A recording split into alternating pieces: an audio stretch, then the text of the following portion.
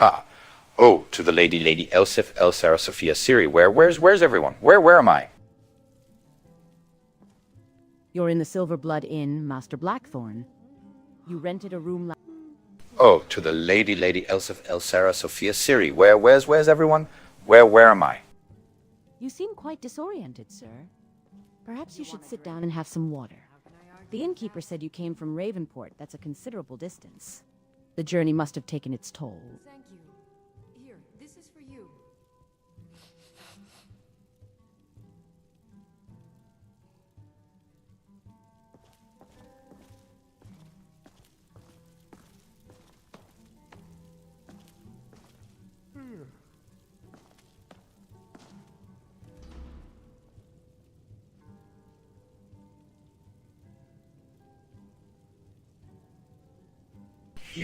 You were just speaking to me.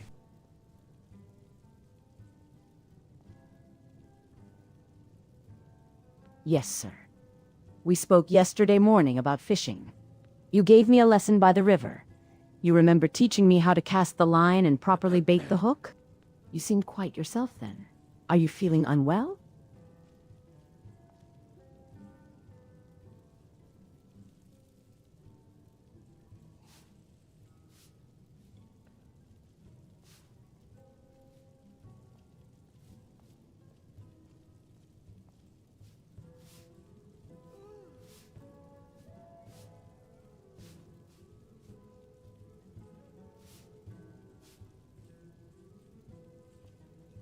Okay, all right. Things are coming back to me. I had the most vivid of dreams of traveling around Skyrim and searching for a merchant's sister, a quest that never seemed to end. Dreams can be powerful things, Master Blackthorn, especially after a long journey. The mind needs to process the miles. You mentioned a merchant's sister. Perhaps your subconscious was working on some matter of business? Would you care for some breakfast? The innkeeper should have something prepared by now.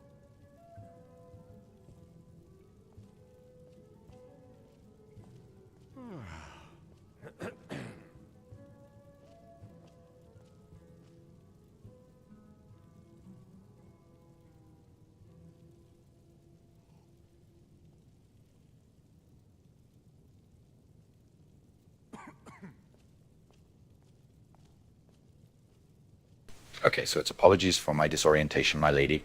I believe I arrived here with a companion, a blonde woman named Elisara. She's still here. I recall seeing a lady in colorful silks who spoke in riddles. She was seated over there last evening, but I do not see her now. Let me look around the common room to see if she's perhaps moved to another corner. I do not see your companion in the common room, Master Blackthorn. The bard Ogmund is at the chopping block, and the mercenary Vorstag remains at his table.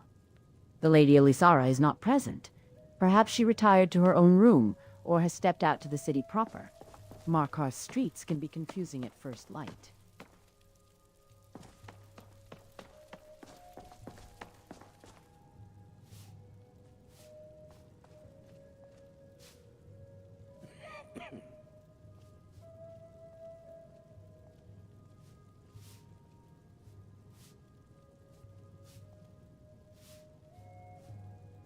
Yes, that's right. We arrived in Markarth. Okay, thank you so much, my lady. I'll go seek out Lady Elisara. Of course, Master Blackthorn. The city is built within the Dwemer ruins. The passages can be labyrinthine.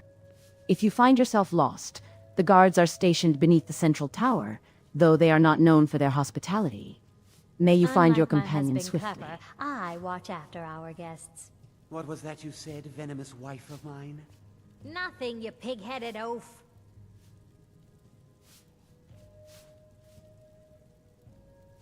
Still here. Lady Elisara, there you are. Do you know if my old friend Eureka has arrived yet? I've scanned the faces in this hall of stone, but of your Eureka, no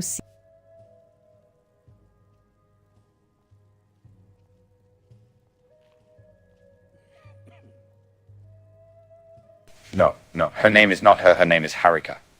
Harika. names are fickle things that twist and turn, like letters in a fire that flicker and burn. If Harika is the shape you seek to find, then let us look with a patient mind. By the 9, enough of this rhyming and whining. You're blocking the chopping block. If you're looking for a Harika, there's a woman in leather armor splitting wood by the fire. She's been at it for an hour. Now move aside before I decide you're better used as kindling.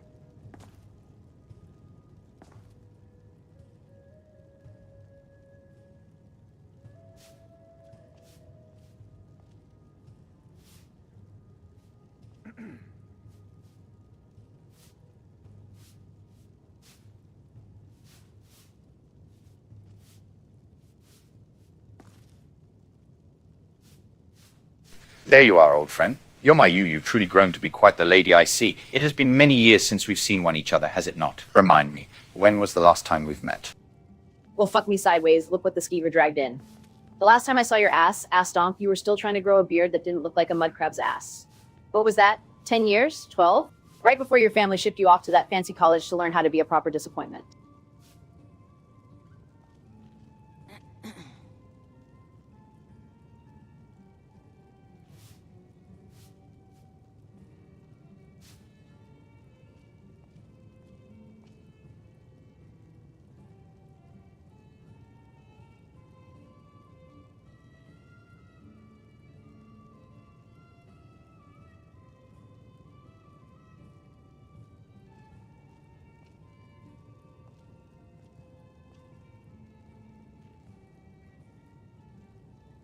Ah, yes, the rumors of shipping me off to a college. Alas, they didn't come true. I signed up for the Legion instead, gave the army 5 good years. Row Rays rose to the rank of Optio before I was, well, relieved of my duties. Optio? Well, fuck me. I always knew you were an officer. Gas donking Imperial Legion, huh? Did they relieve you of your duties before or after you realized the uniform chafed your taint? Let me guess, you got caught selling Legion ale on the side, or you tried to order a mammoth to stand at attention. By the 8, I haven't heard Astonk used with such creative enthusiasm since my wife's cousin visited from What can I do Falkreath. for you? If you two are going to reminisce about your misspent youth, could you at least do it over there by the fire? Some of us are trying to run a respectable establishment. Oh, my sincerest ass-donking apologies, your royal innkeepness. Didn't realize we were disturbing the delicate silence of a place that smells like stale meat and regret. We'll take our creative enthusiasm and our misspent youth over to the fire where we belong. Don't want to upset the missus before her morning screech. Well, this is a delightful little Astonk reunion. So you're the fabled childhood friend? The one who writes the letters his father intercepts? I must say, Dorian, you have a type. Colorful, sharp-tongued women who aren't afraid to tell you your beard looks like a mud crab's ass. I approve. What can I do for you?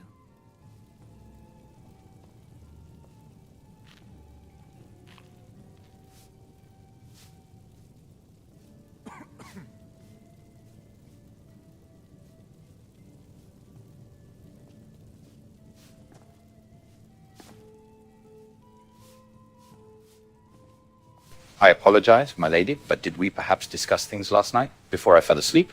I don't recall you that this dream truly has taken over my memories. We discussed many things.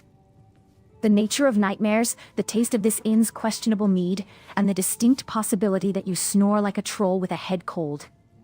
The dream didn't take your memories. You were just impressively, obliviously drunk. Vermina's touch is subtler than that. What can I do for you? Another one talking about dreams and nightmares like they're something special. You want a real nightmare? Try waking up in the Warrens with your bones screaming and not a single septum to your name. That's Vermina's touch for you, you daft bitch. Shut your damned hole, Hi Degain. there. We've all got our own nightmares, but at least the rest of us don't use them as an excuse to be a miserable shit to everyone in earshot. If you want to wallow, go do it in the gutter where you belong. Well, look at you, Kozna. Defending a stranger's right to have a nightmare without being called a daft bitch. That's almost noble. You get a few drinks in you, and suddenly you're the moral compass of the Silver Blood Inn? The common room of the Silver Blood Inn is thick with the morning's stale air and the lingering scent of last night's ale. Lamia watches the brewing argument with a detached smirk, while Herica, in her leather armor, leans against the hearth with a hand resting on her sword hilt. Dorian stands caught between them, looking like a man trying to piece together a night he'd rather forget.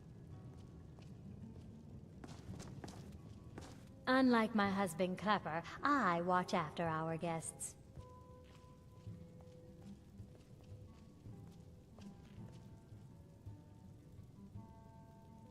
Yes, yes, my old friend. Why don't we take a seat somewhere a little more secluded, shall we? A private chat sounds like a fantastic load of Astonkery after that little floor show. Lead the way, my Lord Astonk. And you, Lamia, you're welcome to join. Anyone who can call him on his snoring and survive a Degain rant has my immediate, if slightly suspicious, respect. Of fortune. Make me an offer, and I just might fight at your side.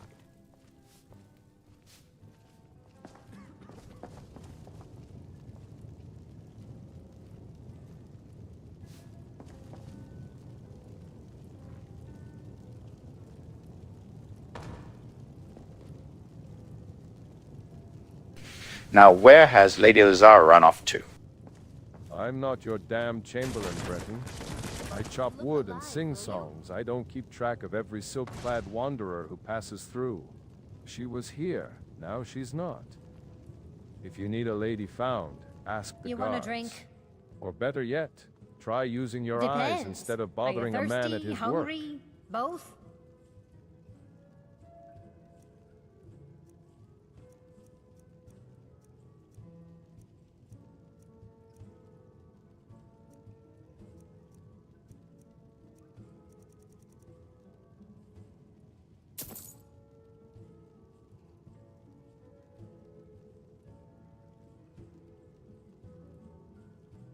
Thank you, my lady. This shall be a suitable breakfast. You're gonna eat that whole ass-knocking pie for breakfast? You haven't changed a bit, have you? Still shoving anything sweet and baked into your face the second you get a chance. So, Lamia, since you're apparently the resident expert on his nocturnal symphonies and questionable life choices, what's the story with the poet lady? She just...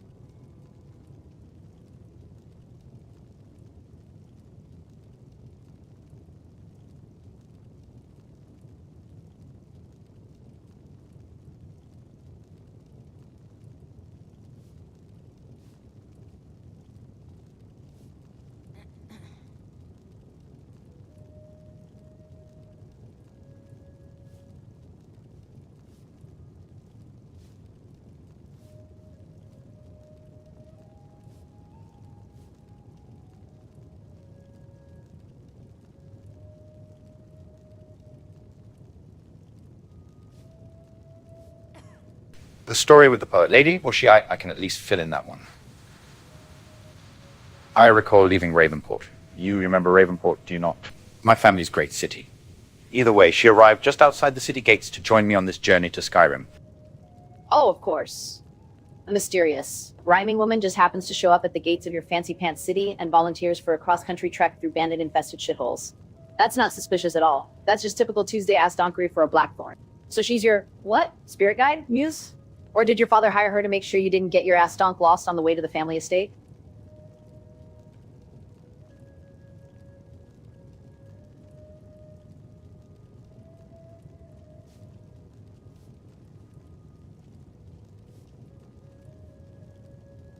No, my lady asked Donk.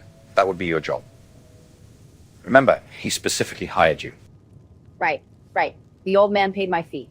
So I'm the ass donking muscle. She's the, what? The entertainment? The translator for when you inevitably piss off a giant? I'm just trying to get the whole ass donked picture here. You, me, a disappearing poet, and a snoring expert. This is the most fucked up escort mission I've ever taken.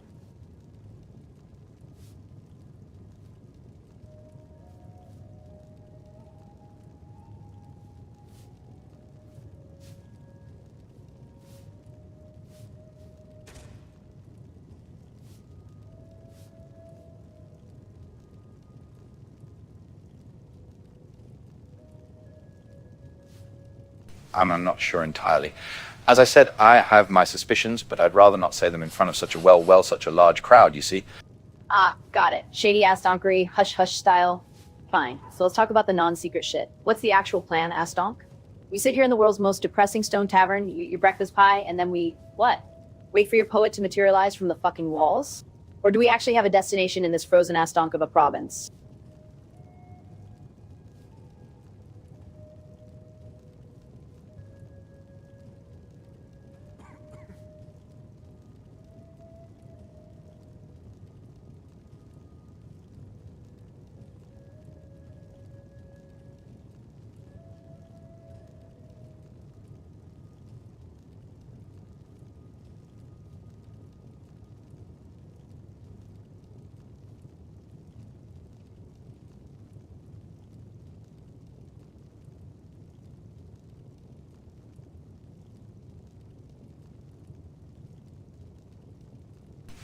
Well, after all, you are supposed to guide me towards the family estate in the Rift.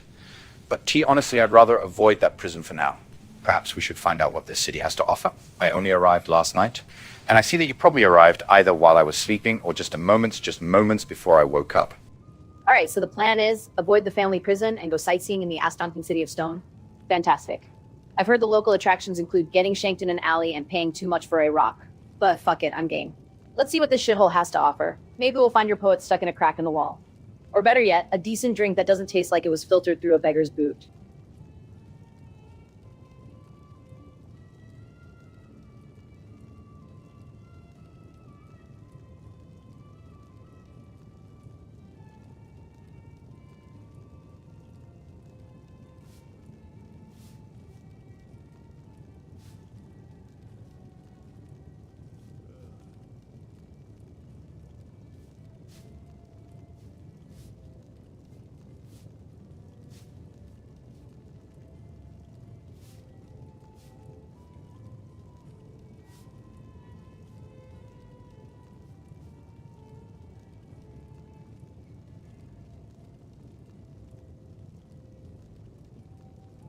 I'm still trying to recover from this dream. It was so vivid.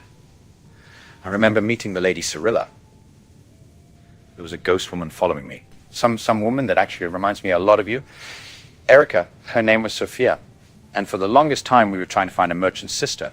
He sold her, you see. He sold his sister, and we were trying to find her. Whoa, whoa, whoa, whoa. Hold the fucking horse. You had a dream where some ass donk sold his sister, and you spent the whole time looking for her?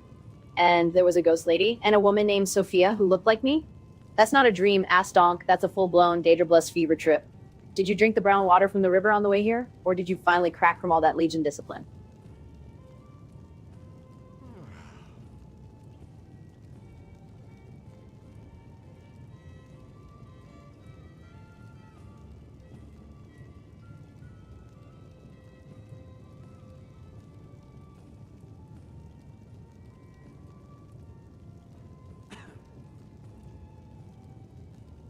Now that I recall, I did have a substantial amount of Alewood mead, you know, the mead that your village exports through Ravenport. I still have some. Would you like a bottle? You're offering me my own village's ass-donking mead? That's like offering a fish a bucket of water it already pissed in. But fuck it, hand it over. Maybe it'll help me understand the ass-donk logic of chasing dream sisters after a few bottles. Just don't blame me if I start seeing rhyming ghosts too.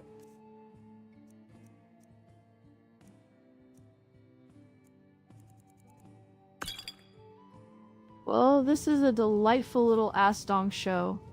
I've been sitting here listening to you two reminisce about mudcrab beards and dream sisters, and I have to say, the entertainment value is worth the price of admission.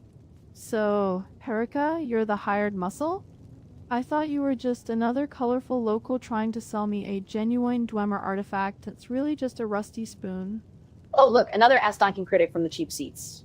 I'm not selling anything, sweetheart. I'm already on the payroll. But if you're in the market for a rusty spoon, I'm sure Degane over there has a few he fished out of the gutter. Might even come with a free side of bitterness. Oh, I'm not criticizing, darling. I'm just admiring the sheer, unadulterated ass-donkery of it all.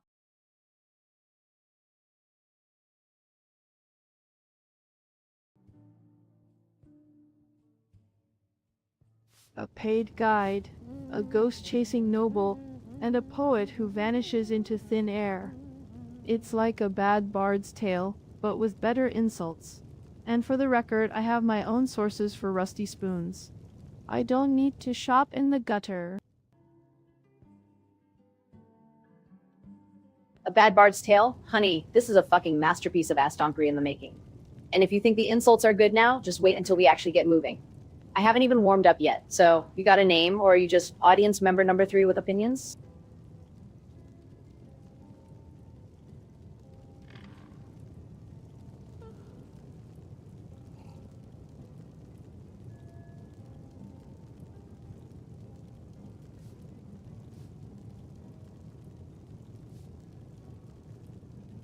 The lady has a point. Do you have a name? Or are you just going to sit there and bark at us? Bark? I'm a guide, not a hound. The name's Remiel, and I'm not just part of the audience. I'm the one who knows which corridors here are shortcuts and which ones are just elaborate death traps left by the Dwemer. But by all means, carry on with your masterpiece. I'll be here, taking notes. Remiel, a guide who knows her ass from a Dwemer death trap. Oh, fuck I'm me. what you'd So you're call telling a me there's actually a soldier of person in this fortune. ass-donking city who Makes knows which me way an is up. offer, Good to and I know. just We might might need your fight it services yours. if my poet herding skills fail. So, Remiel, you for hire, or just here to provide ass-donking commentary? Oh, I'm for hire, but my rates are Need based on the something? level of ass-donkery I have to endure. And judging by the two of you, I'm going to need hazard pay. But sure, I'll point you toward the less lethal hallways. For a price, and maybe a sip of that dream mead you're hoarding.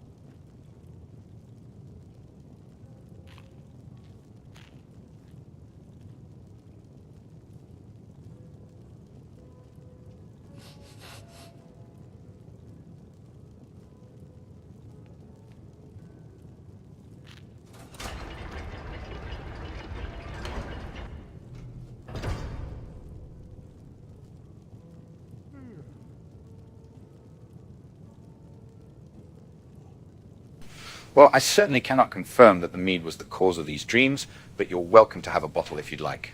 It is the best mead that I've ever tasted, but of course I could be a bit biased given its nature with my homeland. I'll take that bottle then. A little liquid courage before I sign on to navigate the dreams and dramas of a Breton noble. But I want to be clear. My guidance covers stone corridors and questionable taverns, not the metaphysical implications of your family's export business.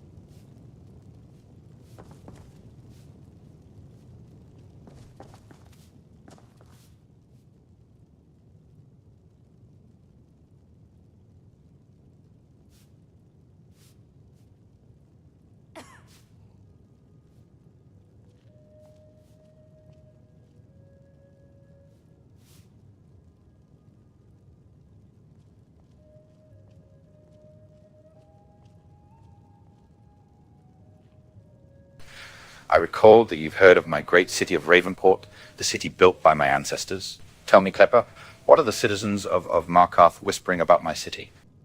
Whispering? Not much, to be honest. Most folk here are more concerned with what's happening within these stone walls than what's happening across the mountains in High Rock. The occasional trader mentions Ravenport's mead, like I said. Beyond that, well, we have our own problems. The Forsworn, the Silver Bloods, my wife, it tends to keep the gossip local.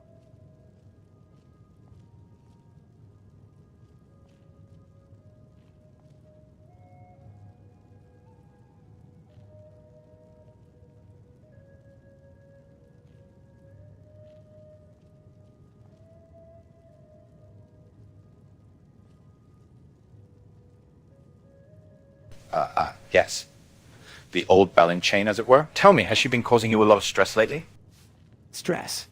No, it's more of a constant, low-grade hum of despair. Like the buzzing of a trapped fly in a jar.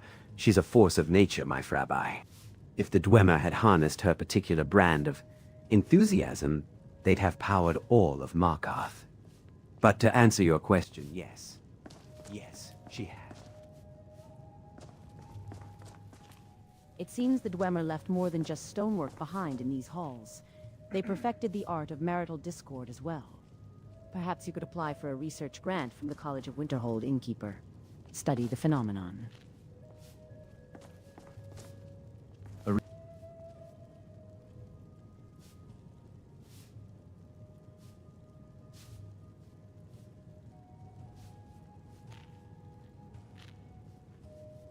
My lady, you haven't moved from leaning against that wall this entire time.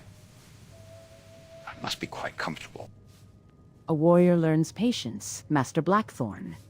This position offers a fine vantage of the room and a solid surface to brace against if the conversation turns to fisticuffs, which in Markarth is always a possibility. Besides, after yesterday's fishing, my legs appreciate the rest. The common room is a tableau of morning weariness. Dorian, looking disheveled and clutching a juniper berry crostata, sits opposite Herica, who leans back in her chair with a bottle of alewood mead in hand, a skeptical eyebrow raised. Lamia watches from the side with detached amusement, while Remiel observes from her seat, looking calculating. The dim light from the hearth casts long shadows over the worn stone tables and the scattered patrons, the air thick with the scent of wood smoke and stale drink.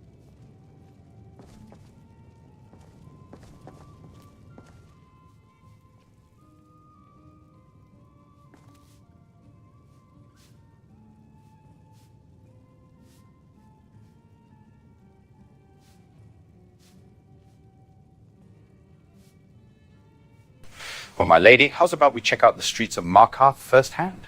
All right, Lord Astonk, let's go get our asses lost in a stone maze. Remiel, you coming? I'd rather pay your hazard rate than have to scrape Dorian's noble ass off a spike trap because he was too busy looking for dream ghosts to watch his step.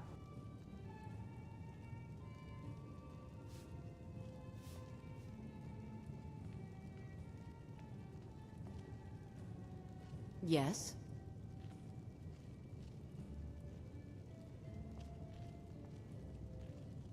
No, let's leave the guide here for now. I'd rather us go explore on our own accord, just like the old days in Ravenport. Just like the old days? You mean the days where you'd get us lost in the Ravenport sewers chasing a shiny beetle that turned out to be a piece of broken glass? Fuck it. Astonk, you're the boss. Let's go get ourselves properly astonked in a Dwemer ruin. At least this time there's a chance of actual treasure instead of just sewer fungus.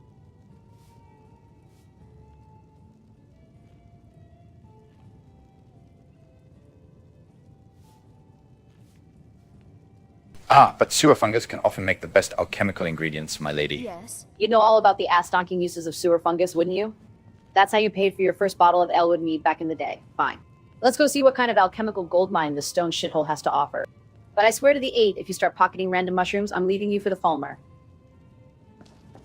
The Silver Blood Inn's common room is dimly lit by the hearth's embers, casting flickering shadows across the worn stone.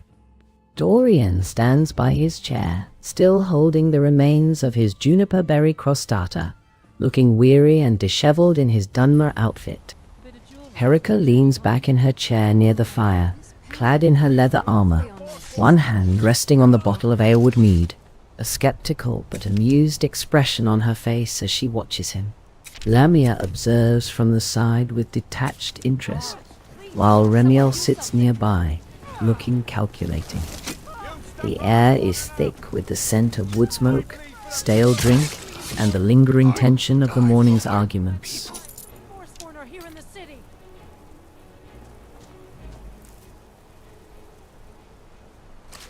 Your weapons, Breton. Keep them sheathed, unless you want to join that corpse in the street.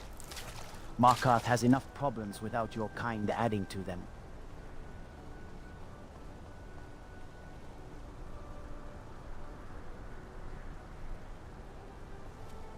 You're truly going to lecture me when I was the one that put down the thug. Gods. You put down a dog that was already dying. Don't mistake cleaning up for heroics. Looks important. Now move along. The Silver Blood Inn is that way if you're looking for a drink and a bed. The rest of Markarth's business is not your concern. Look around you, Breton. Stone streets, dead bodies and eyes watching from every window. That's the Reach. You're not a hero here. You're a problem waiting to happen. Now I won't tell you again. Move along.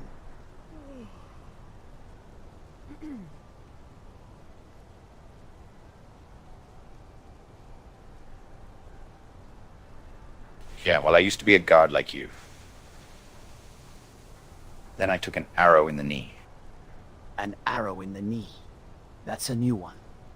Usually, it's I used to be an adventurer, followed by some sob story about losing a hand or a spine. If you were a guard, you'd know when to keep your mouth shut and your nose out of city business. Kara, mind your stall and let the professionals handle the corpses and the commentary. I hope your stay in Markarth treats you better. Did you see that madman? Margaret, he killed her. Right in front of me.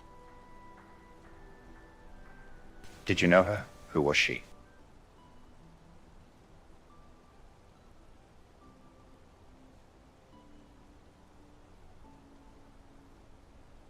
Well, I'm sorry for your loss, my lady. It's truly a shame to be put down so savagely, in the middle of a city street, no less. Thank you for your sympathy. It is a shame indeed. Forgive me, but you look like you've traveled far. Might I offer you some hospitality? My husband Endon's silverwork is the finest in the Reach, and perhaps a moment of beauty might provide some small comfort after witnessing such goodliness. My stall is just there, should you wish to look. Enough of this street theater, mage.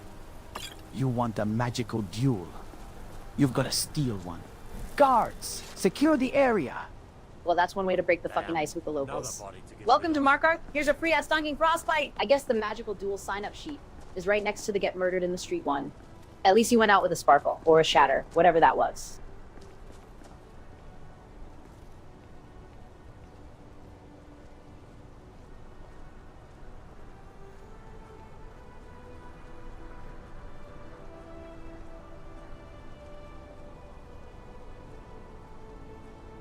To the hells with this. Let's go rent another, or let's go rent the room for another night. We'll go searching in the morning when all this is dealt with. A fucking room sounds like the best idea you've had all day. This city is an ass-donking magnet for trouble. First a stabbing, then a magical pissing contest. I'd rather take my chances with the spiders in the rafters. Let's go before someone else decides to audition for most dramatic corpse of the evening. Huh? Well, that was a load of absolute ass-donkery. You're right to seek shelter. The Silverblood Inn is just down the way, and they've got clean rooms if you've got the coin. I'd offer you a drink on the house, but I think I'll be closing early tonight. This whole situation has been thoroughly ass-donked. A fellow connoisseur of ass-donkery.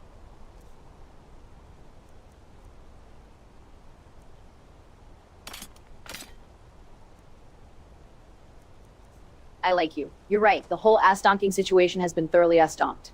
We'll take your advice and get a room before the next act of this shit show starts.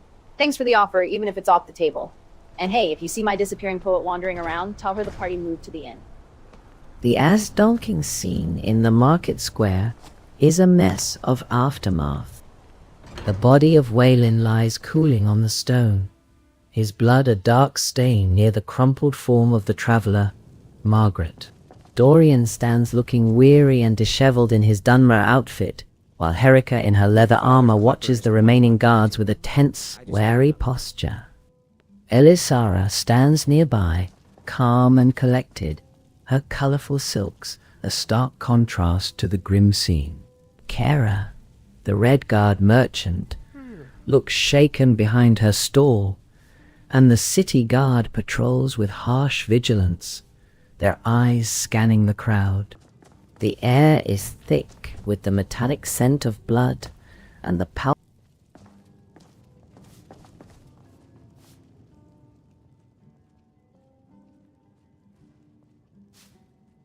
Hi, there.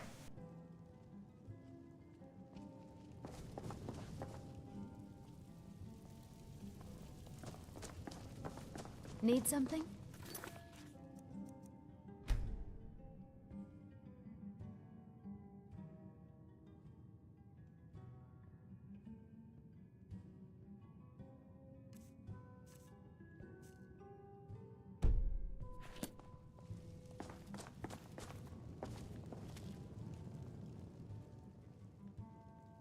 Hi, there.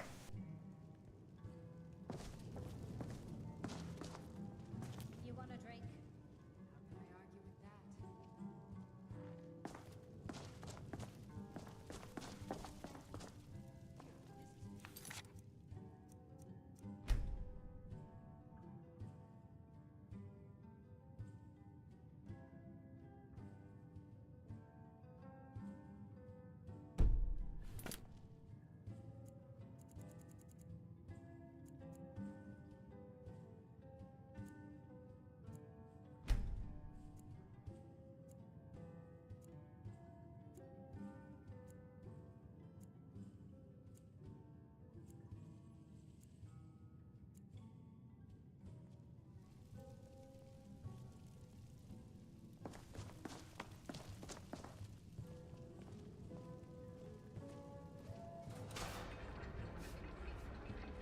Good luck out there, friend.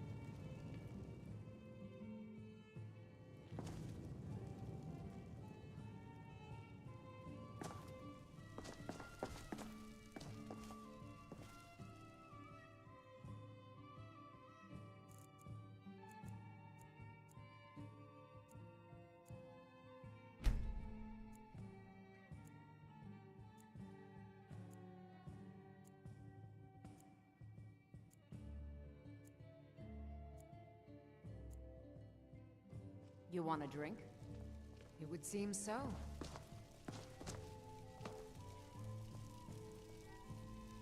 Thank you.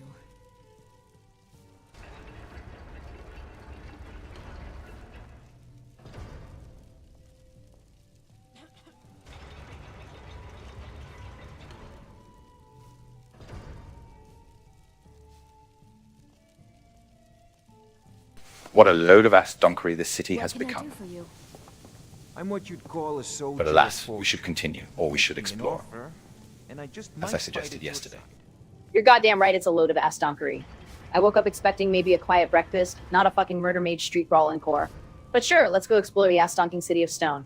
Maybe we'll find a nice peaceful spot where people don't try to freeze your balls off before noon.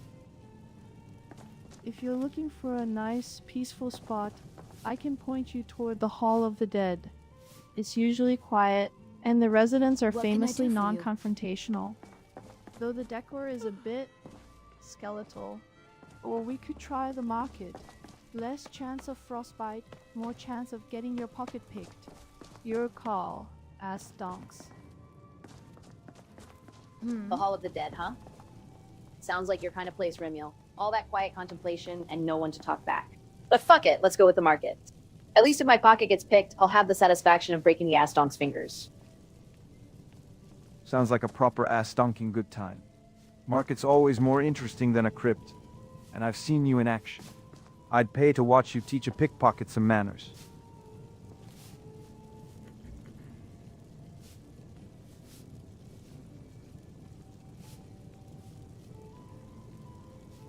Ah, do you and this one have history, my lady?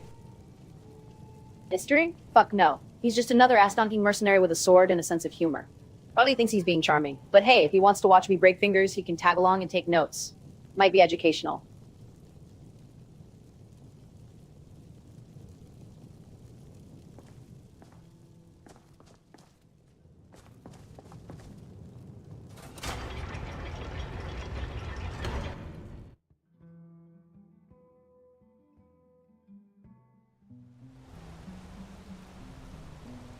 Dead. Oh my goodness.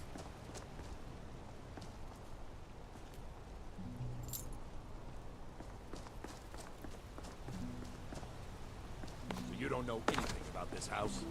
No. Anyone seen entering or leaving? Any strange lights or unusual noises? It's abandoned, and it's always been abandoned.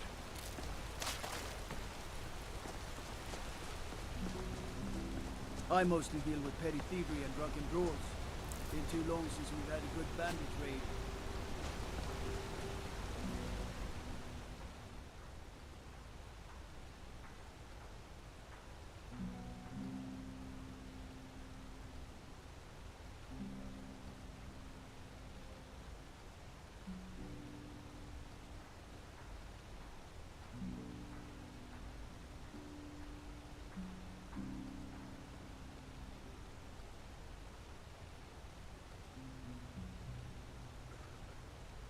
Perhaps I should introduce myself to the Jarl of this city.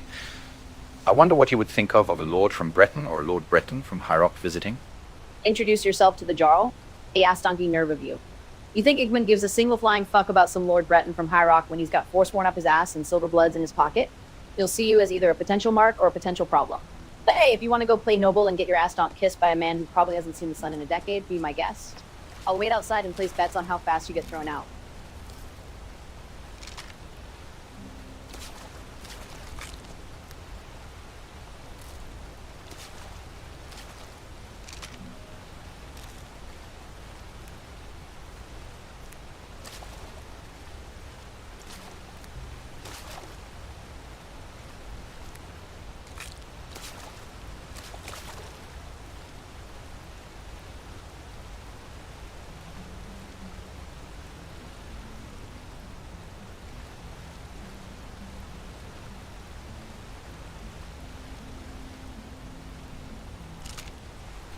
There seems to be many great alchemical ingredients in the well. This isn't perhaps a sewer, but just along the stream here in this city.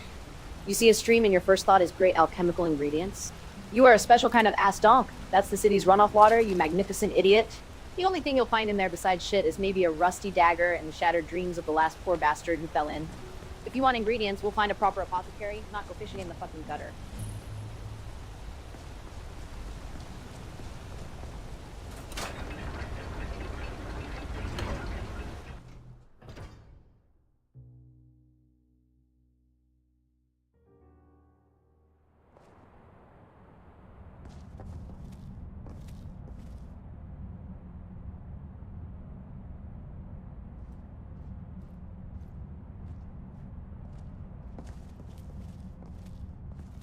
What do you think, Lady Elisar, of me introducing myself to the Jarl? Hiding anything. It's closed for a reason.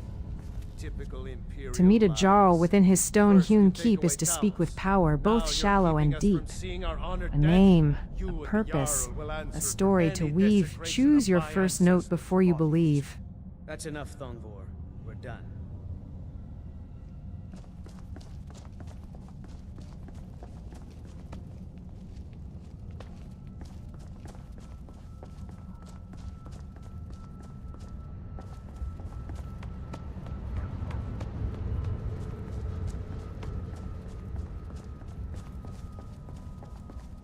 You! Who are you to approach the Jarl of Markarth?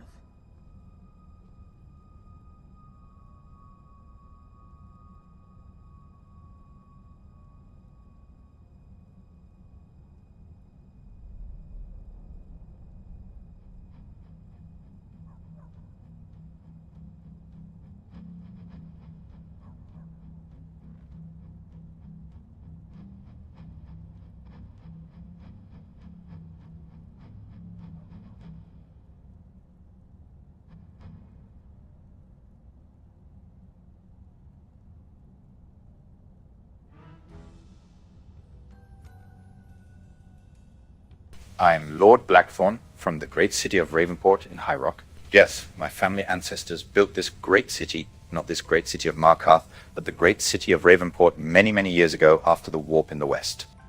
Ravenport. I've heard of it. A Breton city, yes? Your family's work is commendable, but you are in Markarth now, under the protection of Jarl Igmund.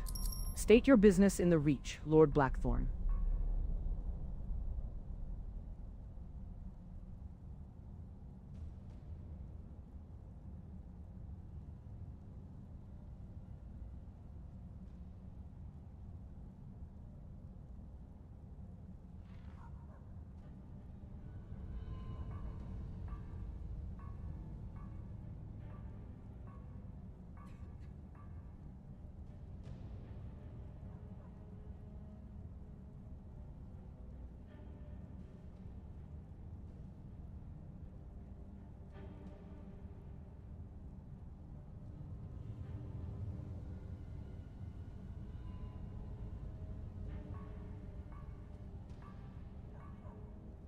I was just hoping to make a formal introduction to the Jarl. Nothing more, nothing less. My business in the Reach. Well, I have recently traveled to Markarth from the great city. I am to make my way east to the Rift, where my family has an estate. But again, alas, I am just here to hopefully make a formal introduction to the Jarl. The Jarl is occupied with matters of state. A formal introduction requires proper channels. You may speak with his steward, Rarek, who is seated there. He handles appointments and assesses the intentions of visitors to the throne.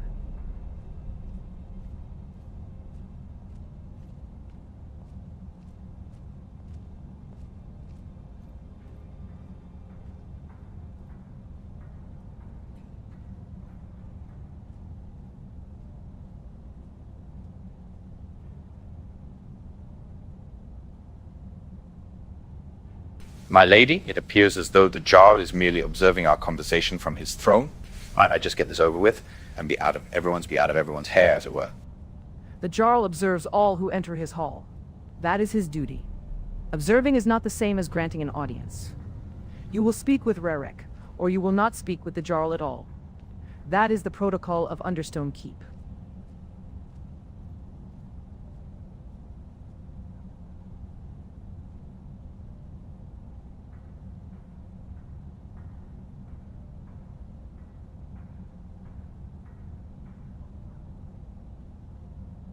Very well, my lady. Then I shall observe the protocols of Understone Keep. A wise decision. Rarek is there by the table. State your name and purpose clearly. He does not appreciate circumlocution.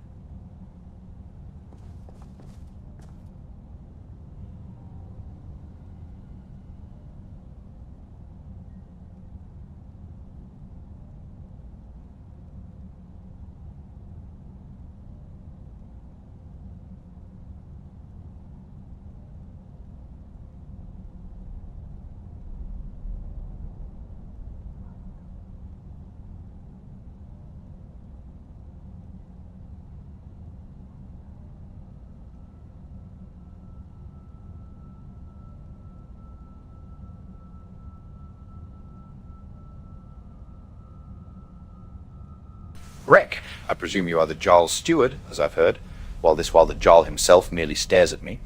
I am Lord Dorian Blackthorn of House Blackthorn of the great city of Ravenport in High Rock. I am merely here seeking an audience to formally introduce myself to the Jarl. Lord Dorian Blackthorn. Yes, I am Rarek, steward to Jarl Igmund. I have heard of Ravenport, of course. A city of some renown. The Jarl does not grant audiences to every traveler who wanders into Markarth, even those with noble titles. The Reach is not High Rock. Our politics are more direct. What is your purpose here, beyond formal introductions? His purpose? The Astonk is just passing through on his way to the Rift to claim some family property. He thought it'd be a grand idea to stop by and say, "How do you do?" to the local stone sitter. No ulterior motives, no political Astonkery, just a misplaced sense of noble fucking etiquette.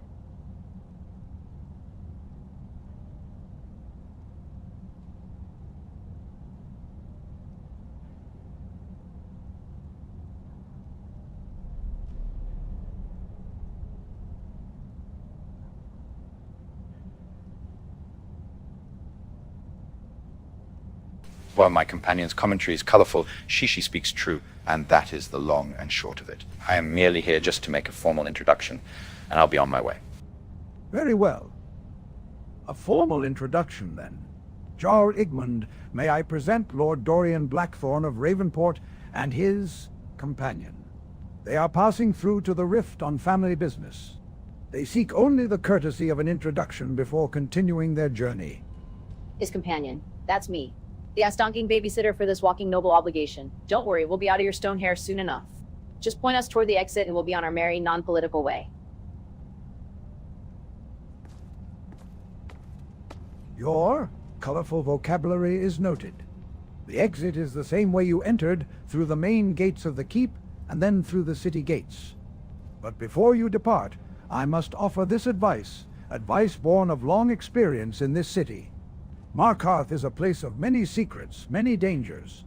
A noble with property in the Rift would do well to travel with caution, and discretion. The roads are watched by many eyes, not all of them friendly. Advice noted, old-timer. Watched by many eyes. That's the most Astonking poetic way I've ever heard someone say you're probably gonna get ambushed. We'll keep our heads on a swivel and our swords loose. Thanks for the warm fucking welcome.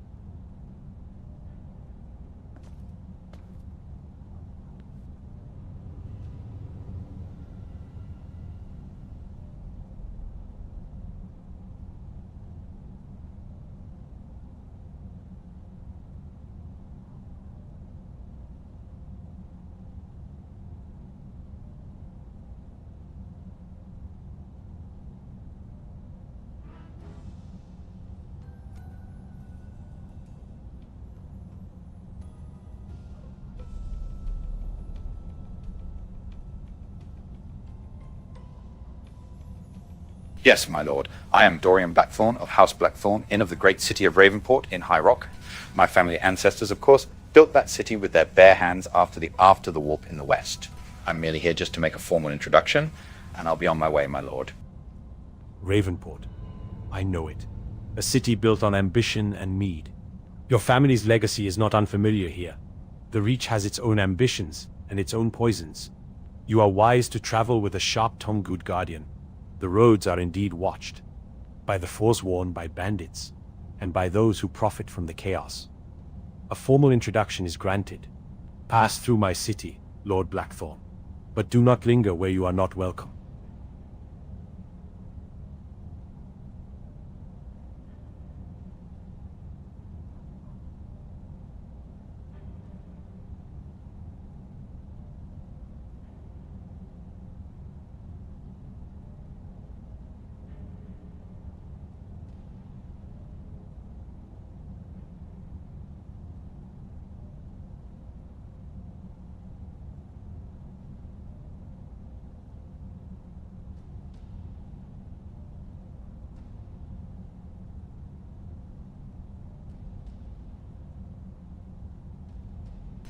As I entered the province of Skyrim, I was greeted by the Legion. I've heard word of a civil war that has broken out. Might I just inquire which side that you, my lord, find the most agreeable? The rebel Stormcloaks or the Imperial Legion? A direct question. The Empire is the law in the Reach. The Legion maintains the peace that allows the silver to flow. Ulfric Stormcloak's rebellion is a distraction we cannot afford. My hold remains loyal to the Empire, but loyalty here is a stone foundation, not a banner waved in the wind. Do not mistake our position for weakness.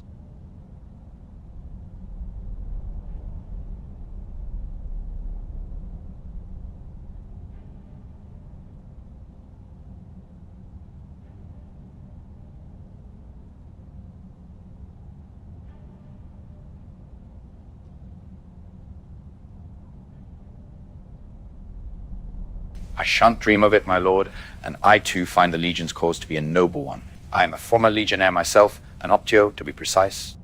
An Optio. Then you understand discipline and chain of command. The Reach respects such things. It is the only way to survive here. Your Legion service marks you as a man of order. A rare commodity in these times. Use that discipline on your journey. Discipline and chain of command. Right. That's why the first thing we saw in your city was a civilian getting her throat slit in the street. Real top-tier ass-donking order you've got going here, my lord. Glad to know you've got such a firm grip on the situation. The incident you witnessed is a stain upon Markarth's stone, not a reflection of its foundation. Justice was swift, and the perpetrator now awaits his fate in Sidna Mine. This city stands upon a precipice of chaos, held in place by will and iron. Your colorful assessment of the situation is noted, but understand this.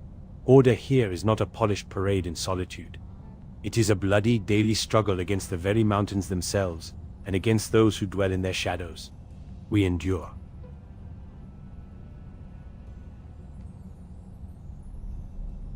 Understone keep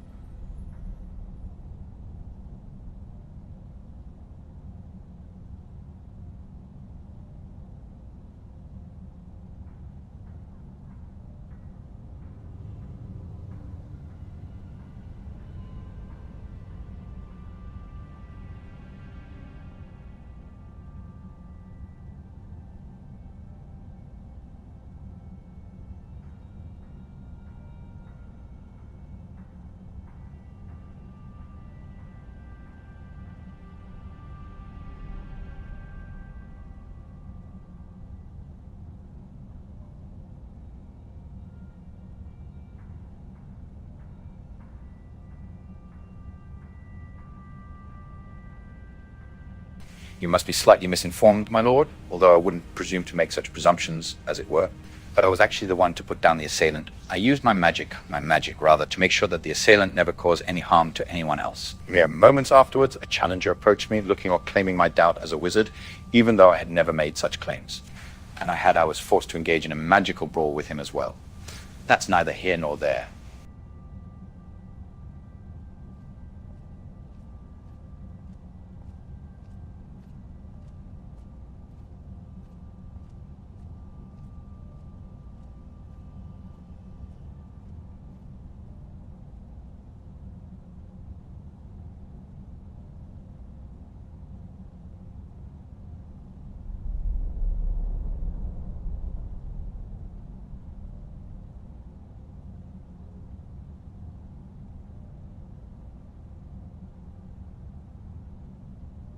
And I do not assume that this is the norm here in your city, but it is quite the wake-up call, as it were. Mere moments after stepping out of the Silver Blood Inn, and I'm greeted by both of these things back to back. It is. I assume this is quite the rarity. However, it is quite jarring, you see. You intervened. That speaks to your character. The Reach does not offer gentle introductions. It tests newcomers with fire and blood. You passed that first test. Consider it your welcome. As for the challenger, magic attracts attention here, both wanted and unwanted. The Dwemer ruins beneath our feet hum with it. You would do well to be less conspicuous with your talents on the road east.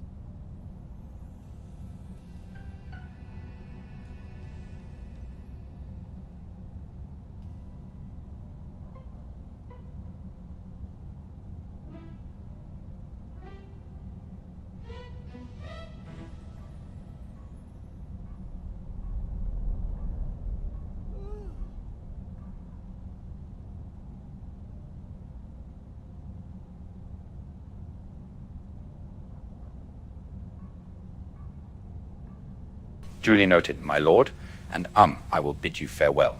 May and I shall take your advice to heart. May the divines bless you and give you sound advice as you have given me. Safe travels, Lord Blackthorn. Remember that the stone does not forget, nor do I. Your name and your actions here are now part of its memory. The audience is concluded.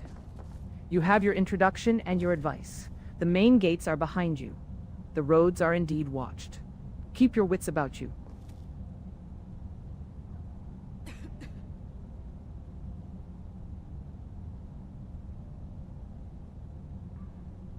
Thank you for allowing me these graces, my lady. You conducted yourself with more decorum than most. A rarity. Now, be on your way. The Jarl has more pressing matters than farewells. Well, that was a whole fucking lot of pomp and stone for a hello and get the fuck Here to out. see the Glad we yard. got that ass-stonking formality out of the way. Sudden moves. The stone remembers? Stand- I'll remember to pack extra bandages. Colorful assessment is not entirely inaccurate. The stone remembers everything, yes, but it does not judge. It simply endures. Much like those who live within it. I would advise you to remember those bandages. The road to the rift has claimed more than its share of travelers who forgot to pack them.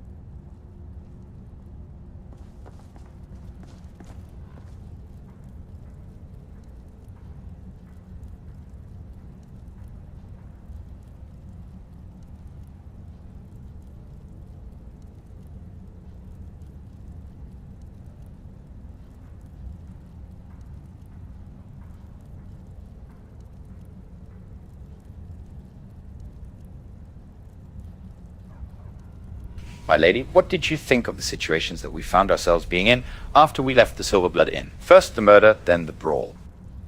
A murder in daylight, a brawl in the shade, 2 acts in a play that the stone has made. The city is writing its story in red, and we are the readers, for good or for dread. Fuck me, that's the most poetic way I've ever heard someone say, this place is a shithole. The stone's writing in red? More like it's pissing blood. I'm just hoping the next chapter doesn't involve us as the main fucking character. Pissing blood is a phrase so blunt and so bold. A truth in this city that never grows old. But we are the ink, not the page that is torn. And our own story here has only just been born. Our own story? Fucking great. So far the first line is, 2 ass-donks walked into a stone death trap. I'm not loving the opening chapter. Can we maybe skip to the part where we're safely drinking mead somewhere that doesn't smell like damp rock and despair? The opening line may be grim, I won't argue that point. But the best tales often start in a desperate joint. Mead and safe haven are chapters to come, after we face the dark and overcome.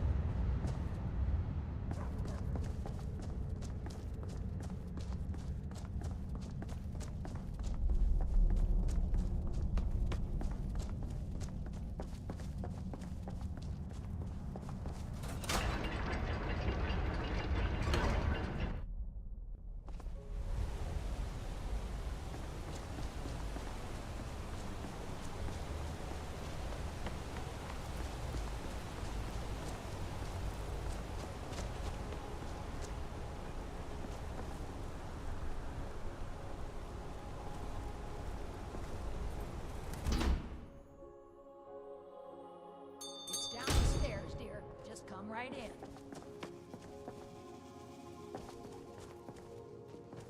There's so much to learn about the shop. What are you doing that I'll for? never get it all straight.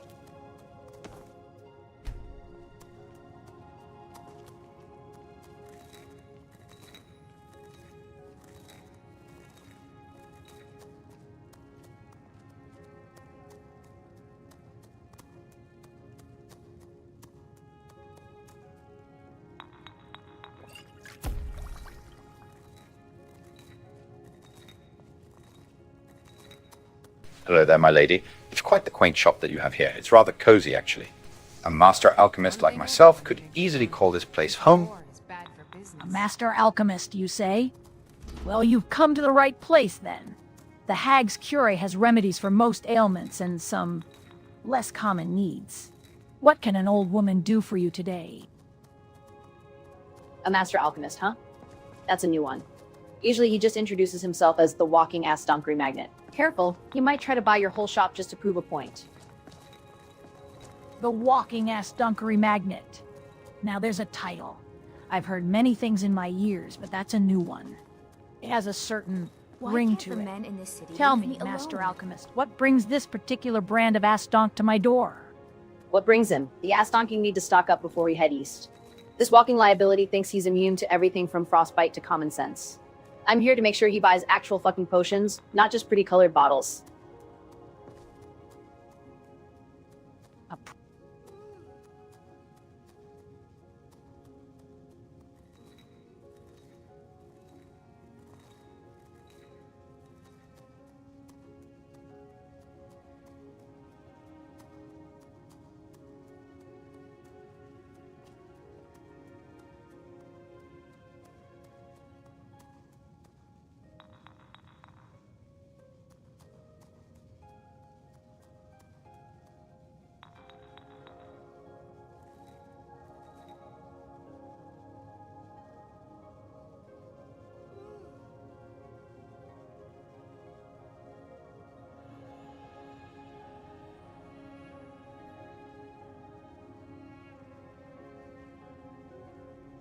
My lady asked Donk, do you not recall that I brewed my first health potion at the age of 9? Or 5, rather, not even 9? Where did my mind wander off to? I brewed my first health potion at the age of 9, and I've been studying alchemy ever since, through my time in the Legion, and up until I was exiled by my family. I know we haven't spoken in many, many years, but come on now, my lady asked Donk.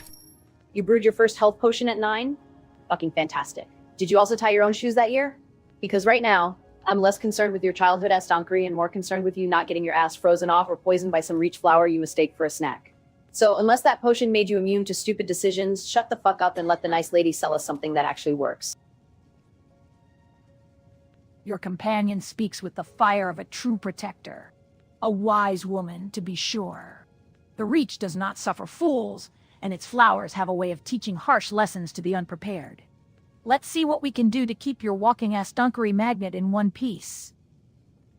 Wise woman is right. This ass donk needs all the help he can get. Let's start with something simple. Got any potions of resist frost? And maybe something for I just licked a strange mushroom syndrome, because I guarantee you he'll find one. A wise precaution. For the frost, I have a reliable potion. As for the mushroom, a general cure for poison is prudent. But if you're looking for something specific, I could prepare an antidote for glowing mushroom, should your curious friend find one. They're quite common in the caves east of here. Glowing mushroom antidote. Fucking hell yes. Add that to the pile. Might as well get a potion for I tripped over a rock and fell into a bear while you're at it. This whole journey is shaping up to be one long, expensive-ass donkery insurance policy.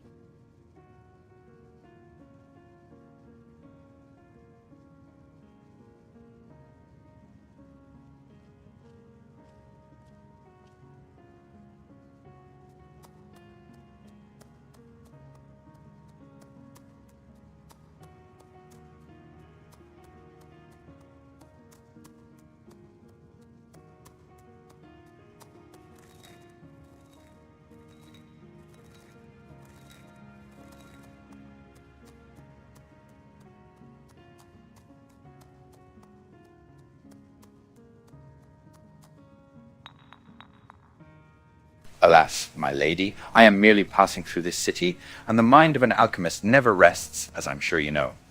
And I found your quaint shop here, and I had to, if for no other reason than curiosity's sake, come in and see what was inside. I'm sure you understand. Curiosity is a fine thing, especially for an alchemist. But curiosity in the Reach can lead to complications. You say you're merely passing through? A wise choice. Markarth has a way of making permanent residents out of the unwary. Now, let's see to your companion's list before her patience wears any thinner. You hear that, my Lord Astonk? Permanent residents out of the unwary. That's the nice way of saying they toss your frozen corpse into the river. So stop fucking around with the quaint shop bullshit and let her ring you up for the frost potion, the poison cure, and the glowing mushroom antidote. Unless you want your ass-donking curiosity to be the last thing you ever feel.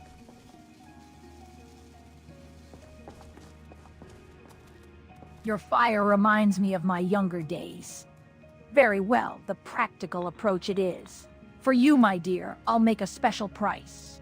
The frost resistance, the poison cure, the mushroom antidote, and perhaps a small vial of something to soothe the nerves of those who must shepherd such spirited companions. The total Astonkery insurance policy comes to 150 septums. 150? For that ass-tonking bargain, you should throw in a muzzle for him. Deal. But the soothing vial better be strong enough to make me forget I'm babysitting a walking alchemical hazard.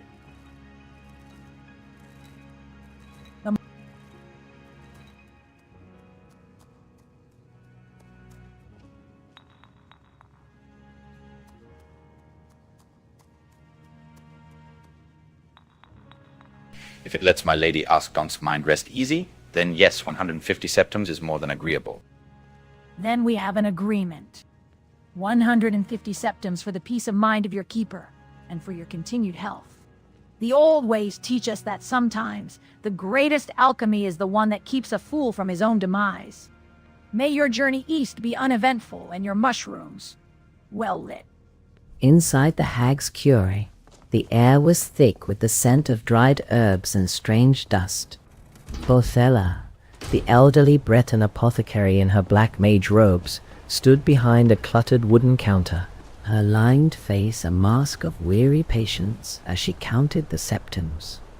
Dorian looked out of place in his dark Dunmer outfit, his posture slightly slouched, while Herica in her leather armor stood beside him with a hand on her hip, her expression a perfect blend of exasperation and, "I told you so."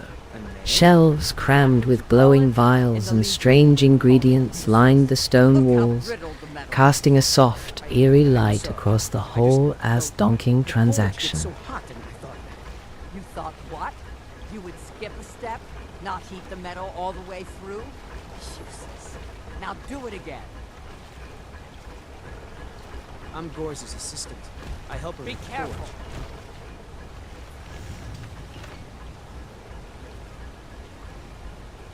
Need a new blade?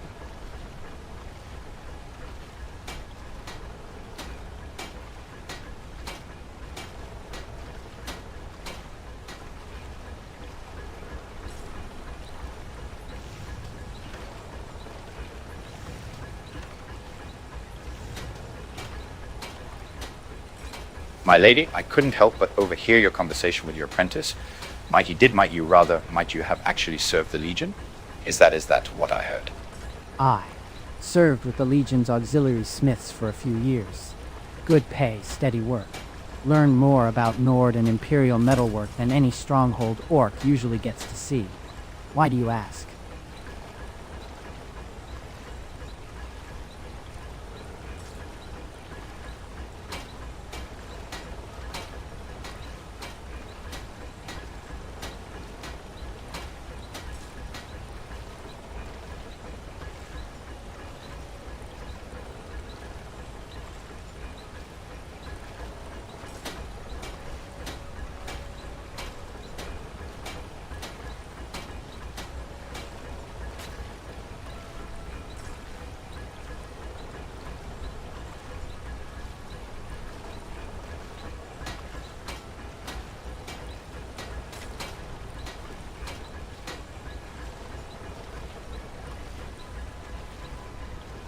I too served the Legion in High Rock. I was assigned also to the smithy at first to learn under the Legion's blacksmith. So while I certainly sympathize somewhat with your apprentice, I can see what you see in that he lacks a certain passion for the art. While I certainly lack that sort of passion too, I truly did try my best to learn what I can. Passion's not required. Discipline is. The Legion taught that. You can be the most inspired fool with a hammer, but if you can't follow orders, can't maintain your gear, can't produce 50 identical spearheads by sundown, you're useless. My apprentice has discipline, just needs to apply it to the craft, not just the routine. You learned that. He will too. I'm not very good for anything more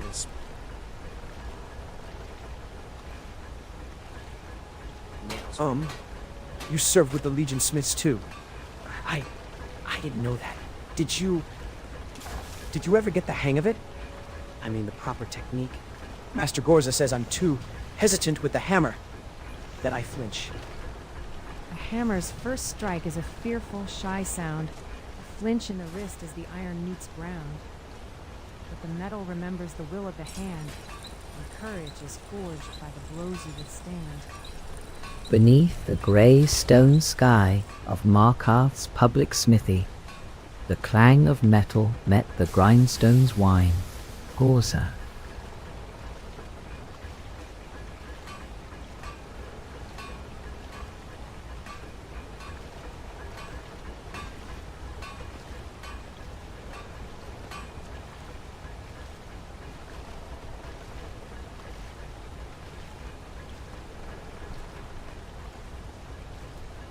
I wouldn't say I ever got the hang of it, but I knew what I was doing by the end.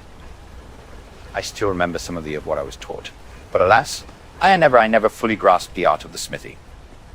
Well, that's actually comforting, in a way. What To are know you? someone else struggled too. Please, Master take Gorza Mother is right, Mara's of course. blessing to wash this unease Discipline. away. It's just sometimes the You, sound of the hammer, what are the you? heat. Please, take Mother Mara's blessing to wash this unease I away. try not to flinch.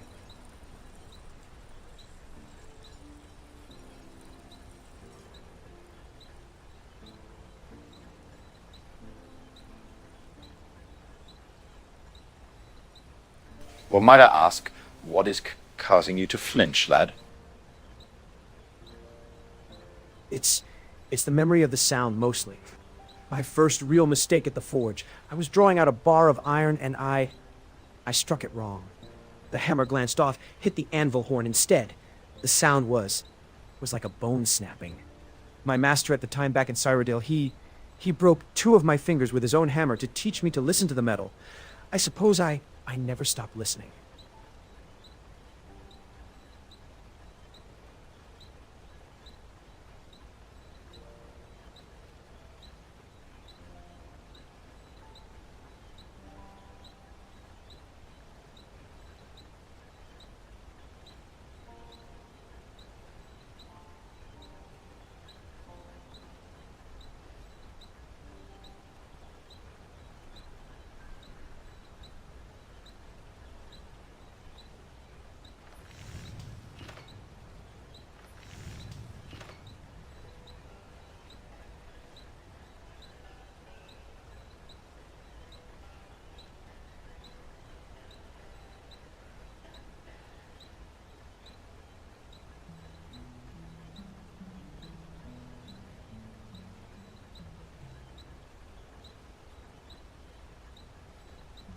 And seeking more knowledge.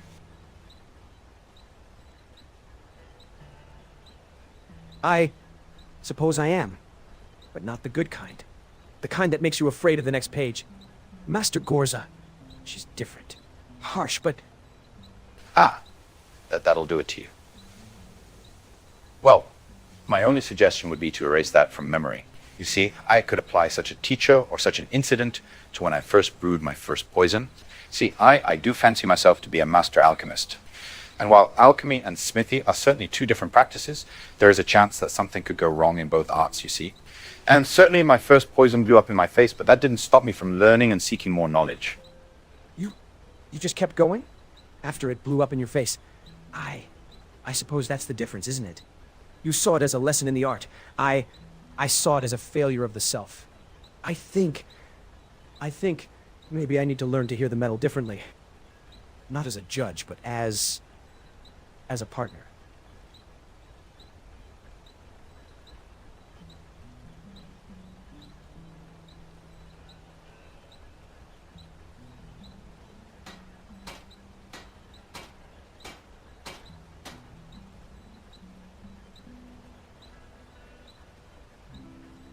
That's the spirit of it, lad. Now, next time you strike a hammer, make sure the hand that's holding the iron is firm and doesn't waver. I'll try to remember that. A firm hand. Thank you, Dorian, for understanding.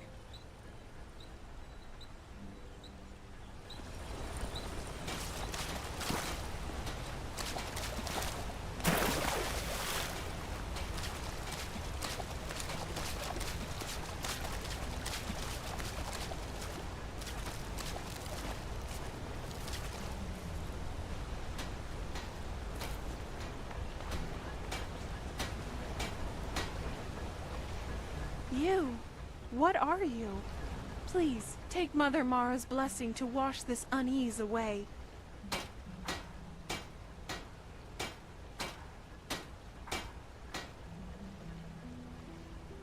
Might I use your forge, my lady?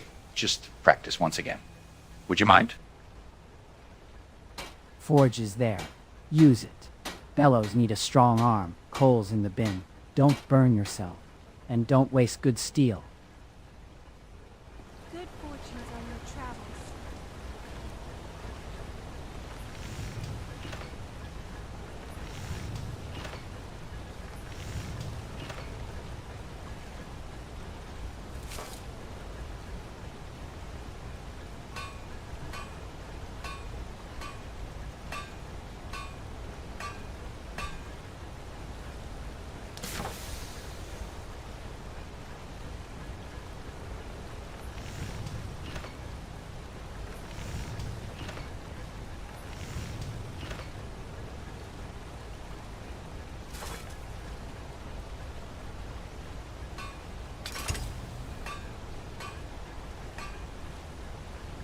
You? What are you? Please, take Mother Mara's blessing to wash this unease away.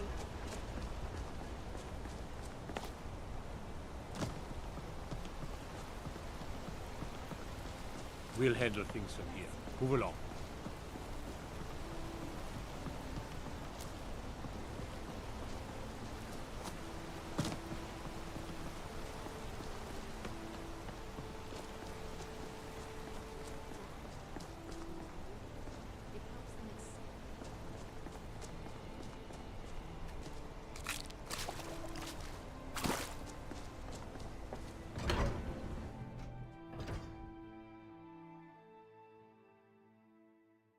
Welcome. Let me know if you want anything. Think I got a clean mug around here somewhere. What are you doing that for?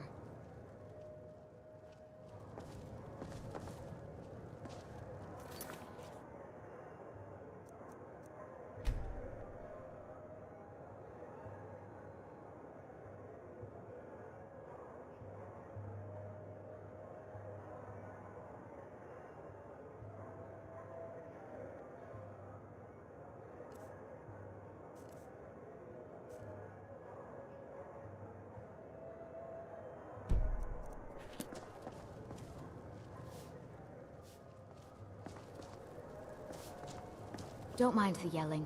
My parents are always going at each other.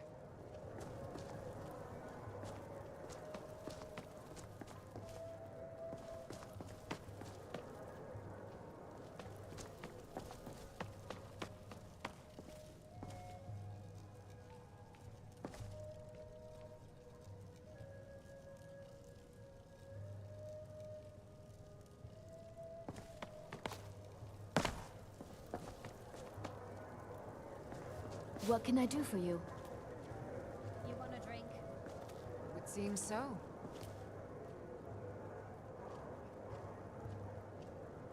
Thank you.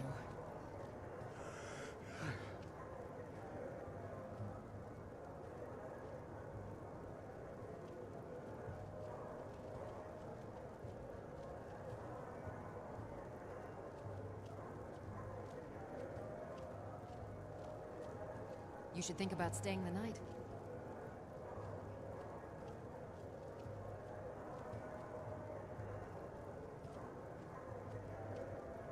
Clever. Good sir. I see that the lady, I believe her name was Margaret, who was slain just outside of your tavern. She had a room here with remaining unwell. She already accrued the payment to you. But since she is no longer required, might I give you, say, 10 septums, and I take over her remaining dates that she had purchased? Margaret's room. Let me check my ledger. Did you need yes. something? The late, unlamented. She paid through the end of the week. 10 septums for the remainder. Normally, I'd say that's a bargain, but considering she left in a rather permanent fashion, and the room will need a thorough cleansing of bad memories and probably bloodstains, let's make it 15. A small fee for the privilege of sleeping where someone recently stopped sleeping forever.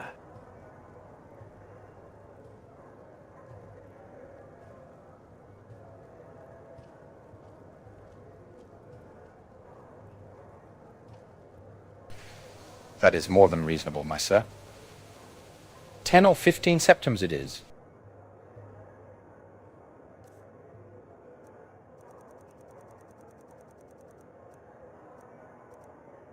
$15, then. Hand it over, and I'll give you the key. Try.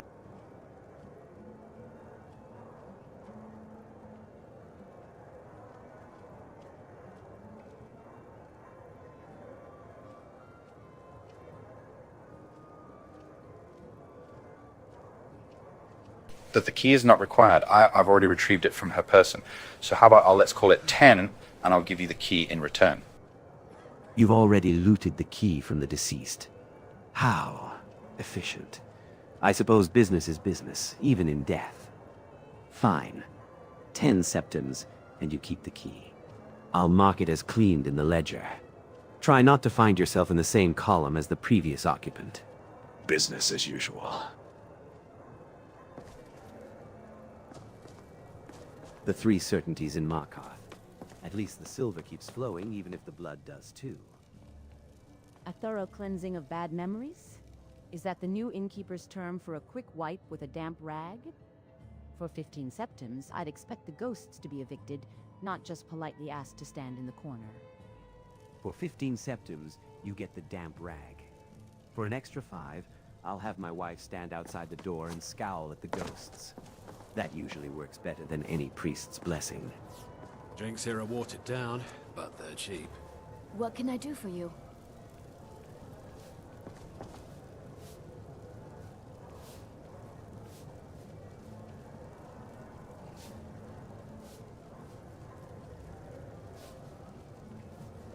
You want a drink? Of course.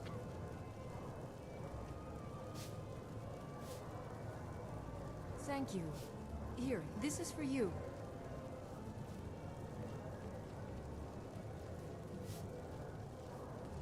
Ah, yes, you were at the Hag's Cure. Am I? The lady behind the counter, she's truly keeping her most rarest of ingredients well to herself, I see. Bothella is particular about her inventory. She keeps the truly rare components under lock and key, and she doesn't part with them lightly. It's not a matter of hiding them, it's a matter of knowing their value.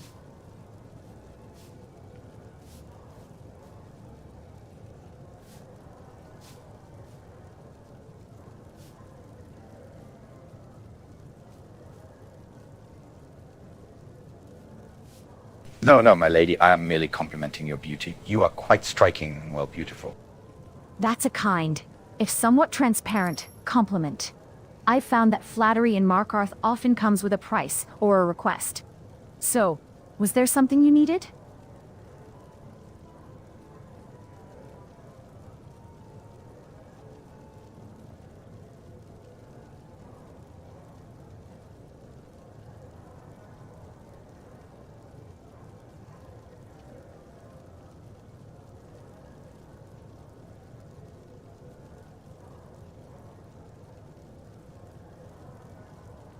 Not necessarily in need of anything, my lady, just rather I'm admitting my admiration.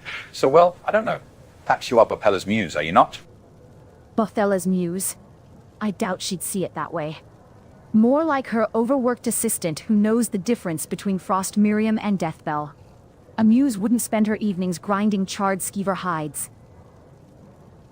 Seems you're making quite the impression on the local apothecary, Dorian. Careful with the flattery, though. In my experience, compliments in this city often come with hidden fees. The mercenary speaks from experience, I see. He's not wrong. In this city, even a simple good morning might have a contract attached. But flattery costs nothing, and it's usually cheaper than silence. Experience is the only teacher that doesn't charge tuition, but it leaves its marks all the same. You learn to read the contracts, implied or otherwise. A pragmatic philosophy. Though some marks are more visible than others, some are burned into the soul, not just the skin.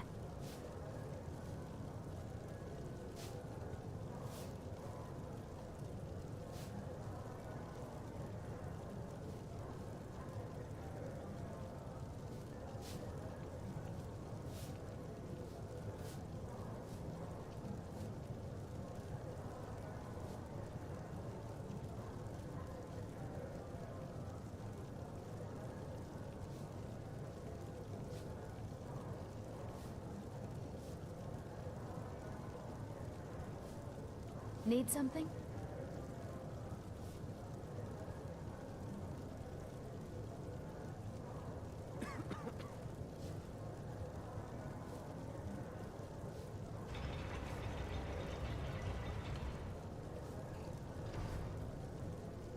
Well, alas, I can't exactly help myself.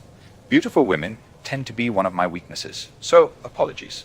If I was too straightforward or my conduct was too unbecoming of a lord.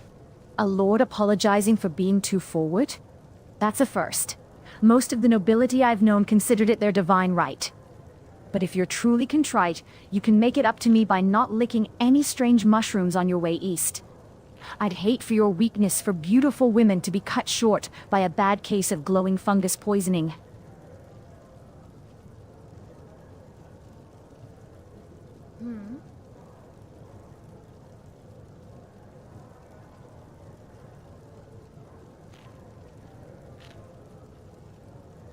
What can I do for you?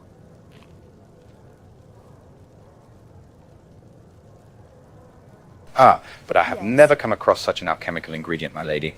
And an alchemist must taste their ingredients to learn its properties, or do they not? What can I do for you? A true alchemist learns from observation and study, not by shoving every glowing thing they find into their mouth. That's how you end up dead, or worse, a permanent, twitching resident of one of Bothella's specimen jars. I assure you, the properties of a glowing mushroom are quite thoroughly documented as agonizing death. The Silver Blood Inn's common room is a low-ceilinged space of warm stone and flickering firelight. Dorian stands near the bar, his Dunmer outfit looking rumpled, engaging with Muiri, the apothecary's assistant, who regards him with a mixture of weary patience and sharp intelligence from beneath her neat Breton features. The mercenary Vorstag observes from a nearby bench, his imperial light armor and shield marking him as a man at rest but alert, while the innkeeper Klepper moves behind the bar, a ledger in his weathered hands. The air smells of ale, smoke, and the faint, lingering scent of herbs from Muiri's clothes.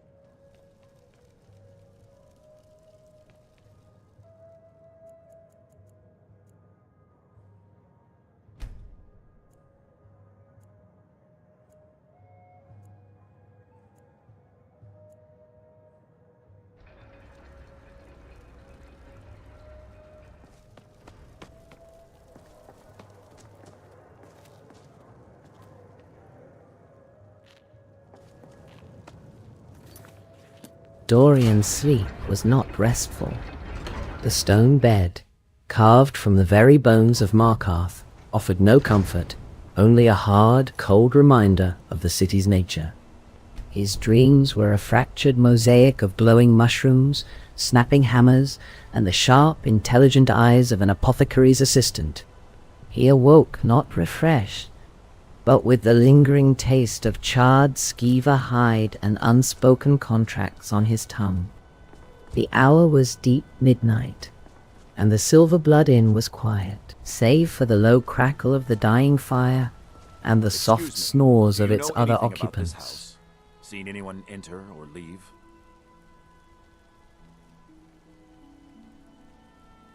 No, I haven't. Seems no one in this city has. I'm with the Vigil of Stendar. We believe this house might have been used for Daedra worship, evil rites, and so forth.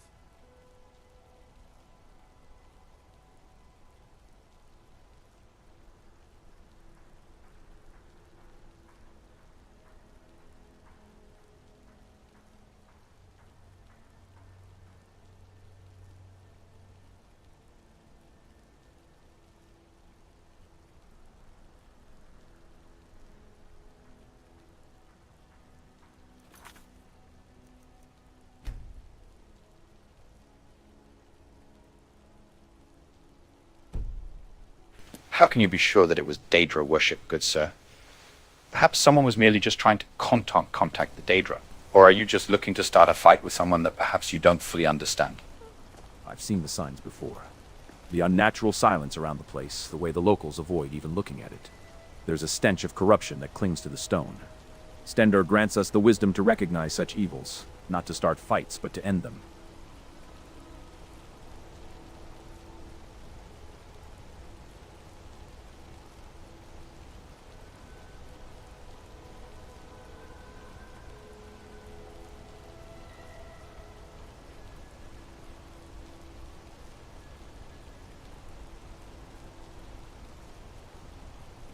Or perhaps if you're looking to put an end to all Daedra worship that perhaps is not Daedra worship, rather someone seeking answers, might I suggest you found one? Answers? From the Daedra? That's how it always begins. A whisper of power, a promise of knowledge. Then the blood starts flowing. I've seen what seeking answers leaves behind, and I won't see it happen here. If you know something, speak plainly. Stendar's mercy is vast, but my patience is not. Look around you. The guards here are corrupt, the people live in fear of the Forsworn, and whispers of darker things echo in these stone halls. This city is a wound. I intend to cauterize it, starting with that house. Will you help, or will you stand in the light?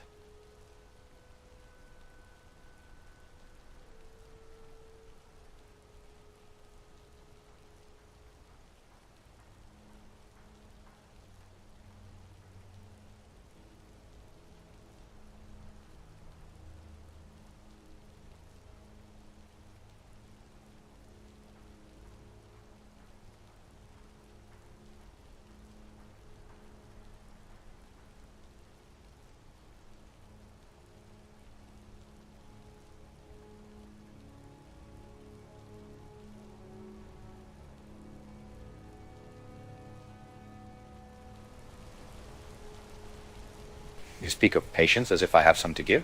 You have no idea who I am, nor my story, and I shan't just help someone with a failing cause as yours. When your best clue is this house doesn't feel right, be gone with you, good sir. And may I never have the pleasure of seeing your face again. Stendar's mercy be damned. Fine, walk away. But when the screams start echoing from that house, and the blood runs thick enough to drown in, remember you had a chance to stop it. Your story won't mean shit to the souls that get devoured.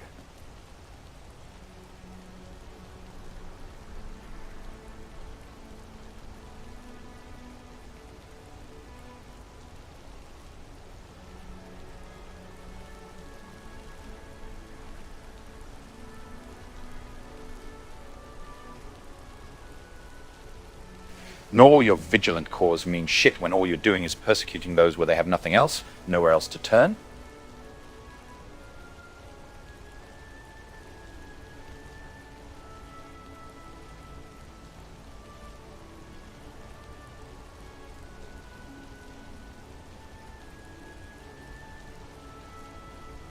Then let the divines judge us both. But know this, I see the taint on you. Not Daedric, not yet, but something old and hungry. You're already turning to things that should stay buried. I'll be watching that house. And I'll be watching you.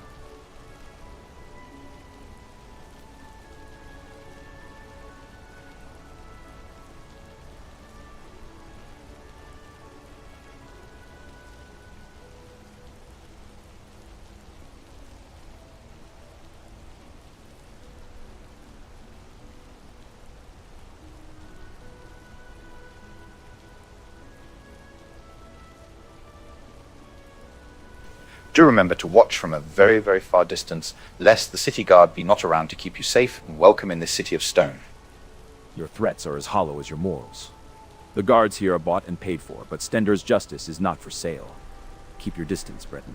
The next time we speak, it will be over the corpse of whatever you've invited into that house.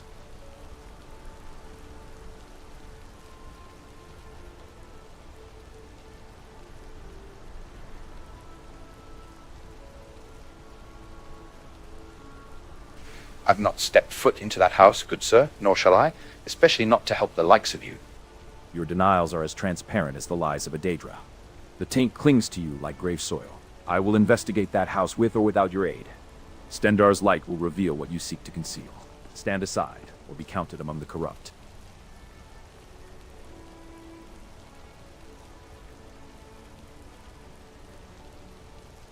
So go inside, investigate.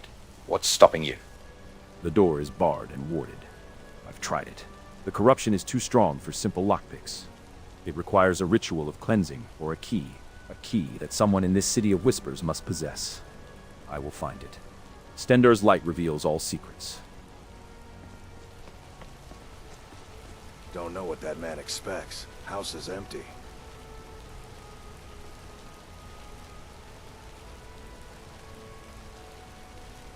Outsiders. The ass-donking nerve of that fellow. I saw him harassing you earlier. Blood and silver. But you've got that right. Some Imperial with a shiny amulet thinks he can walk into our city and start poking his nose where it doesn't belong. That abandoned house has been sealed since before his grandfather was born. If there was Daedra worship, we'd have handled it ourselves. Well, this whole ass donkery is a load of shit, isn't it? One minute we're trying to get you to your family's estate without getting stabbed, and the next you're picking fights with holy warriors and flirting with apothecary assistants. The ass donkey nerve is right. And you, Yngvar, you'd handle it yourselves? Tell me, does handling it usually involve more blood running through the streets or just more silver lining someone's pocket?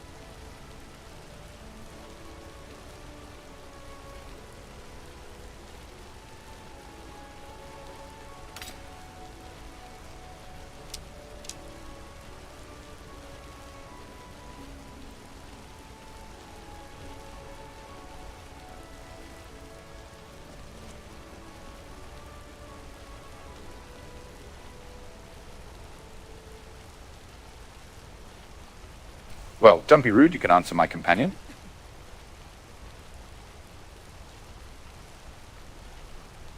Blood and silver, Breton. You're not wrong about the methods. In Markarth, order is maintained through a delicate balance. The streets run with silver from our mines.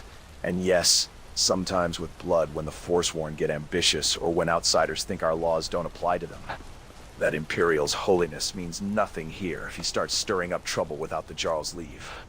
We handle our own problems.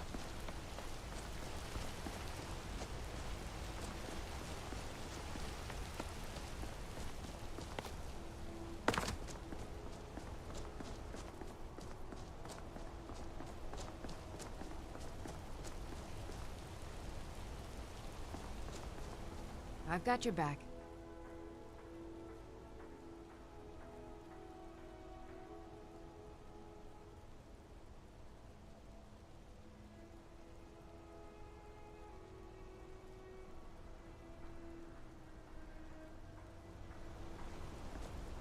My lady, I believe you would like to have a word, or you should rather have a word with this vigilant Imperial here. A vigilant man who seeks a house of dread, a path of stone where whispered prayers are said. To follow such a trail, with danger ahead, requires a truth that has not yet been read.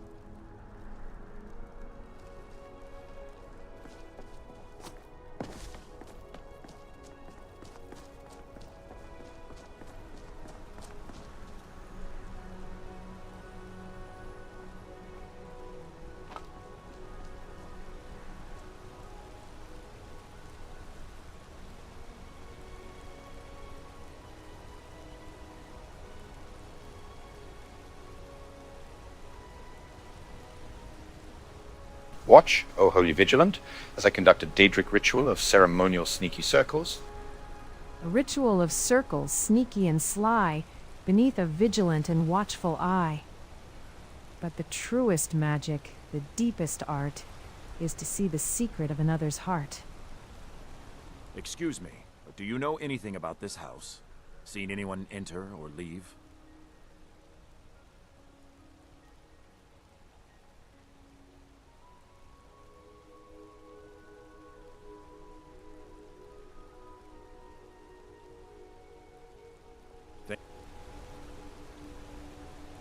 Watch, watch.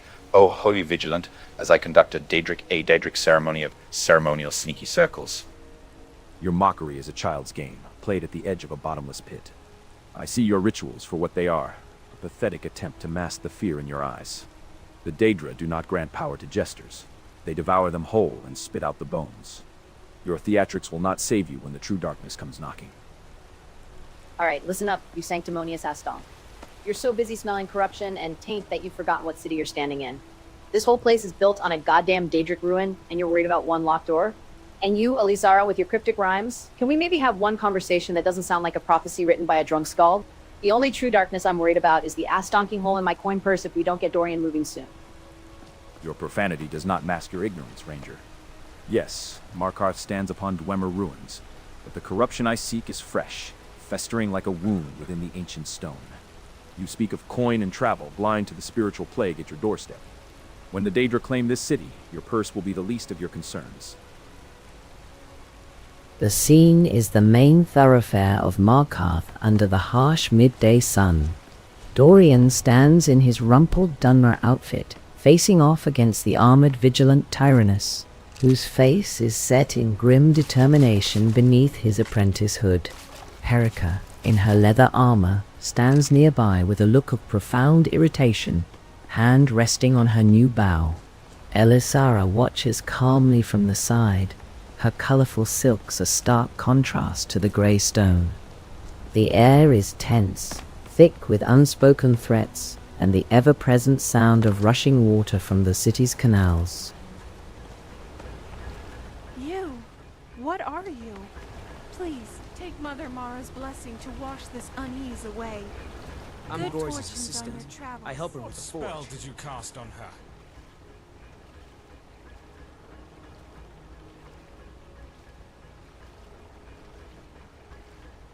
Well, good lad, have your strikes been true since we last spoke? Well, I spent most of the night at the smelter, just watching the ore melt. It helped, I think. The color of the metal when it's liquid, it's not so frightening. I even managed to draw out a nail rod this morning without hearing that sound. It wasn't perfect, but it was a start.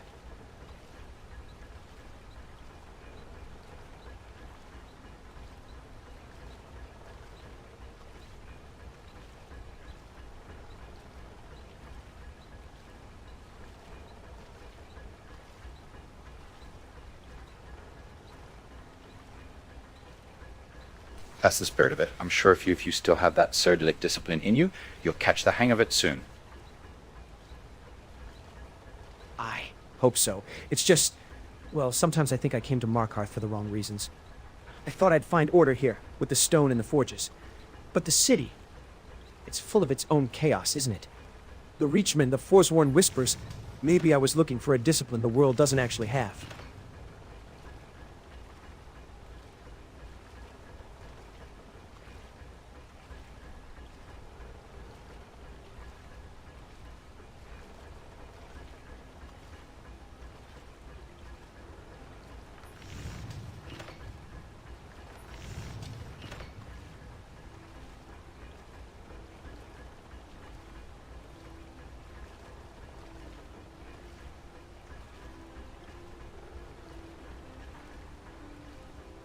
The troubles in the city are quite gruesome indeed at times.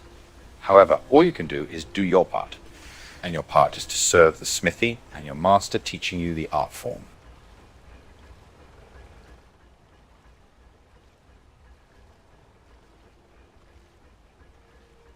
You're right, of course. Do my part. It's just, sometimes I wonder if my part is to be a smith, or just someone who tries to be one. But I suppose trying is the first step. Thank you, again, for not laughing.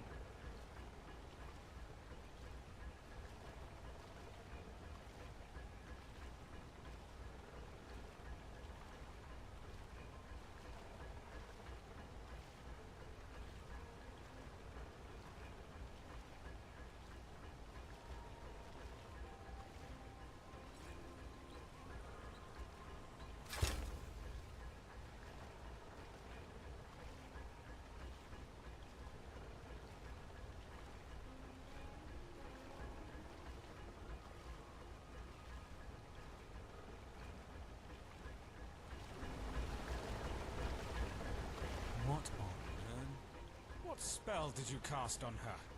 Perhaps I do see something in you that I saw in myself that I was ignoring when we first met, so may the divines bless you. And, if you want to truly put that discipline to use, might I suggest joining the Legion? Not to undercut your lady here, but they could always use a strong-willed man like yourself, so. The Legion? Oh, I don't think so. I mean, I admire the discipline, truly. But I came here to shape metal, not to be shaped by it, if that makes sense. I think my place is here, with the anvil, even if I'm not very good at it yet.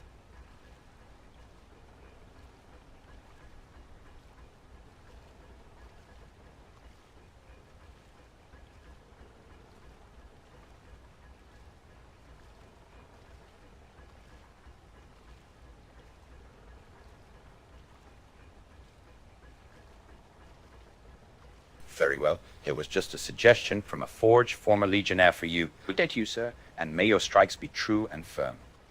And thank you for the suggestion. I mean, it means something that you'd think I could be strong-willed. Good day, sir. May your travels be safe. You, what are you? Please, take Mother Mara's blessing to wash this unease away. What are you on about? Mother guides me to those flickering souls who are yet to cast themselves on the fire for tomorrow's utopia. She sees in you potential which can avert calamity. I, her most devoted servant, need you to believe in the goodness of your heart, in love. Stop with the incessant rambling and get to the point. Forgive her, beloved child of entropy. For all her conviction, she only looks up, blind to those below the clouds which she wishes to ascend. There is a terror of minds and ideas forming in the West. A conciliage of antipathy and repressed hatred is nearing its sum. If this horror transpires, then neither the restraints of distance nor time will thwart the canker that will be birthed there. I make this plea to you, special child. Meditate between the opposites and seek resolution in the chaos. I will help whenever I can, but my light is weak. However, even the faintest flame can act as a beacon against the background of deep night. That flame will appear to you in a maze of dark when you most need it. Mara, what is this? There is nothing to decipher. Just take heed of these words. Go west and see. Open those eyes and see that which belies its splendor. Beset by men, gods, kings, and ideas, keep a clear eye. Keep your head above water when you reach that realm. The tides of want can drown any who venture too far from the shore.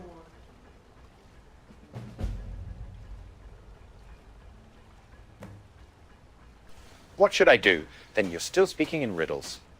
Huh? Sorry. Ugh, my head. What on earth? What spell did you cast on her? I know no such spell. Whatever it was had affected me as well. Yes, I saw. You were mumbling to yourself, almost word for word that of Jayana. Forgive me. Our travels have put me in a hastened mood. Your priestess had Mara speaking through her. Told me about a place in the west. Didn't know madness could be contracted. Is this a jest you're both in on? Do I look like I'm jesting? Tell me of this place to the west. No. It looks like you're serious, which worries me a lot more. The closest I can come to answering your visions is that we had just hailed from Evermore, which may be that west you want. If you're dead set on taking voyage there, then a merchant who has a route between that hinterland kingdom and Skyrim should be resting at Markarth. Word of warning, if you care to listen. The Reach isn't a place you want to risk your neck just on the visions of a zealous priestess. All right?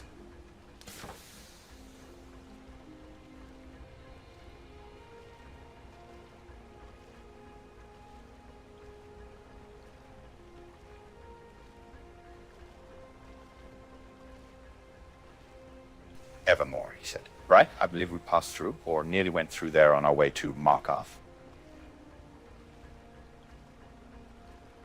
We did, though not through the city itself.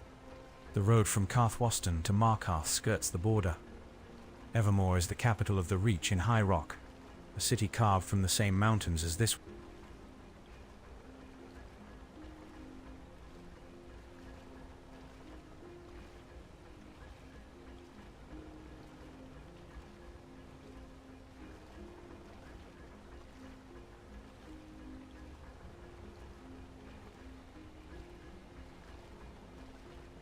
Ah, yes, High Rock. You see, I just came from High Rock, and I'm sort of, well, I'm not banished from the city, or the province rather, but I shan't be returning anytime soon, that I can assure you. So, you're a man on the run from his own homeland. That explains the eclectic traveling companions. If you're not eager to return, then perhaps the Priestess's West isn't Evermore at all. It could be a place further west, past the border, or something else entirely.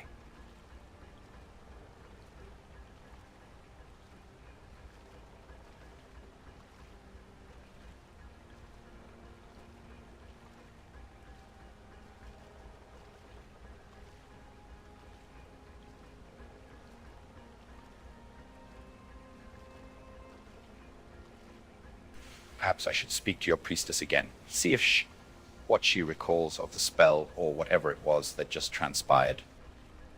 I wouldn't. She looks like she's just waking from a deep sleep she doesn't remember taking. Whatever spoke through her is gone, and I doubt the vessel remembers the message.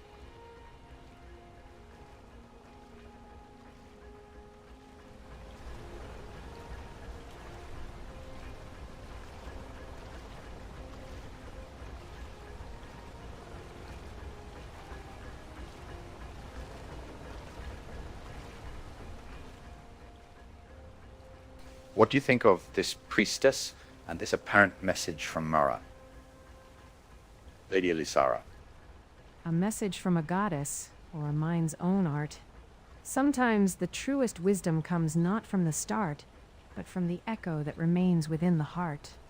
The priestess spoke of a west and a rising tide, a warning of dangers that we cannot hide. To heed a divine whisper is a worthy guide, though the path it shows is often long and wide.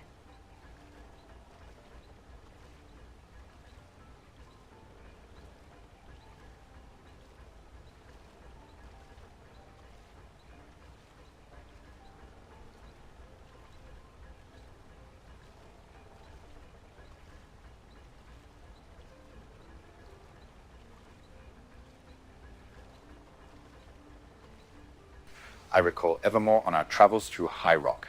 You've been with me since the Ravenport city gates. Was there anything that you felt about this Evermore? Evermore, a city of stone on a river's bend, a memory of travel, a journey's end. The road we took was a winding thread, but the heart of the city we left unsaid. A goddess's whisper points to the west, perhaps a truth we have yet to test.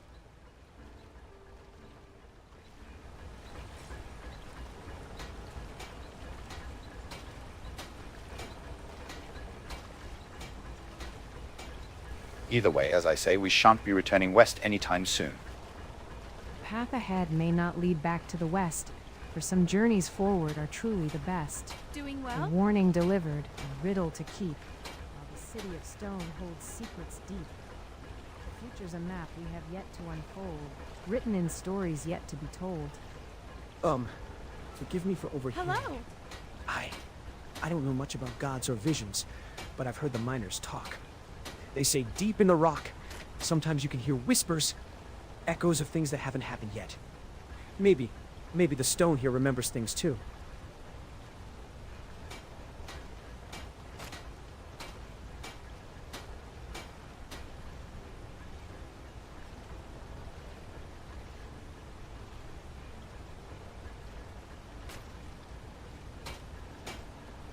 That may be true, lad, but how could the stones remember something that has not yet happened? Well, it's like the ore in the smelter. You see the shape of the rock, but you have to imagine the ingot inside before you pour. The stone, Maybe it feels the pressure of what's coming, the weight of events before they land. Like an anvil feels the hammer before it strikes.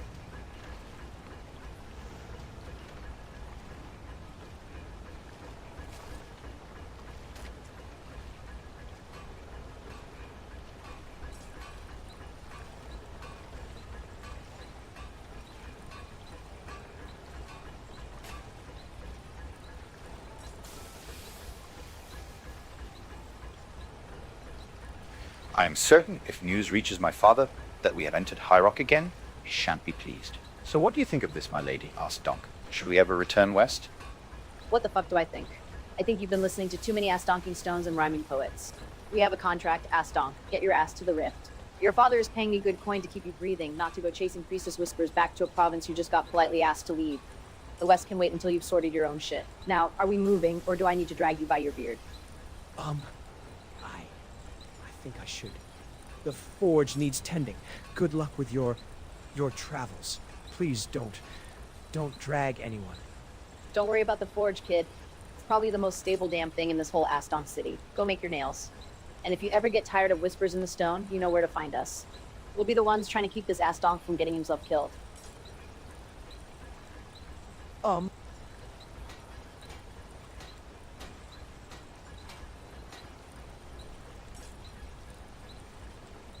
The hour is getting late, my lady. Perhaps we should stay at the inn for at least one more night.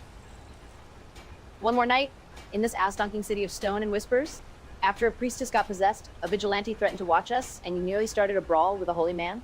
That's the most ass-donked idea you've had all day, and that's saying something. But fine, one more night.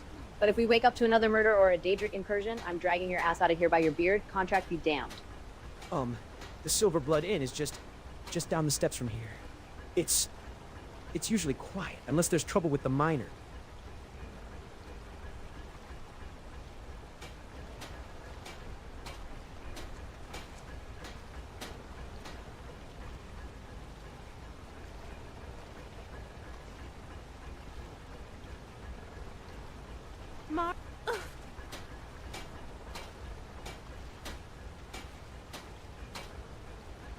I'm well aware of the Silver Blood Inn. Lad, wherever you disappeared to, there you are.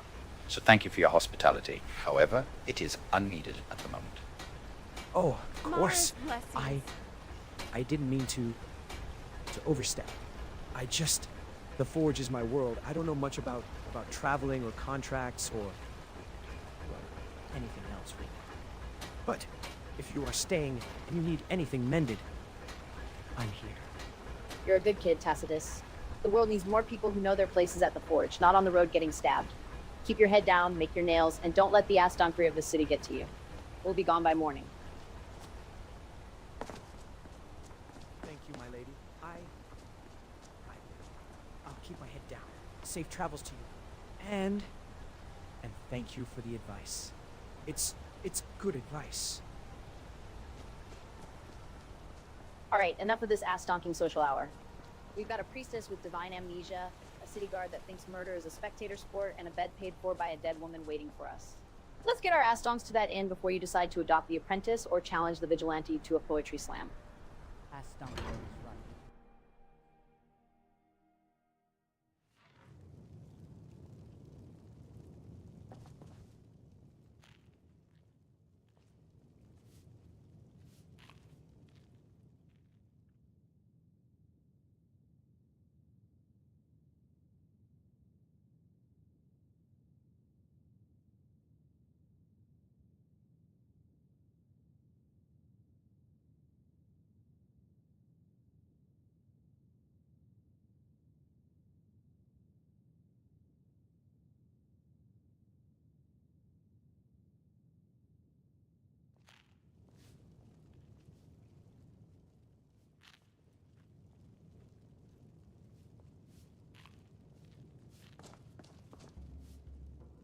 You want a drink? It would seem so. Hi, there. Thank you. Here, this is for you. Yes, I was.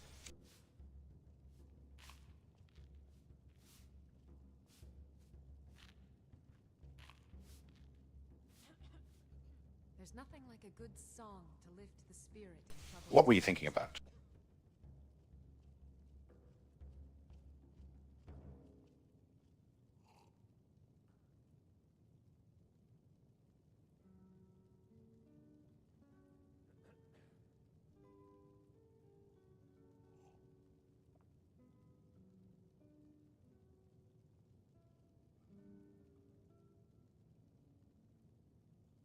That seems like it matters.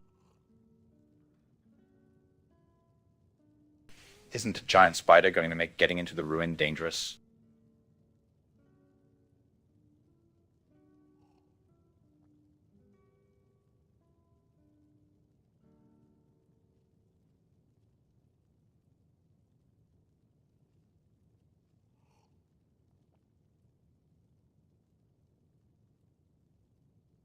You could hire me.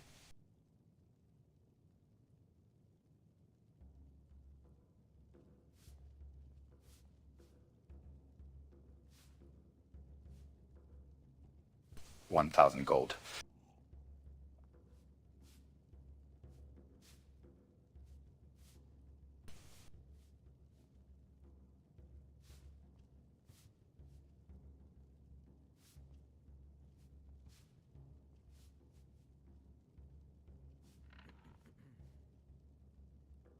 Fine.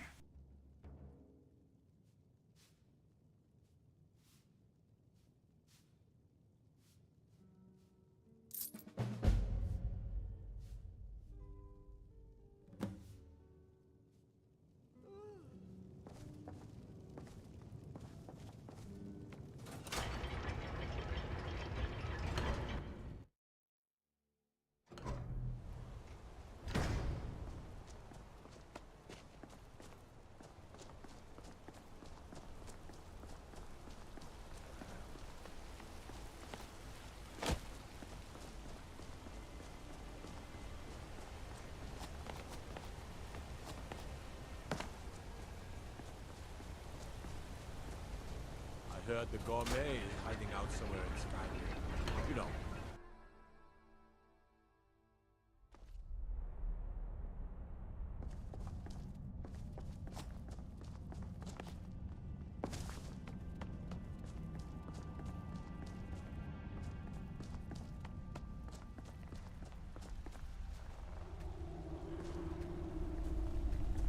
What are you doing here?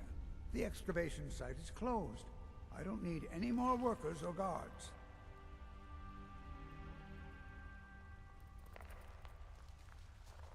I was looking for you, actually. I told you I'm not hiring any more guards. Why do you people always bother me when I'm trying to finish my research? You idiot! Do you even know who I am? The most recognized scholar on the Dwemer in all of Tamriel. And you people keep bothering me. I'm sorry, I got too excited. I'm in the middle of some very stressful work, and I shouldn't have yelled. How can I help you?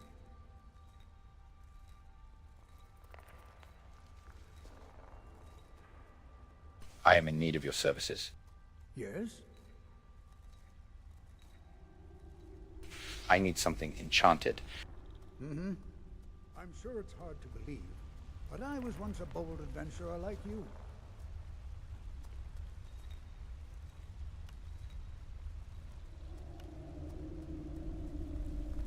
The audacity. I'll see to it the Jarl hears of your abuse of a court scholar.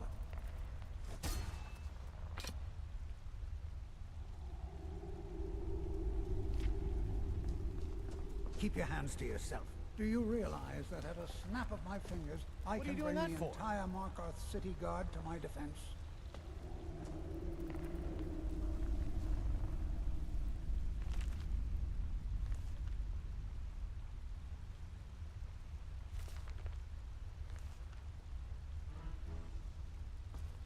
The audacity. Get out of here.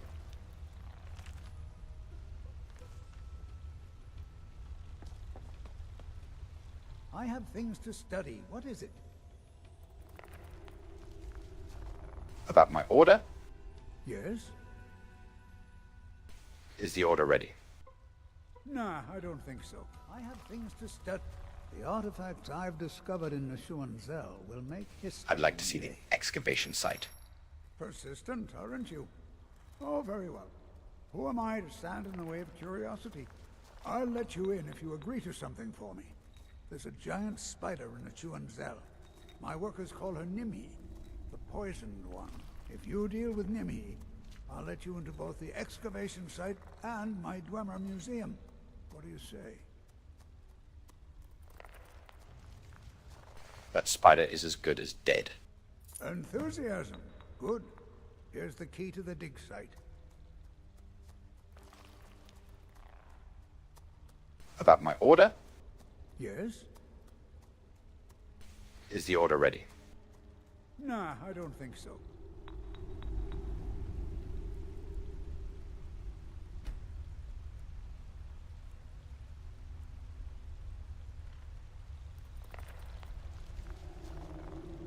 I have things to study. What is it?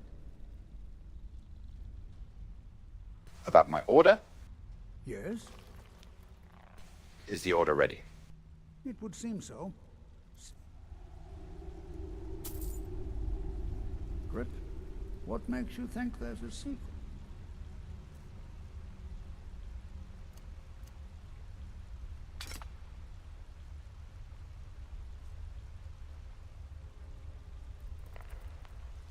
Luck? I think it has more to do with the hard work.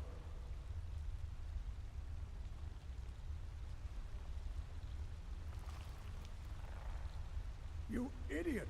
Stop bothering me! The artifacts I've discovered in Zell will make history. What have you got for sale? So you wish to master the arcane arts?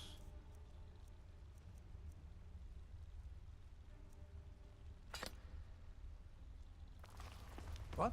Oh, goodbye.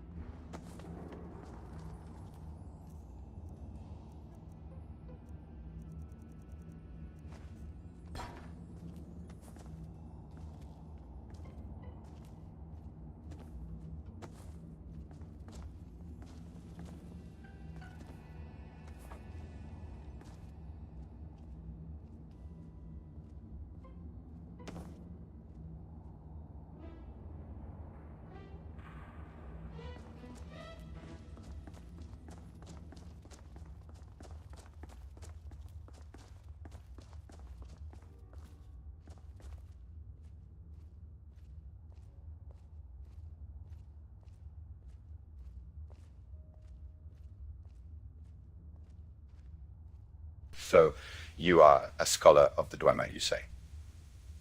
What can you tell me about this place? Zell is one of the largest and most intact Dwemer ruins in Skyrim, built directly into the cliffs beneath Markarth. It was a city, not just a stronghold. The name means City of the Ancestors in Dwemerus. Kausamo's excavation has only scratched the surface. The deeper levels, the ones he's sealed off, likely contain intact tonal architecture, maybe even a functioning animunculi forge. That's what I'm here for. Not his dusty surface level trinkets.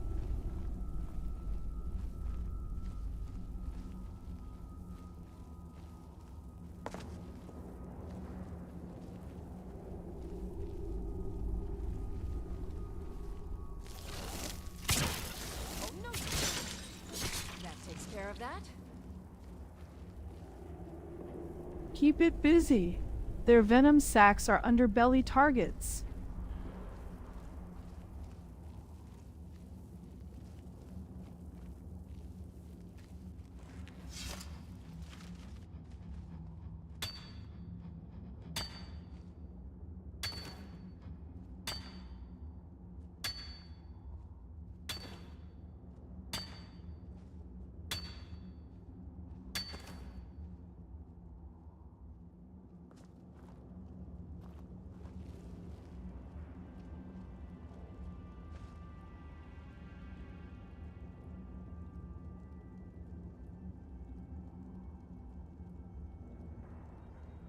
You say there are Falmer down here? What by the 8 are the Falmer?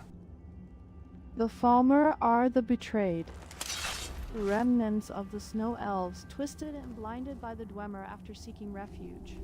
They now dwell in these depths, using chitin and fungus to survive. They're more than monsters. They're a testament to what happens when one civilization consumes another. Fucking hell, are we on a guided tour or trying not to get our ass-stomped faces melted by giant spider venom?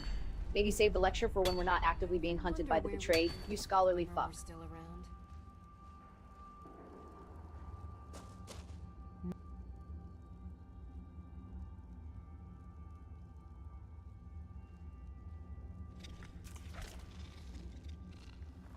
Don't be rude, my lady asked Donk. I asked the lady a question, and she answered, it's not a lecture.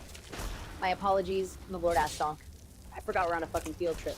Please, by all means, continue the history lesson while we wade through giant spider guts and blind elf shit. It's very fucking enlightening.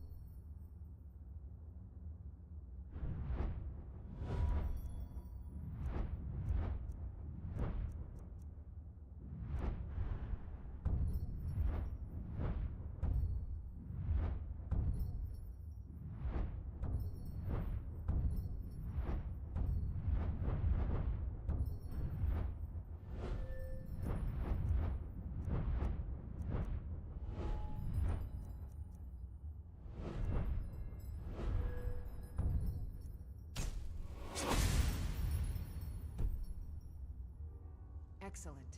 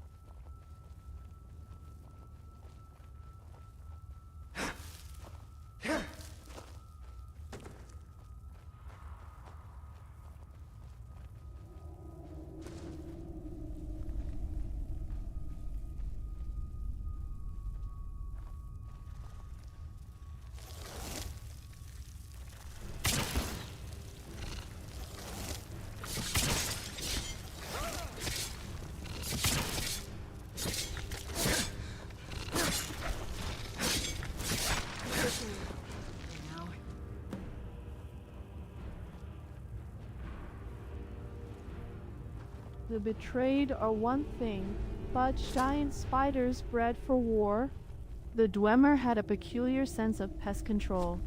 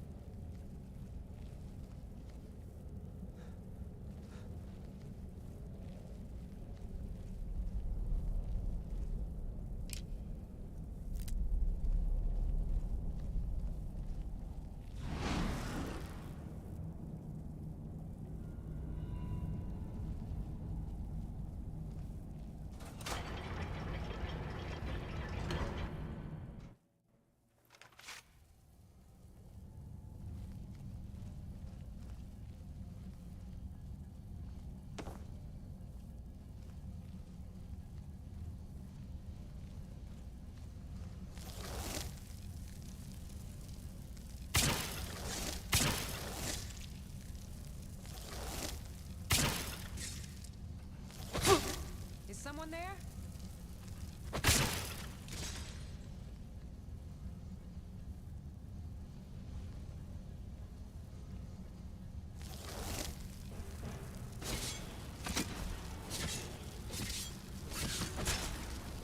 Well, that was a load of ass donkeys. Blind elves and war spiders. The Dwemer must have been a real hoot at parties. Come to our city, we have fucking pet spiders that'll eat your face. The betrayed are efficient. No wasted movement, no hesitation. Unlike some of us, they don't stop to complain about the decor.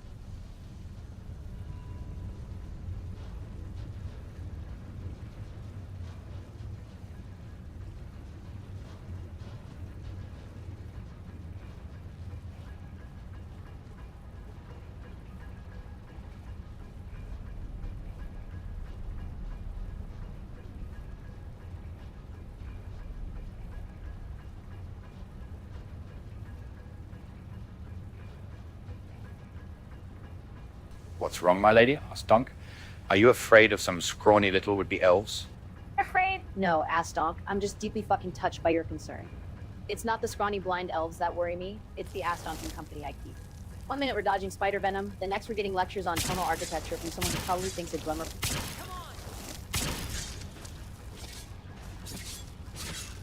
Victory.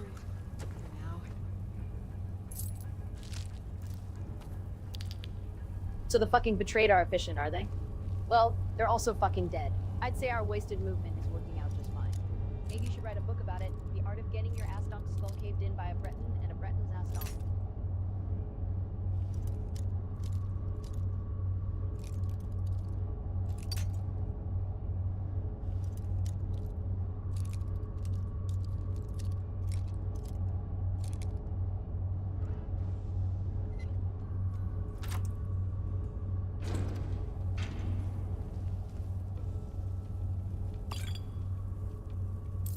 A deft touch. The Dwemer used a pin and tumbler system of exceptional complexity, but age and neglect have a way of simplifying things. Their security is more conceptual now.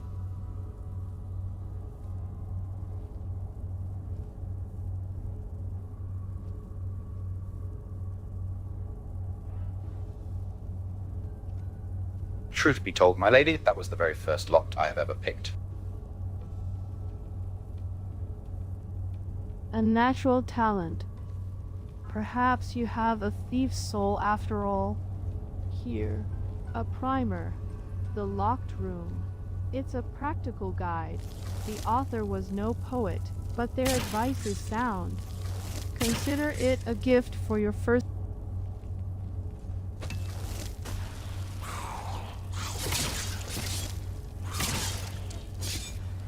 Your chitin is no match for Dwemer steel.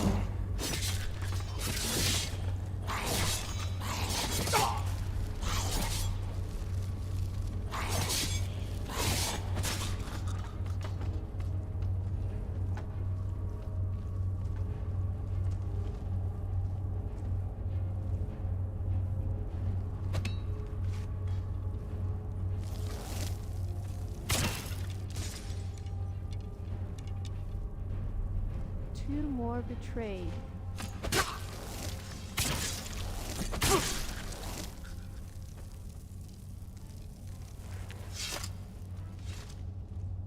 Well, that's a load of ass donkery settled. I think we just proved that efficient is just another word for fucking dead. So, what's next? More blind elves? Or do we get to the part where we find the ass donking radiant city that's currently looking more like a decrepit shithole?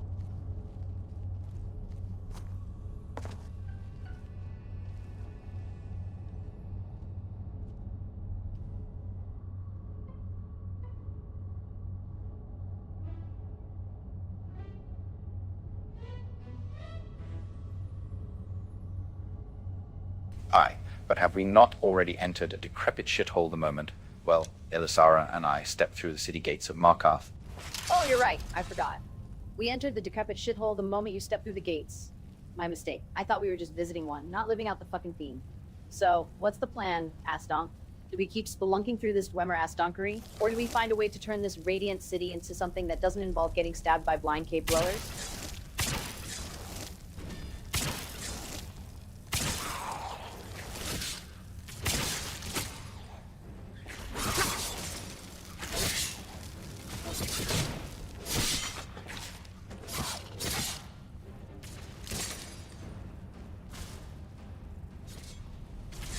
Temple decrepit, city radiant. Both are but a frame. The story's told by those who walk, not by the place's name.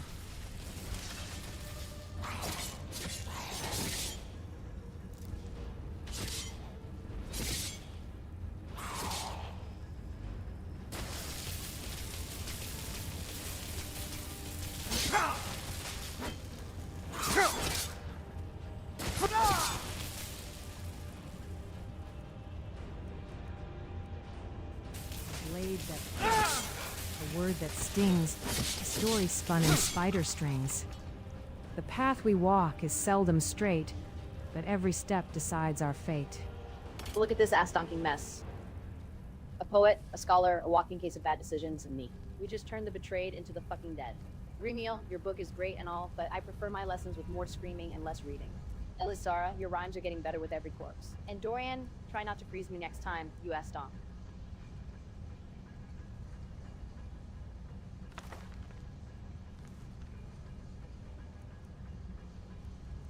Remiel. If you want screaming lessons, you're in the right place. The Falmer provide a comprehensive curriculum. As for the book, consider it a preventative measure. A little reading now might save you from screaming later.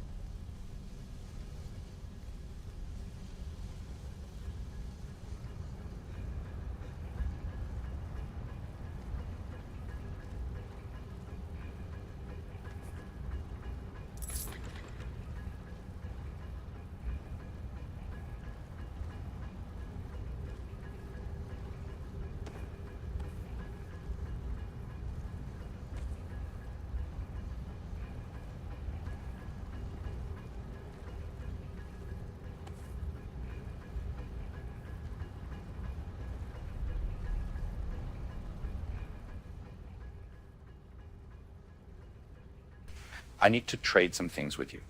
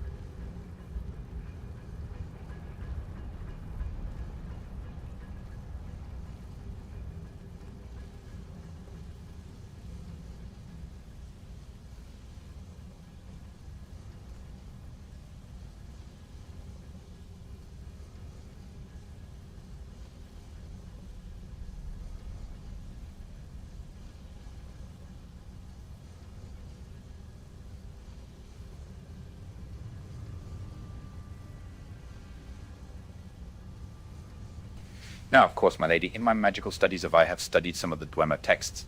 However, might you bring me up to speed? A student of Dwemer texts? How quaint. The surface-level treatises are full of conjecture and elven self-importance. The real knowledge is in the metal. Their law wasn't written on parchment. It was forged into the architecture. The tonal locks, the steam-powered adjudicators, the entire city was a single, functioning legal argument. They didn't have kings. They had consensus engines. Now they're just ghosts in the gears, and we're the mice scurrying through the courtroom.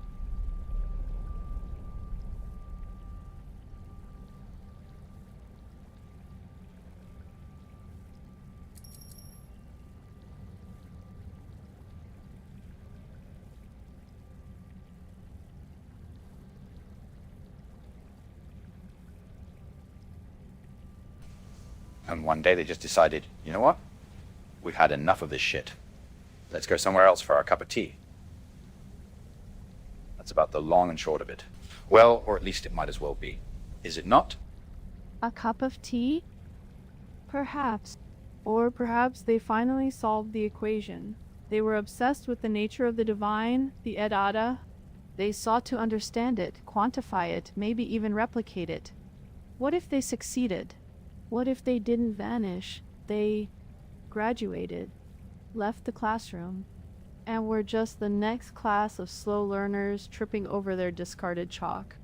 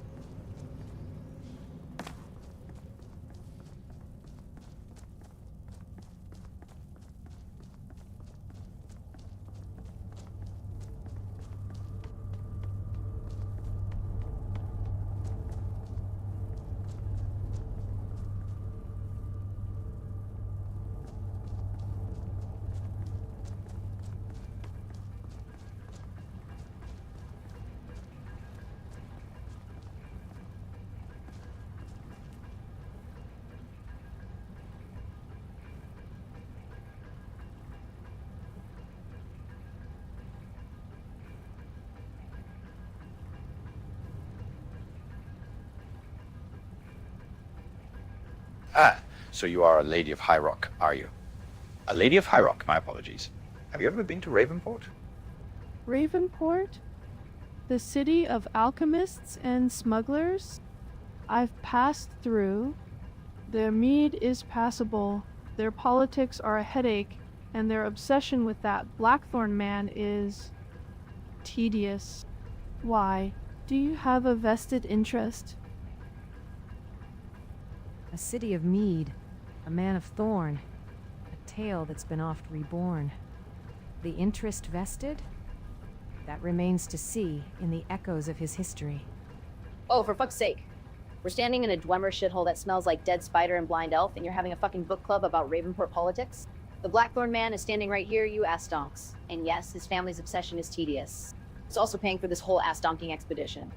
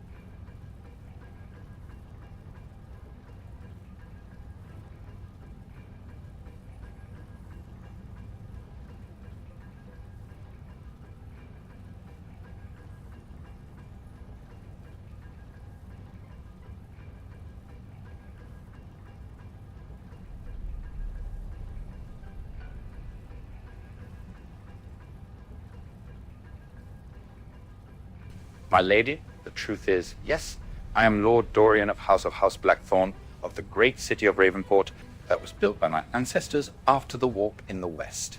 My exile for my family is well. That's a story for another time, I suppose.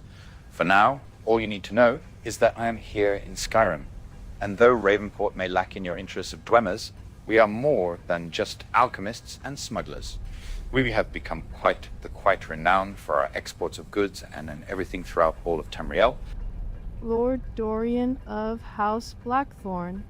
The name explains the smell of expensive failure that clings to you. Your family's renown is for exporting headaches. And now you're funding a delve into a ruin that likely contains the very technology that could make your entire economic model obsolete? How poetic. Or perhaps just deeply ironic.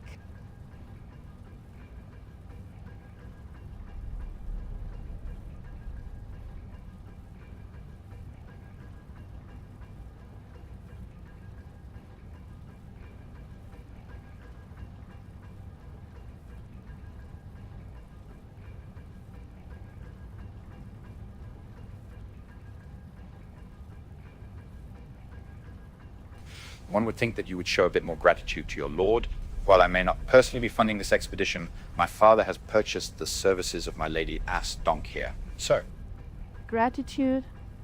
My lord, my gratitude is for the intact structural integrity of the ceiling above us. Your father's coin purchased a guide, not a sycophant. If you wanted groveling, you should have hired a courtier. They're cheaper and die just as easily.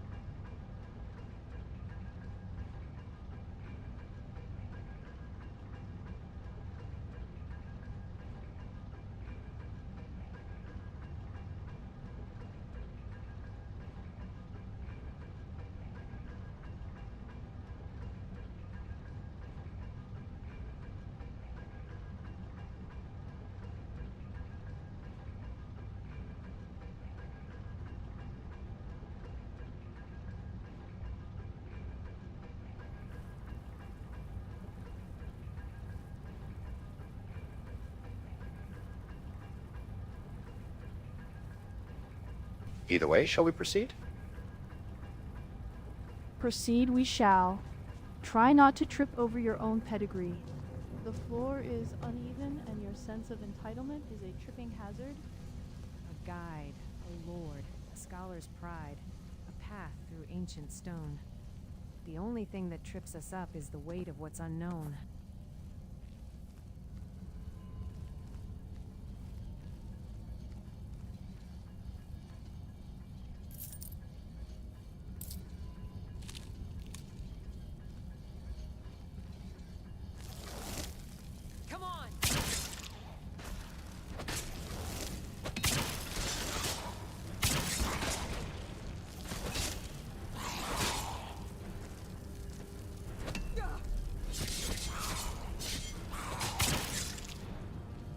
Their joints are their weakness. The carapace is brittle at the articulation points. Aim for the seams.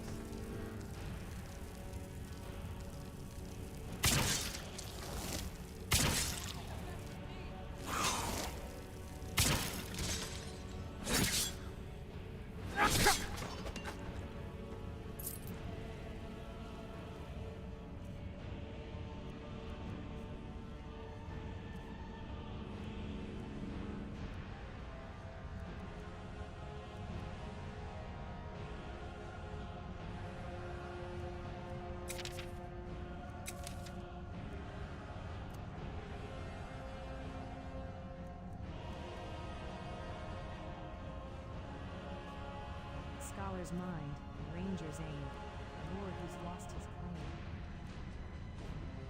Together we're a living force, and this dark hall's our frame.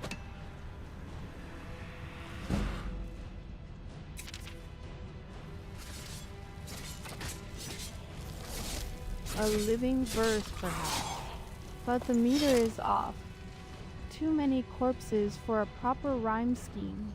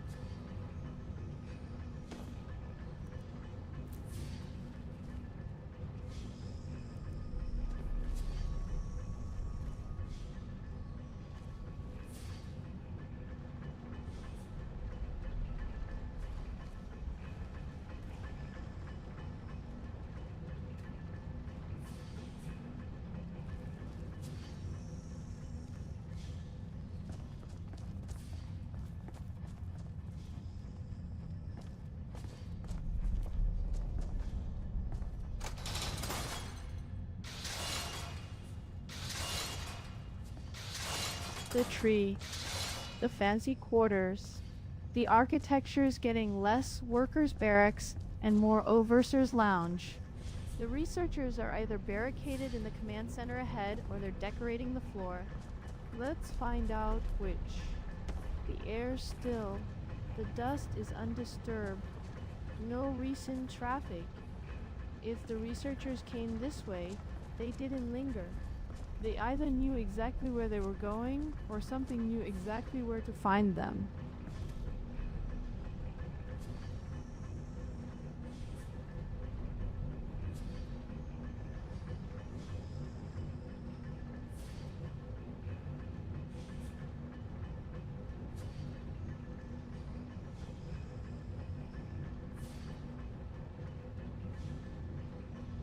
Well, they all seem to be dead here. There's an Imperial soldier with them that's also dead. Strength and honor to you to the fallen. Strength and honor, a fine sentiment for a legionnaire, but misplaced here. The Dwemer didn't believe in honor, they believed in function. That soldier likely died because his equipment was inefficient. Let's not follow his example. The lever beckons, and my nose agrees with Herika's proposed poetic theme. Honors for the fallen dead, while functions for the gear. But poetry, my scholar friend, is found within the fear. The smell, the dust, the silent halls, they write a verse so clear. Fuck honor, fuck function, and fuck poetry. We just pull the ass-donking lever and see if it opens a door or summons another batch of blind ass-donks. I'm getting tired of this particular verse.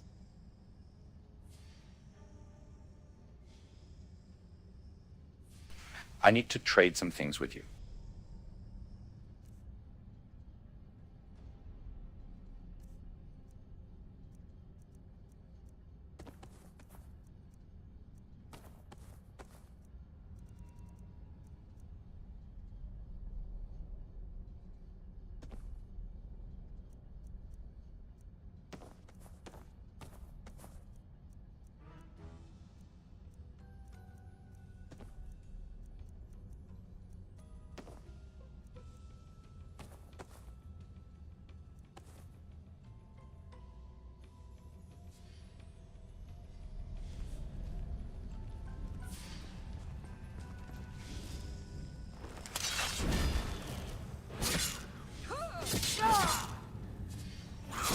I am sorry, but you left me with no choice.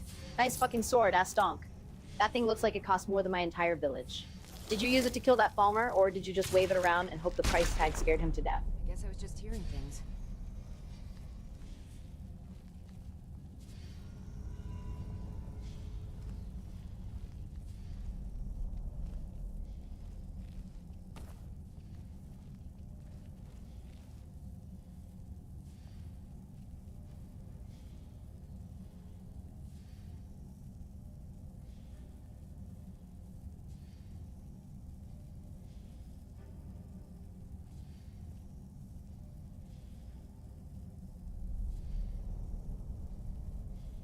This sword I found on the road.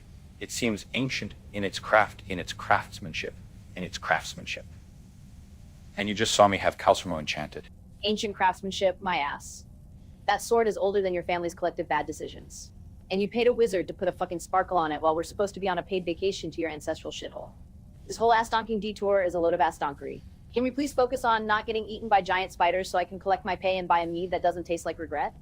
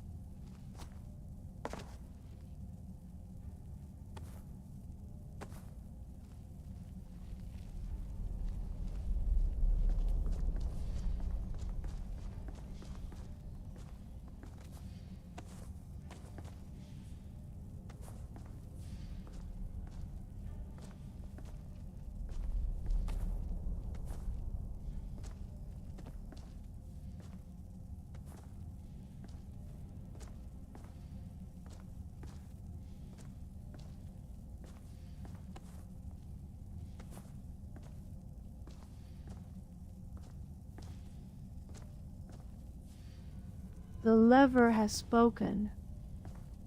Observe the craftsmanship. No rust, no seized gears.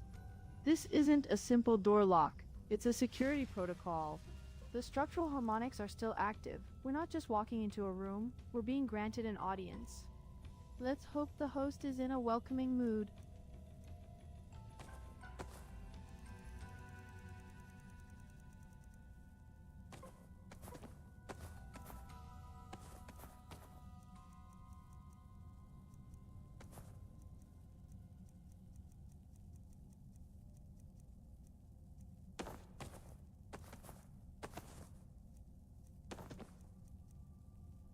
A carving on the wall, a tale, it's told, of deep one's lust for molten gold.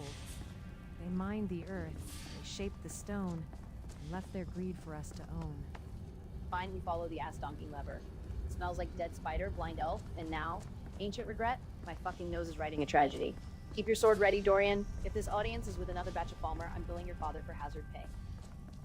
Spider's silk, the dwarven steel, the tales this quiet air conceals. The scholar's gone to seek her lore, and left us with the silent door. What the actual ass-donk? She just wanders off to the ass-donking college? And now we're standing in a room that smells like a dead spider's scrack, listening to poetry about greed? Dorian, this entire ass-donking expedition is going sideways faster than a skeever on ice. Can we please pull the lever, find the ass-donking journal, and get the fuck out of this Dwemer-themed mess?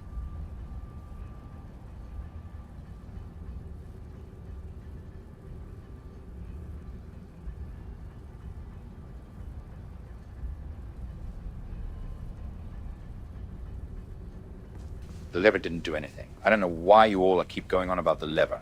All it did was produce spikes onto a skeleton. The lever produced spikes onto a skeleton? That's not a fucking lever, that's a goddamn trap. The scholar wanders off to the college, the poet is composing odes to door hinges, and you're poking ancient ass-donkery with a magic stick. This whole situation is ass-donked beyond belief. Can we at least loot the fancy quarters before the next wave of blind assholes shows up?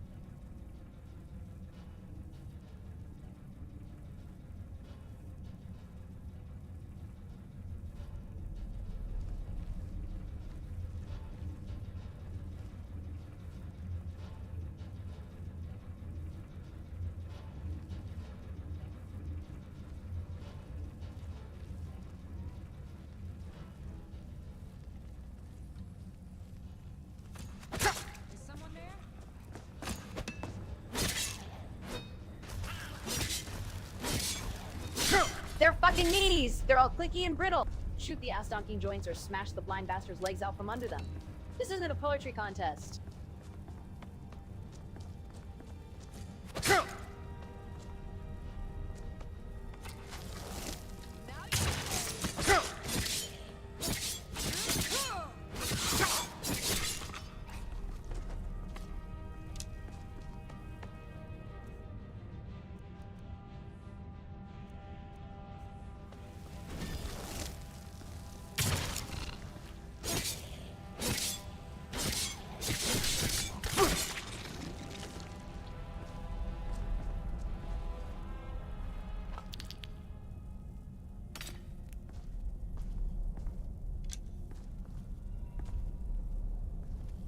What's on your mind?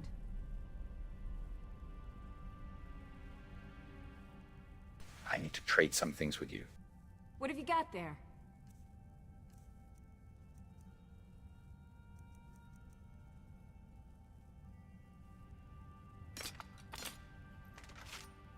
Is there anything else you need?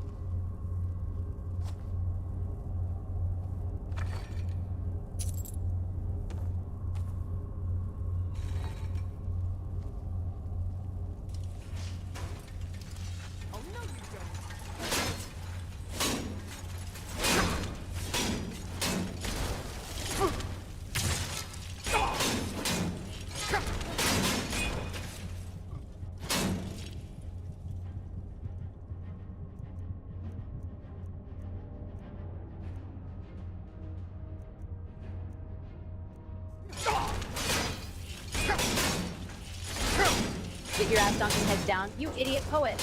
That thing's got crossbow arms. Protect the scholar, protect the bard, and for fuck's sake, someone get a shot at its spinny ass donk ears.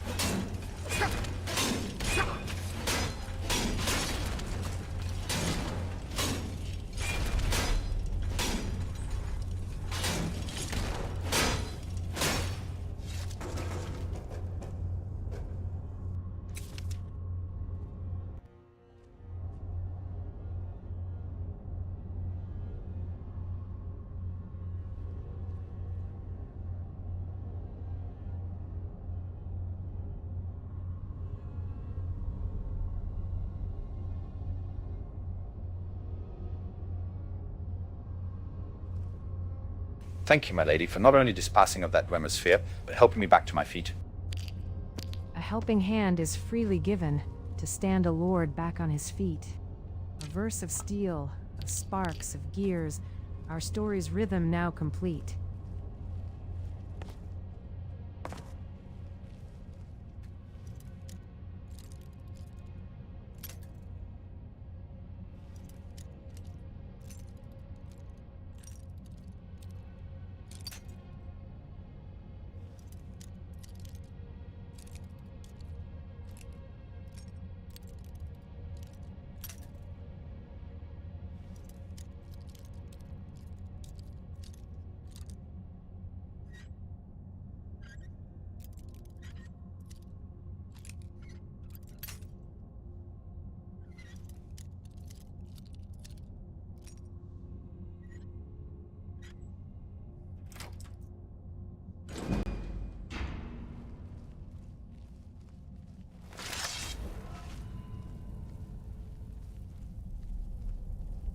A click, a sigh of metal, and the gate surrenders its secrets.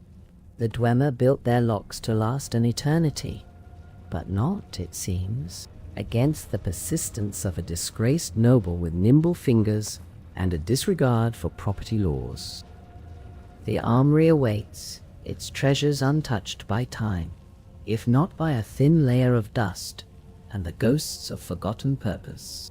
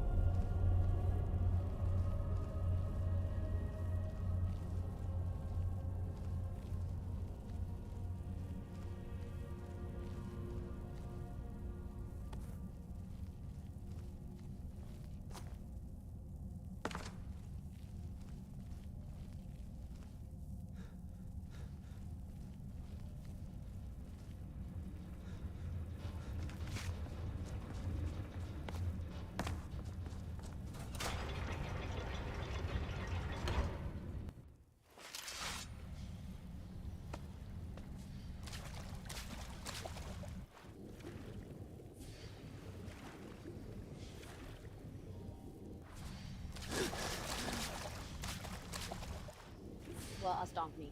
The gate's open. It smells like burnt lightning and crushed brass in here. Don't stand there composing fucking sonnets about it. Loot the ass-donking chest and let's get the hell out before more of these spinny ass-donks wake up and decide we're the next verse in their shitty call. Ignore the poetry and the complaining for one moment. Look. Over there. A sealed chest. The locking mechanism is still glowing. That's not rust or decay, that's active tonal architecture. The fortune I promised is literally humming in the corner. Help me get it open. Fortune? She's right about the chest, ass-donk.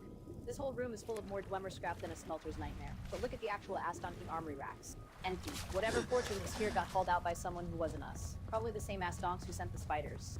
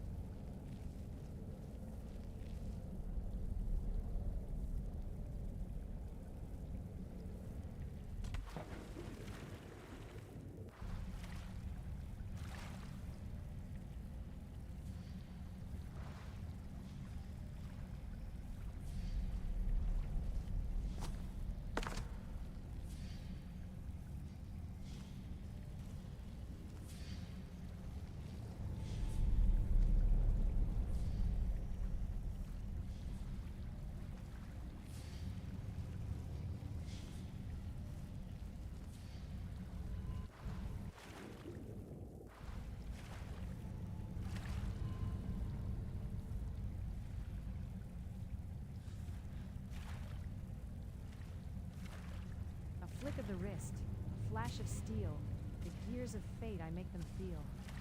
The ancient sphere has met its end, a story for my tune to mend.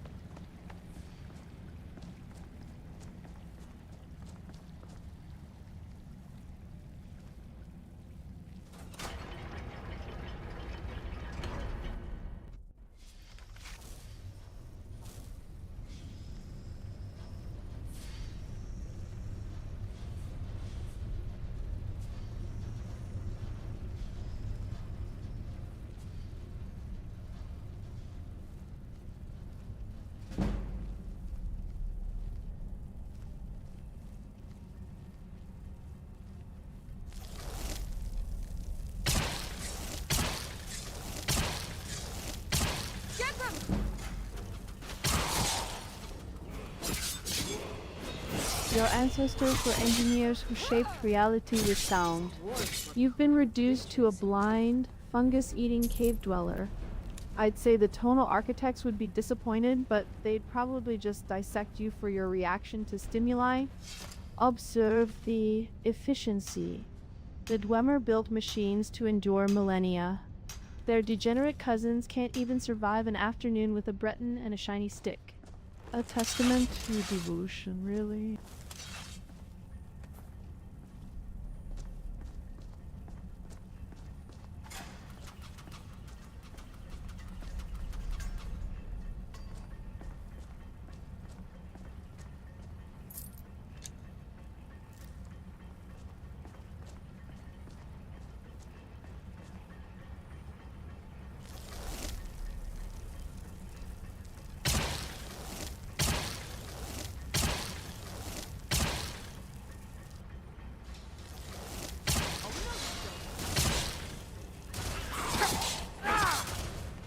Victory.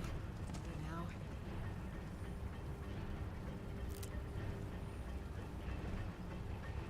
A stumble in the dark, a shriek, a fall, a blind elf's final, foolish brawl.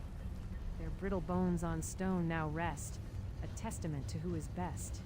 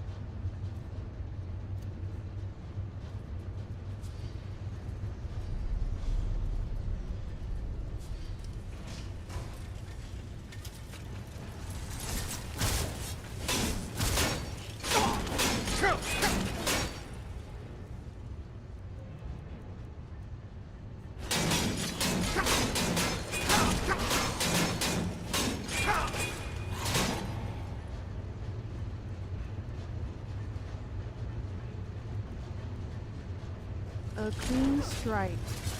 The tonal architecture that once resonated through these halls now just echoes with the sound of shattering gears. Poetic in a brutally pragmatic way.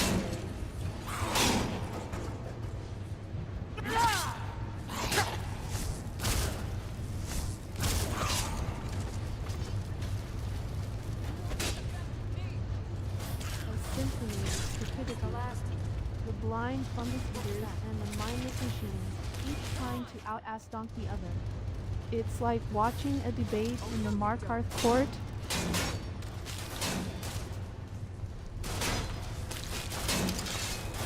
That takes care of that.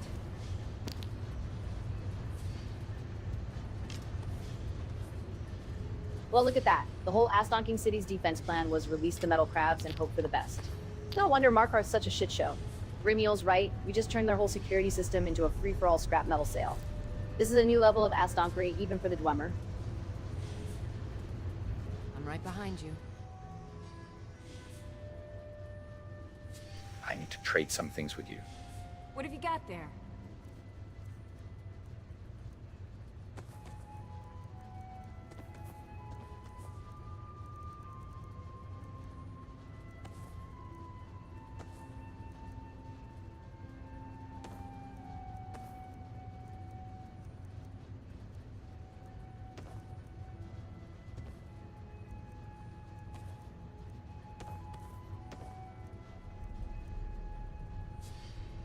Do let me know if I can be of service.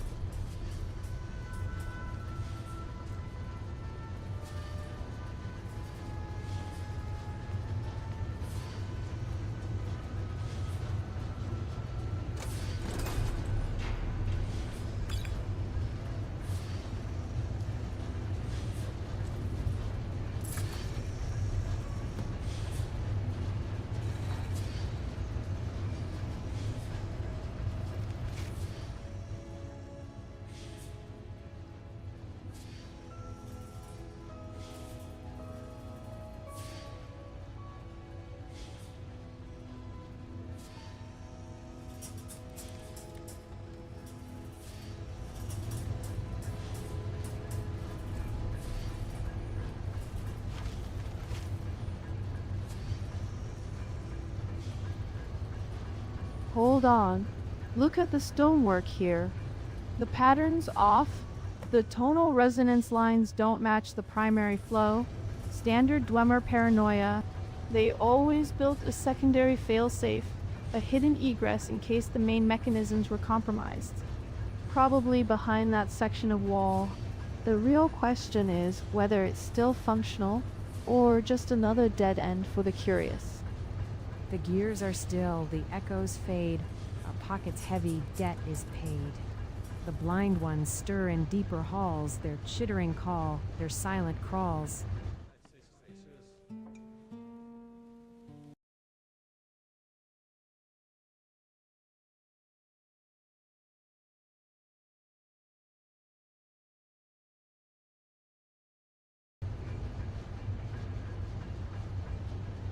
The harmonics are wrong. Listen to the resonance from that lever. This isn't just a simple gate mechanism. The pitch suggests a secondary, deeper control function. We may have just unlocked more than a door.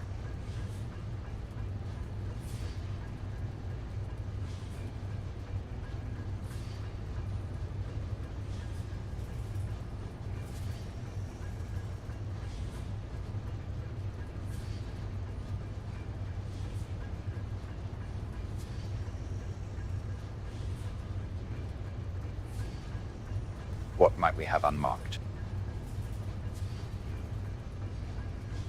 What we've unlocked is a deeper rhyme, a hidden passage out of time. Perhaps a vault of silent lore, or just another dusty door. But every lock that we undo might let something else come through.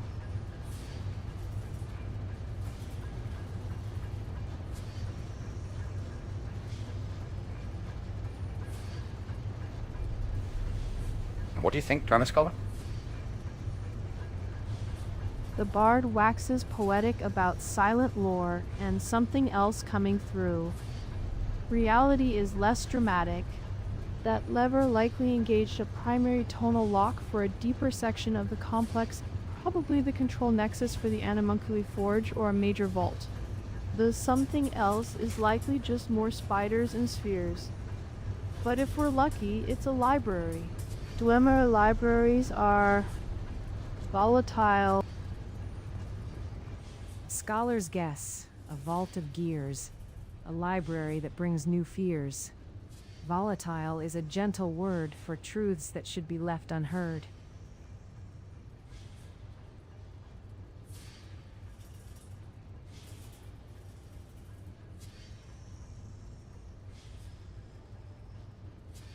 Maybe so.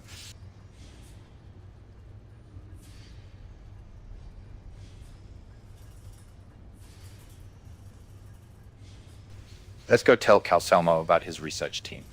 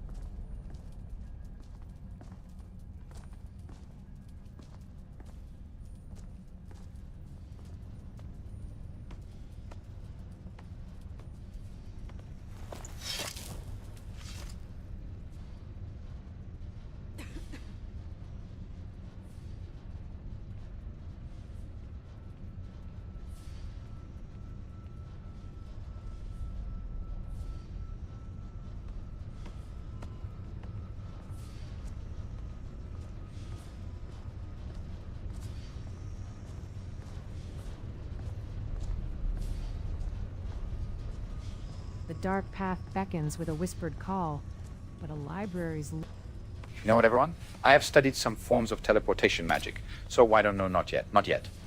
We'll attempt this as soon as we see what's headed, what's outside here. A pet of gears, a friend of rust, a scholar's trust in metal's trust. But while you plan your grand escape, I'll wait to see what takes its shape. The diagnostics are fascinating. This unit's core motivator is intact, but its aggression protocols are scrambled. Like a child's toy with the instructions replaced by a farmer's grunting. I can fix that.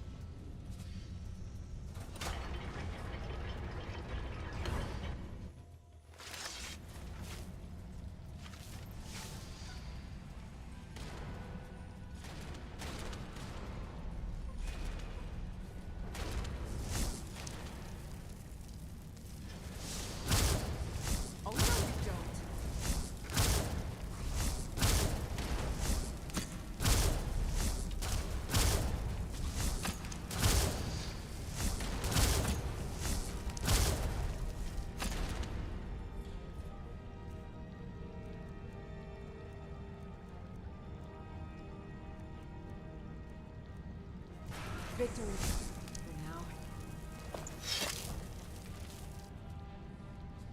Well, that was an ass-donking good show. The blind fungus eaters and the mindless scrap heaps just canceled each other out like a couple of drunken Nords in a bar fight. Saved us the trouble of getting our asses handed to us by a giant steam-powered ass-donk. Remiel, you might want to take notes for your new friend Scrap. That's how you do a proper self-destruct sequence.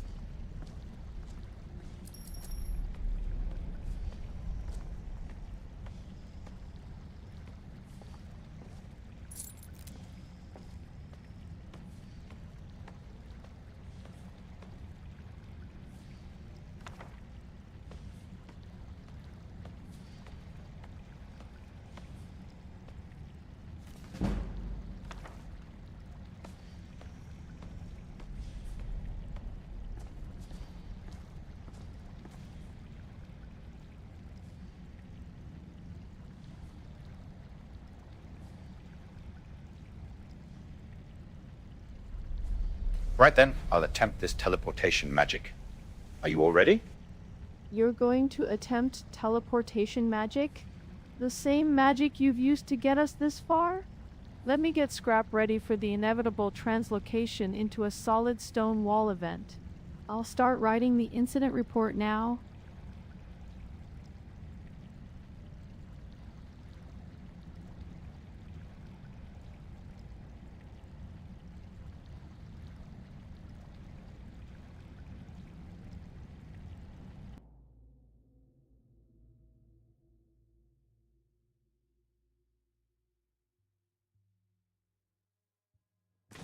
Dorian's teleportation magic has a perfect track record so far.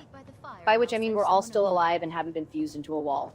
That's a better success rate than most ass-donking alchemists in Skyrim. Besides, if he does screw it up, at least your new pet Scrap will have some company in the incident report pile. A perfect track record of not yet killing us is the standard we're celebrating now. The Dwemer would weep. Their tonal architecture could fold space with mathematical precision, and we're betting our lives on a Breton's half-remembered cantrip. Fine. Just try to land us somewhere with a floor. Scrap's structural integrity is questionable as it is.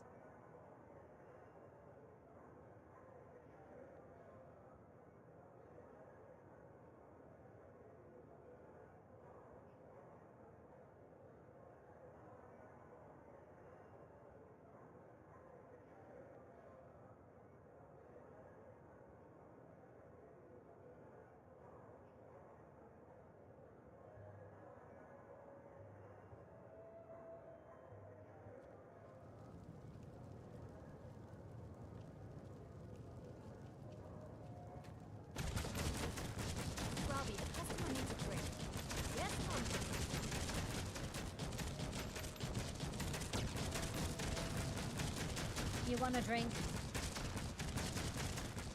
I should remind Clever to clean this place up.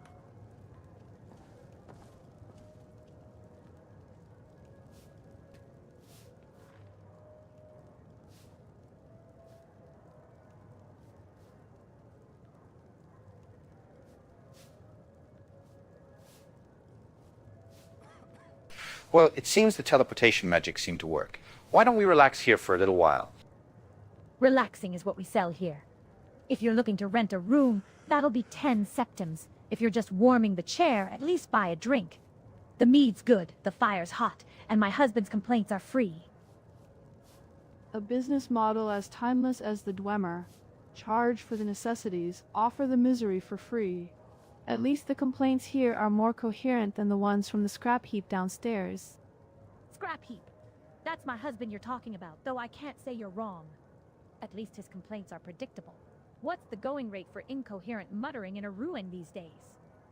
The warm, smoky interior of the Silver Blood Inn envelops the group. Remiel, her Dwemer scholar's outfit, marked with recent dust and scrapes, sits with her newly acquired scrap bundle close by. Frabe stands behind the bar, her sturdy Nord frame and barkeeper's clothes a picture of weary routine, her expression a mix of practiced hospitality and underlying fatigue. Dorian and the others are settled at a table, the flickering firelight casting long shadows across their faces.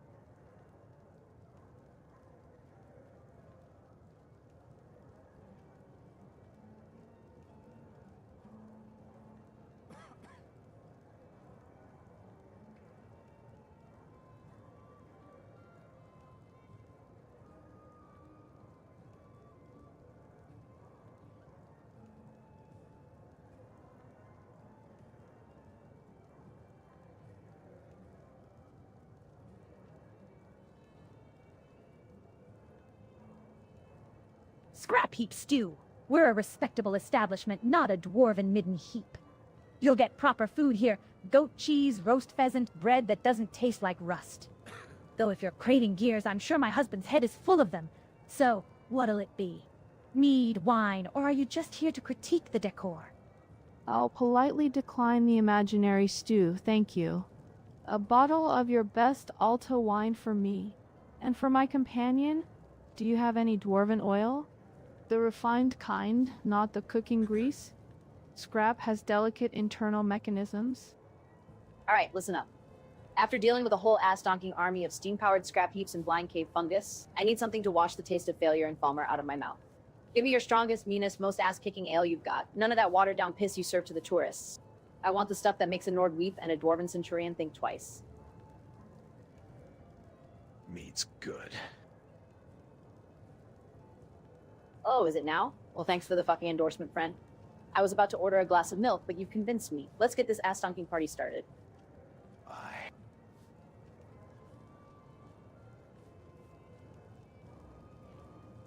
The firelight from the hearth dances across the worn wooden tables of the Silver Blood Inn, casting a warm, amber glow on the group.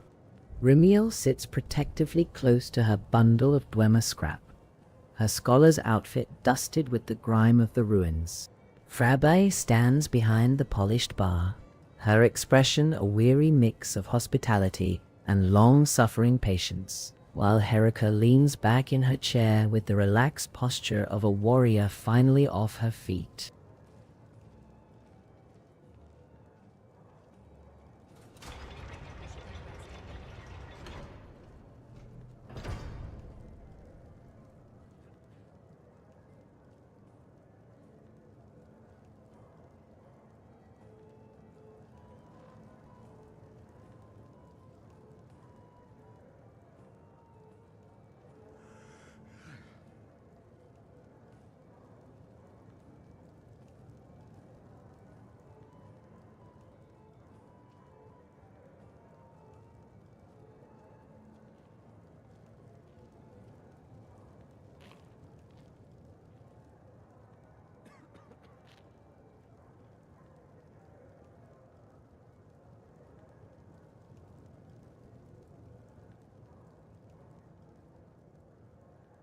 Strongest, meanest ale.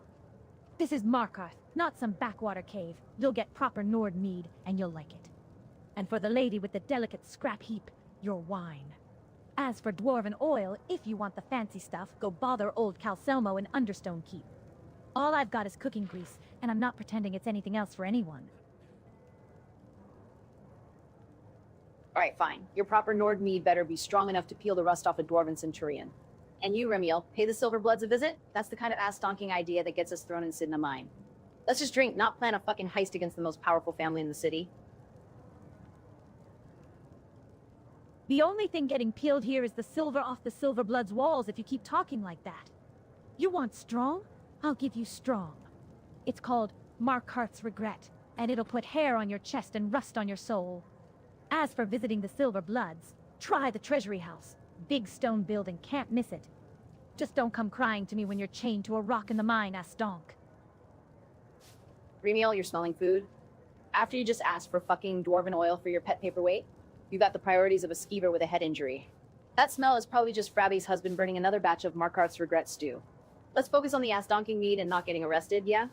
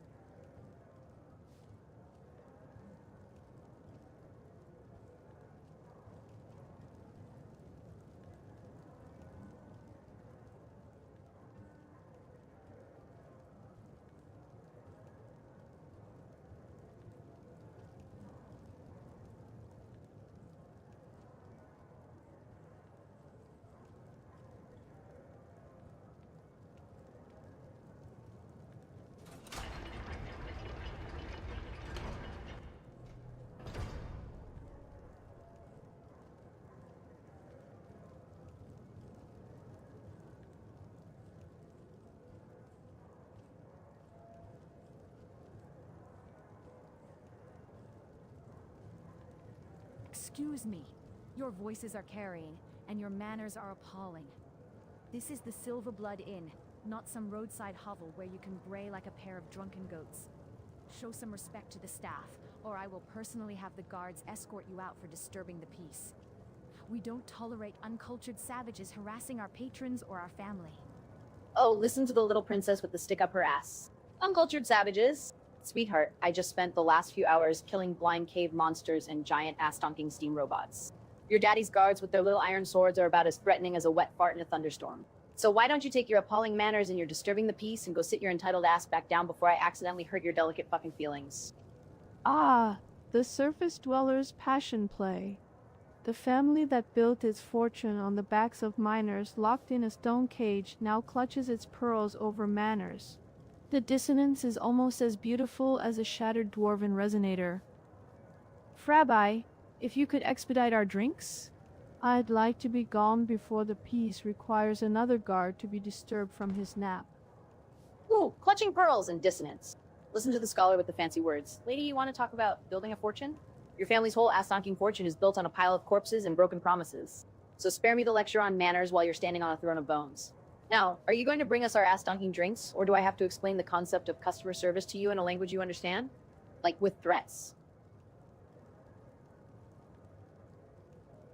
The absolute ass-donking nerve. You come into my family's establishment, smelling of mud and skooma, and lecture me about thrones of bones? Sweetheart, the only throne you'll ever see is the one you'll be scrubbing for a copper piece. Now, if you want to keep your teeth, you'll shut your filthy mouth, pay for your drinks, and get the fuck out before I have my father call the guards. And trust me, they won't be napping when they're dragging your carcass to Sidna Mine. Ooh, listen to little Princess Roki trying to sound tough. You think your daddy's guards scare me? I've scraped Falmer shit off my boots that was more intimidating. And you think I smell like skooma? That's the scent of victory, sweetheart. It's the perfume of someone who doesn't need daddy's money or daddy's guards to get shit done. Now, are you going to serve us, or do I have to demonstrate why my filthy mouth is the least of your fucking problem?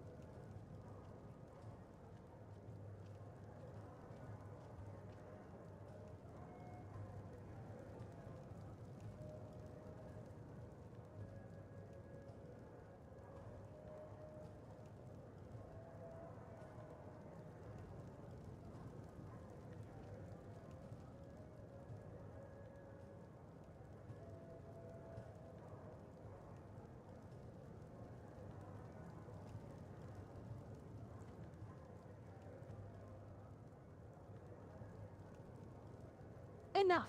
Both of you shut your damn mouths before I shut them for you. Roki, get your ass back to the kitchen and help your brother. You're not a guard, you're a serving girl, so serve. And you, Ranger, if you want to brawl, take it outside the city gates. In here, you pay for your drinks, you keep your hands to yourself, and you don't scare off my other customers. Now, do you want the Markarth's regret or not? Because I'm 2 seconds away from pouring it over both your heads. Fine, you win, this round. Pour me the ass-donking regret. But mark my words, Princess, you ever threaten me with that shithole mine again, and I'll show you what a real ass-donking looks like. Now, where's my fucking mead?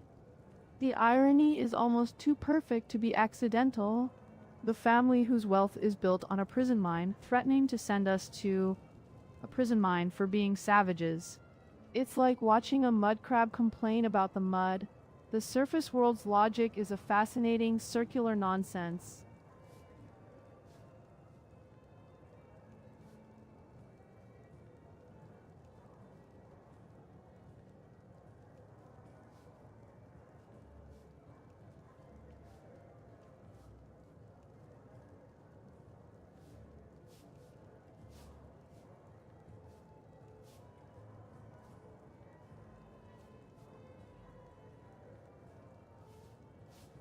Alright, well why doesn't everyone just calm down?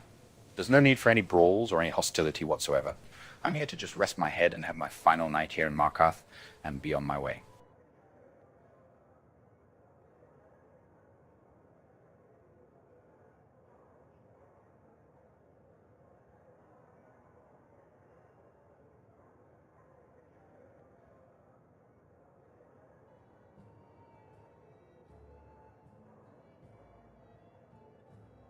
Calm down. The entertainment value is just beginning. But fine, a pragmatic request. One final night of surface squabbles before we return to the real work. Scrap needs calibrating, and I need to review Calselmo's access notes. Let the local drama continue without us as an audience.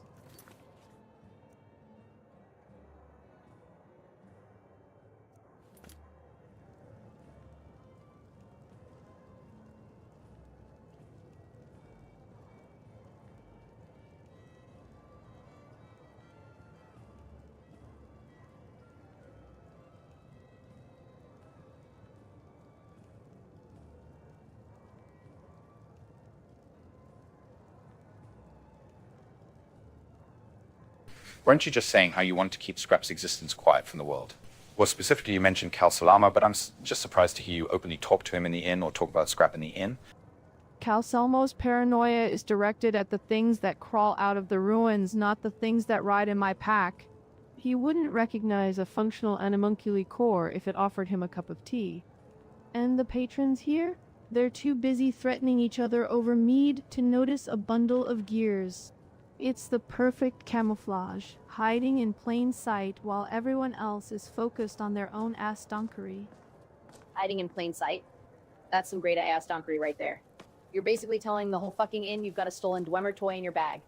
Next, you'll be asking the bard to write a song about the scholar and her scrap, and wondering why Calselmo's goons kick our asses in the morning. A song would require a bard with more than 2 functioning brain cells. The only goons Calselmo employs are dusty academics who faint at the sight of a living spider. They're more likely to write a treatise on Scrap's aesthetic value than try to take him. But if it makes you feel better, I'll whisper.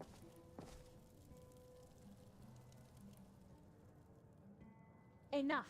I don't care if you're whispering about stolen scrap or shouting about Falmer shit. This is my inn, not a sewer. You want to bicker over dwarven toys? Take it outside the walls. You want drinks? Pay for them and keep your voices down. My son is trying to sleep, and I've had my fill of entertainment for one night. You've got a full house tonight, Frabbi. The regret must be selling well. Need an extra hand with the cleanup, or are you managing?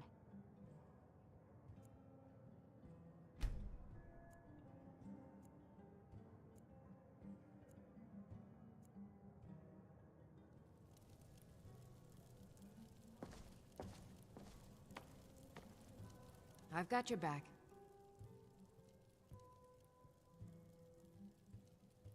I need to trade some things with you. I'll be sure to put it to good use.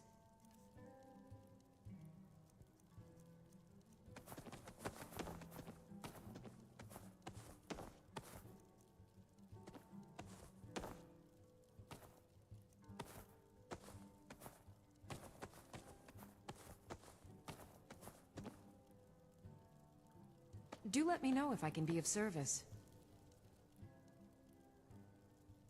I need to trade some things with you.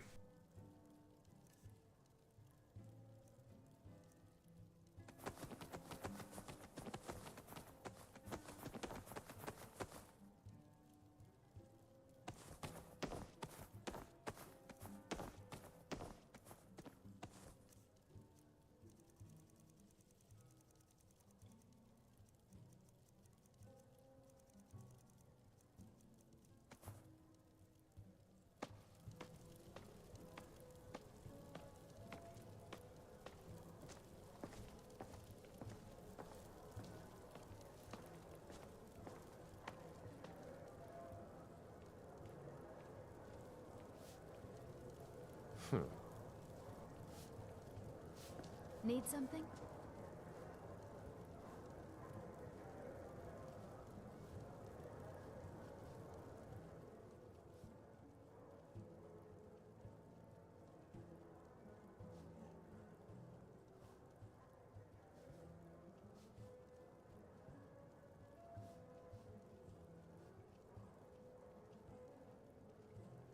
Clever, good sir, as this is my last night here in Markarth, or well, my last day here in Markarth, as it were, I just wanted to thank you and your family for your hospitality. And I do apologize for my companion's behavior last night. Don't worry about the apology. After 20 years of marriage, I've learned a few things about handling spirited companions. Your friend's behavior was a quiet evening by my standards. If you're leaving, I'd recommend doing it before midday. The guards at the gate get particularly surly when they're hungry, and the only thing worse than a surly guard is a hungry one who's just been yelled at by his wife. He's not wrong about the guards. I saw Hreen trying to slip a sweet roll to the one at the lower gate yesterday. The poor lad looked like he was trying to bribe a bear with a honeycomb. You've raised a diplomat, Klepper. A sweet roll? That's the best diplomacy the silver-blood whelp can manage? Shore's bones. No wonder this city's run by schemers and silvermongers. The real bribe around here is a bottle of mead and a turn back. Listen to the master of subterfuge, fresh from his palace in the Warrens. You'd know all about bribes, wouldn't you, Degane? How's that statue of Dibella coming along? Still figuring out how to lift it with those broken hands.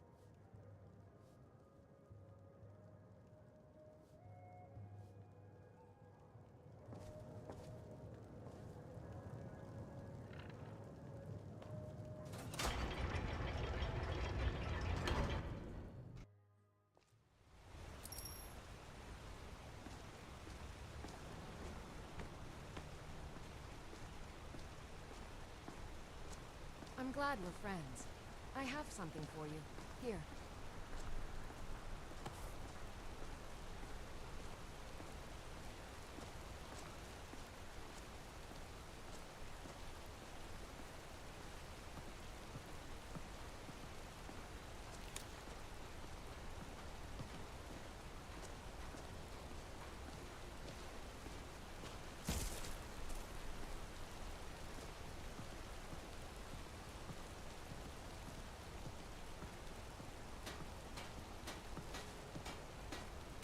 You're not one of my workers. What are you doing here?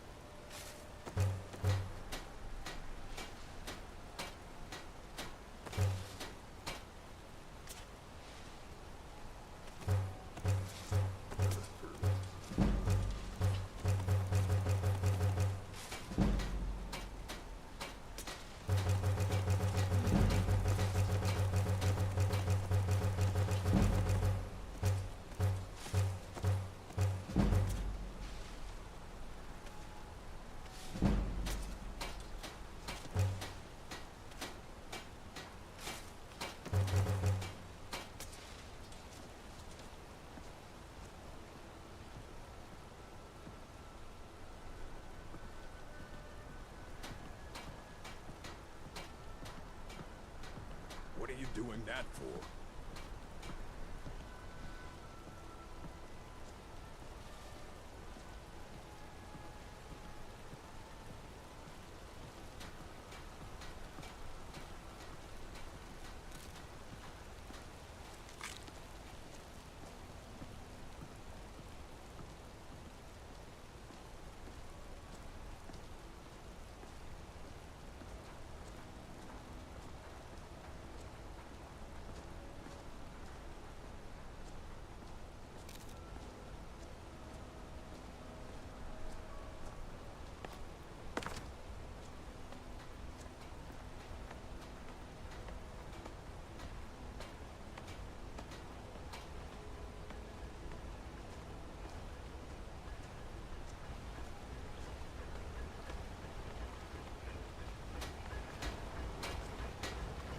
doing well? Greetings.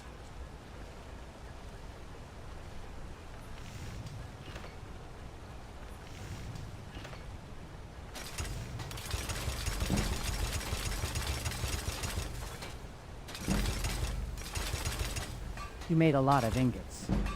Good. But making metal is only half the work. Saw your strikes at the forge. Too fast. Too hard. You're beating the metal, not shaping it. Metal needs respect. It needs to be coaxed, not forced. Quantity means shit if the temper's wrong. You want a blade that holds an edge, or just a pile of scrap?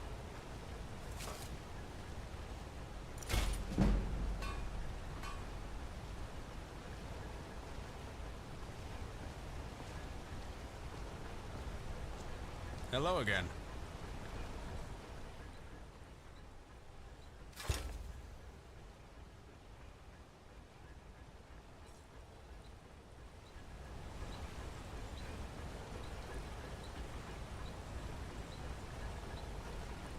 My lady, might I have a look at your wares? Wares are on the table. Steel, iron, some Orcish pieces. Nothing fancy. But it's solid. What you need.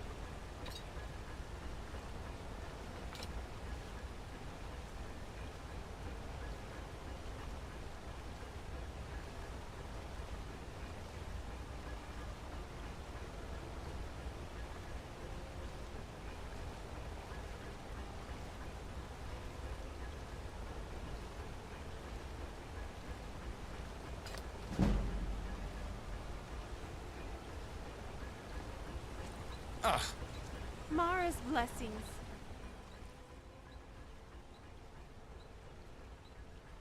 I need to trade some things with you.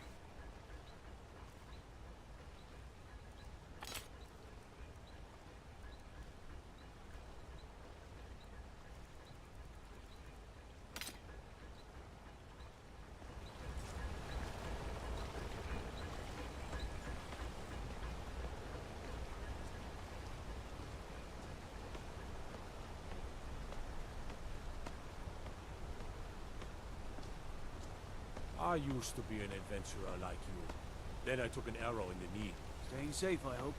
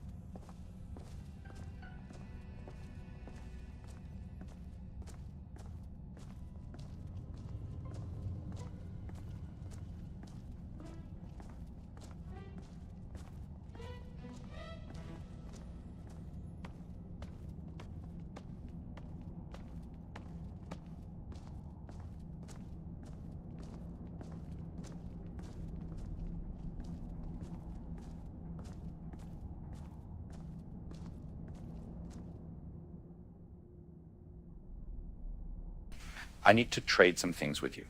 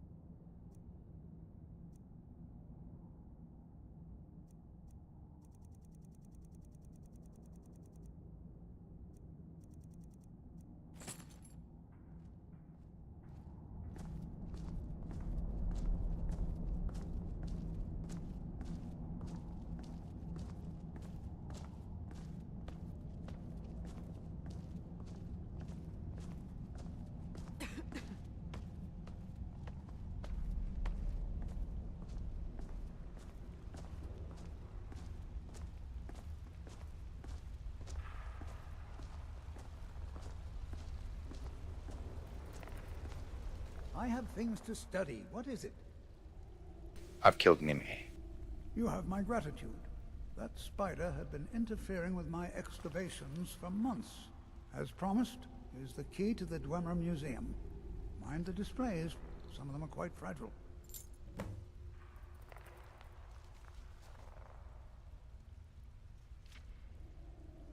What have you got for sale? Take a look.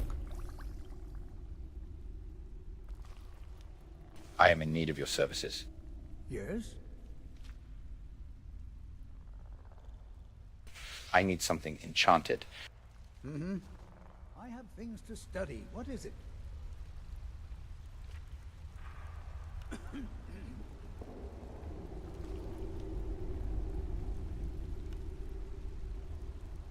Secret? What makes you think there's a secret? Luck? I think it has more to do with the hard work.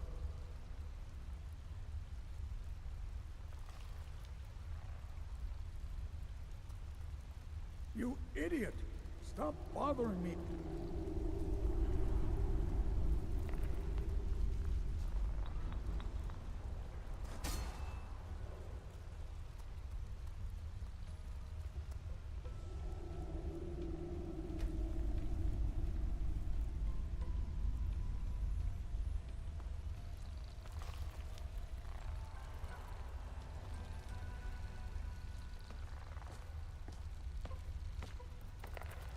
Hello, friend.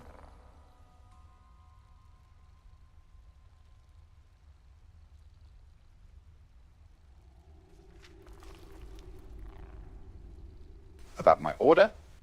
Yes? Is the order ready? Thank you. Here, this is for you. It's hard to believe. Good to see Skyrim still has such fine people. You give an old man hope. What have you got for sale? Take a look.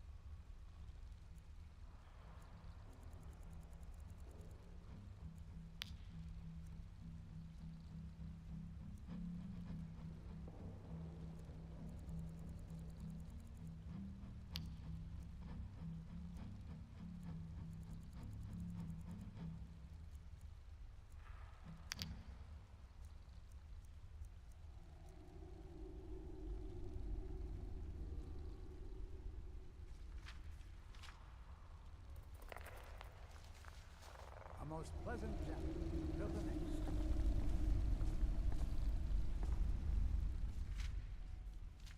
The audacity. I'll see to it the Jarl hears of your abuse of a... I need to trade some things with you.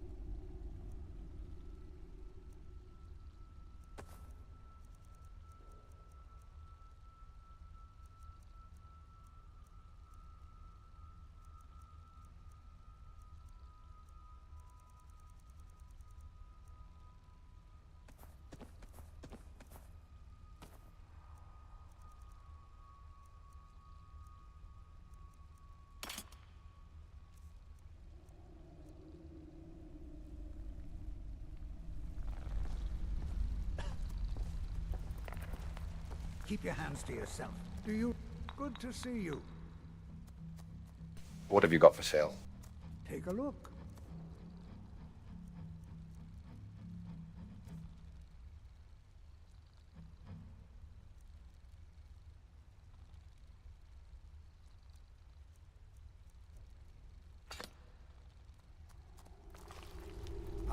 I have things to study. What is it? I found this expedition journal. Let's see. Ah, so that's what happened to Stubborn. Tragic. But I warned him he was leading those people on a fool's errand. Unfortunately, sometimes the stone of scholarship is built on the foundation of death. I'll inform the king. Here, I usually pay researchers for their work when they emerge from the ruins, but they won't be needing it anymore.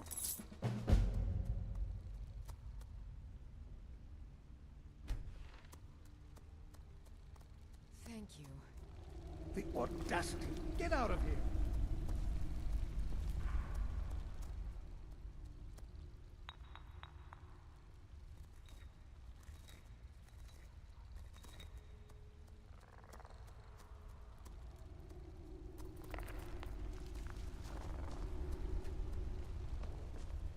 Still here.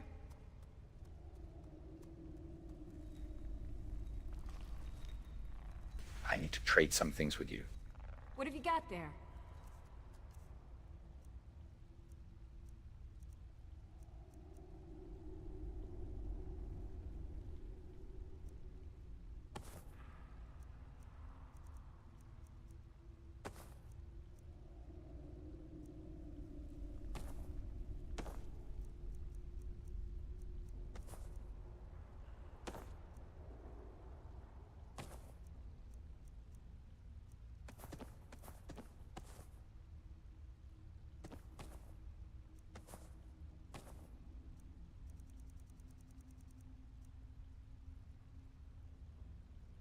You lead, I'll follow.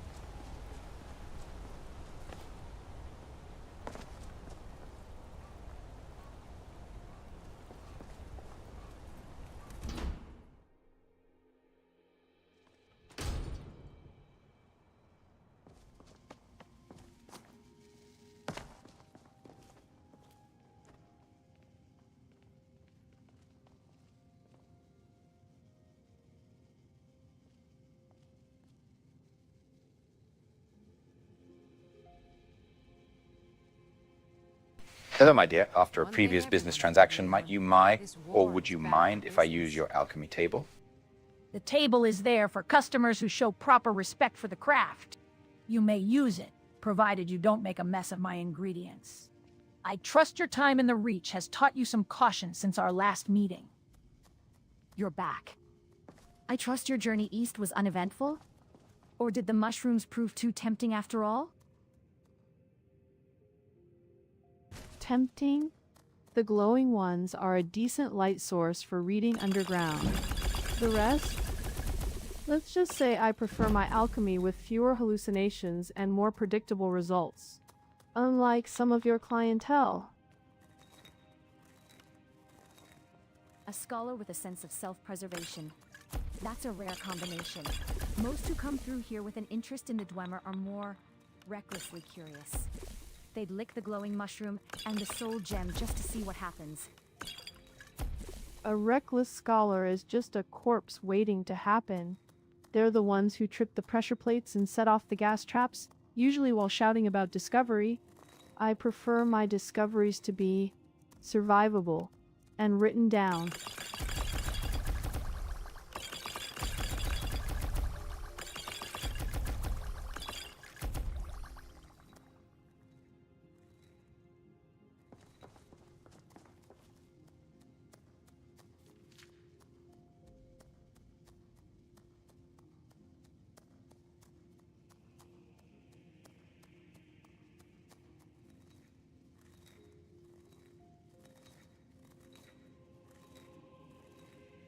Ah, at last. I don't seem to have enough ingredients for restore health potions. Might I take a look at your wares, my lady? You've been busy at the table, I see. A curious selection of poisons and restoratives. For health, you'll need wheat or blue mountain flour, or perhaps blisterwort if you prefer something with more bite. My stock is here. Browse as you will.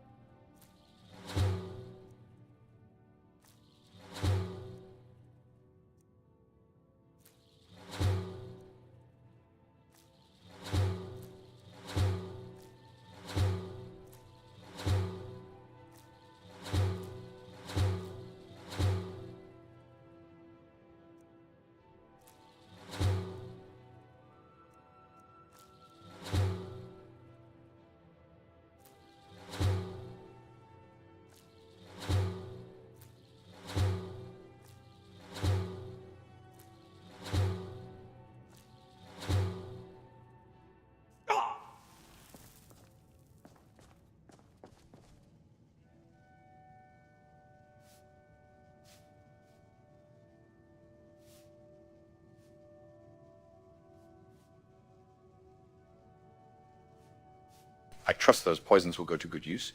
You see, poisons are a particular specialty of mine. A specialty, you say? I can see that. The Reach has no shortage of those who find use for such brews. But remember, poison is a tool with a memory. It leaves traces that can be followed back to the hand that mixed it, especially in a city where every stone has ears.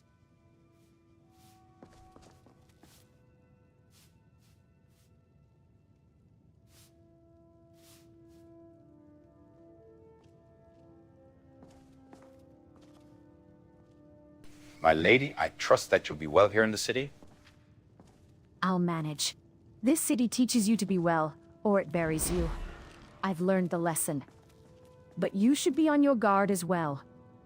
A man who specializes in poisons and flatters apothecary assistants tends to draw attention, and not the good kind.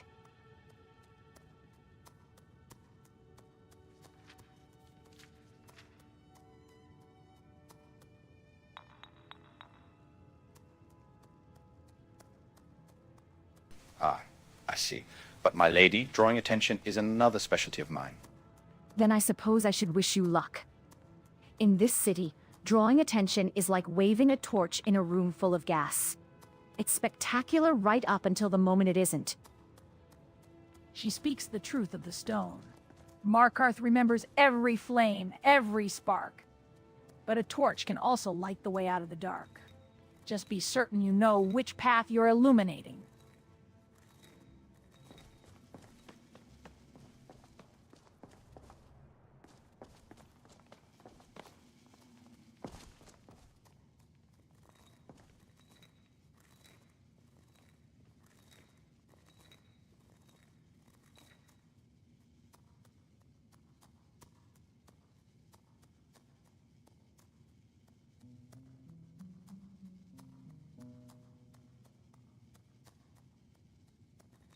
Well, I shall bid the both of you a good day.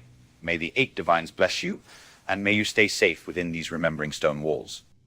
May the old gods watch over you as well, traveler. Remember, the stone remembers, but the river forgets. When the walls grow too heavy, follow the water.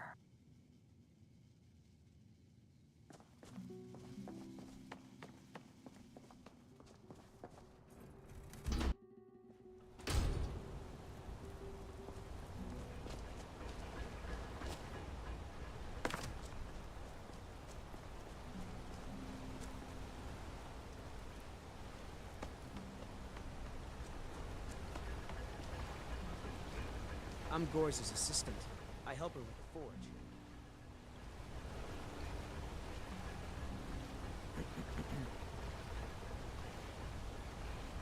My lady, might I take another look at your wares, if you wouldn't mind? Wares are the same. Steel, iron, good quality. What are you looking for this time? More bows? Or something with more bite?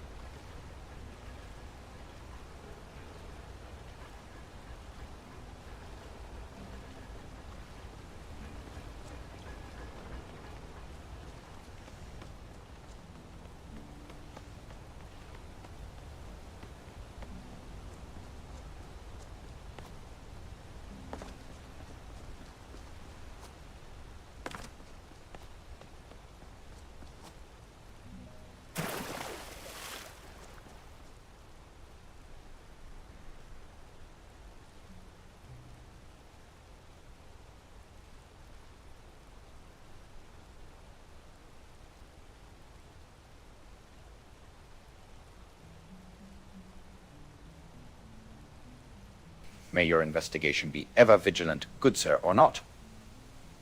Yes, let's pray. Let us pray for the knot.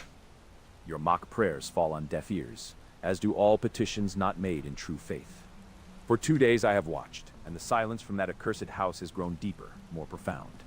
It is the quiet of a predator waiting. My investigation has borne fruit, Breton. The key will be found. And when the door opens, Stendar's judgment will fall upon whatever dwells within. Oh, fuck me sideways with a rusty Dwemer cog. Listen, you zealously constipated bastard. We've got a contract to fulfill that doesn't involve your personal vendetta against haunted real estate.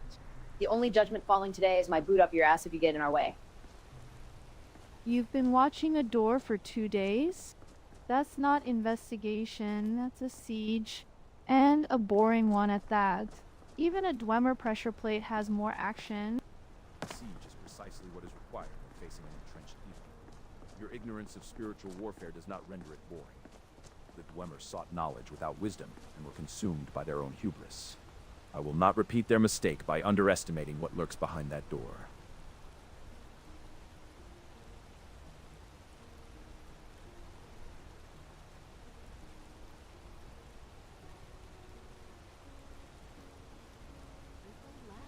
Well, the only underestimating happening is me underestimating this zealous idiot in front of me.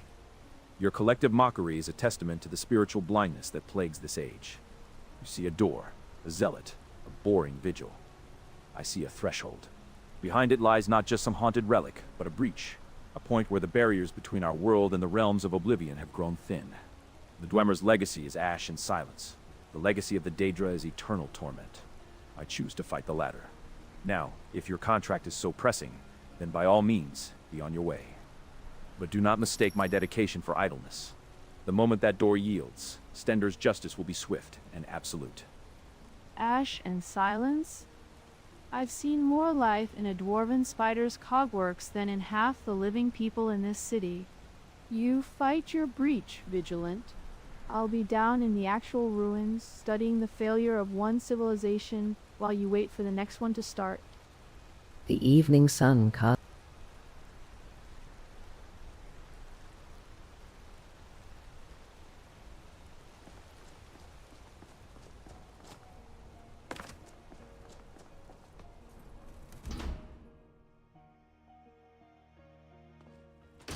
Did you hear all that noise outside? It's just the market rabble. We should get back to work. You there, if you're here to trade, step up to the counter. Lisbeth handles the customers. I just check the shipments. No, I'm not Arnleaf. Yes, I know it's called Arnleaf and Sons. What have you got for sale? Take a look.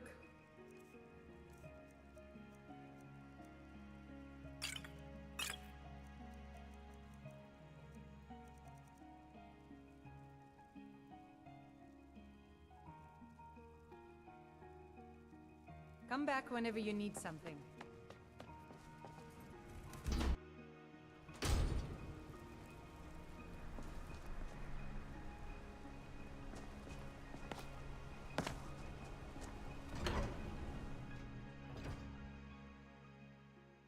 Welcome. Let me know if you want anything.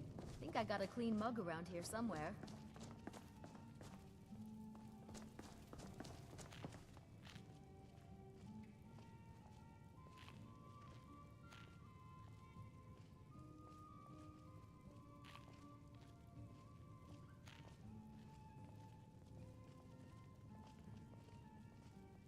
You want a drink?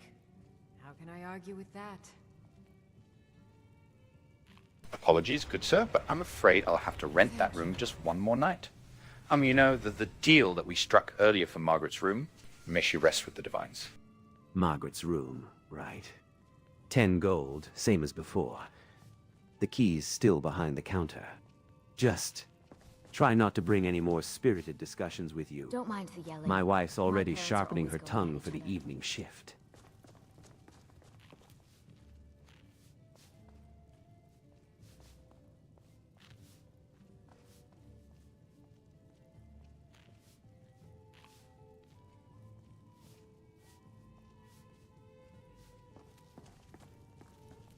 I will try to keep my companions at bay, however. I can't promise their silence as I am headed straight to bed, good sir. Well, if the room's haunted, it'll be the quietest company you've had all day, Moiri. And as for the price, in a city built on silver, everything's steep. But you're right about one thing. A peaceful night is a rarity. So here's the key. The bed's still made, and the only spirits you'll find are the ones you brought with you. Ah, the silver standard. We pay a premium for our ghosts, our damp rags, and the privilege of listening to marital disputes through the walls. Truly, Markarth offers a level of hospitality unmatched anywhere else in Skyrim. You're forgetting the complimentary view of the smelter smoke, the soothing sounds of pickaxes on stone, and the ever-present chance of a forsworn raid.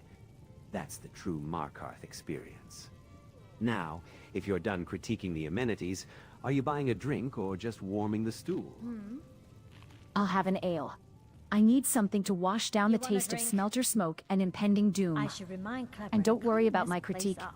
It's Oh, the did you only need thing that something? comes free with the room.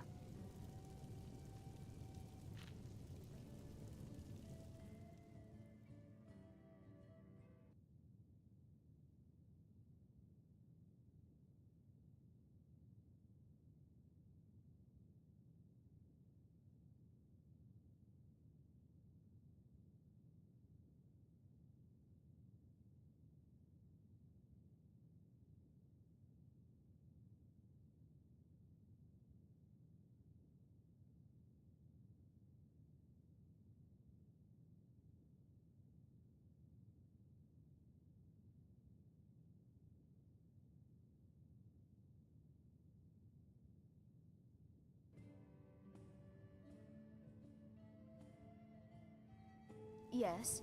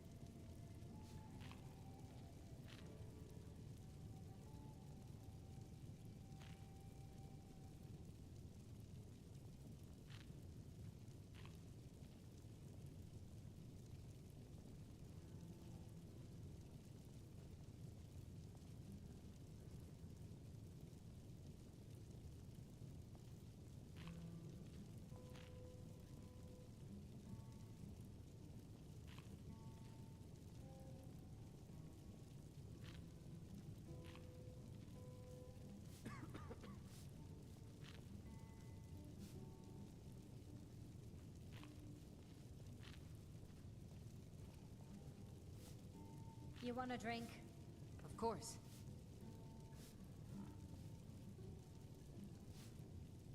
Snorts into his drink, wiping his mouth with the back of his hand. Useless? The guards?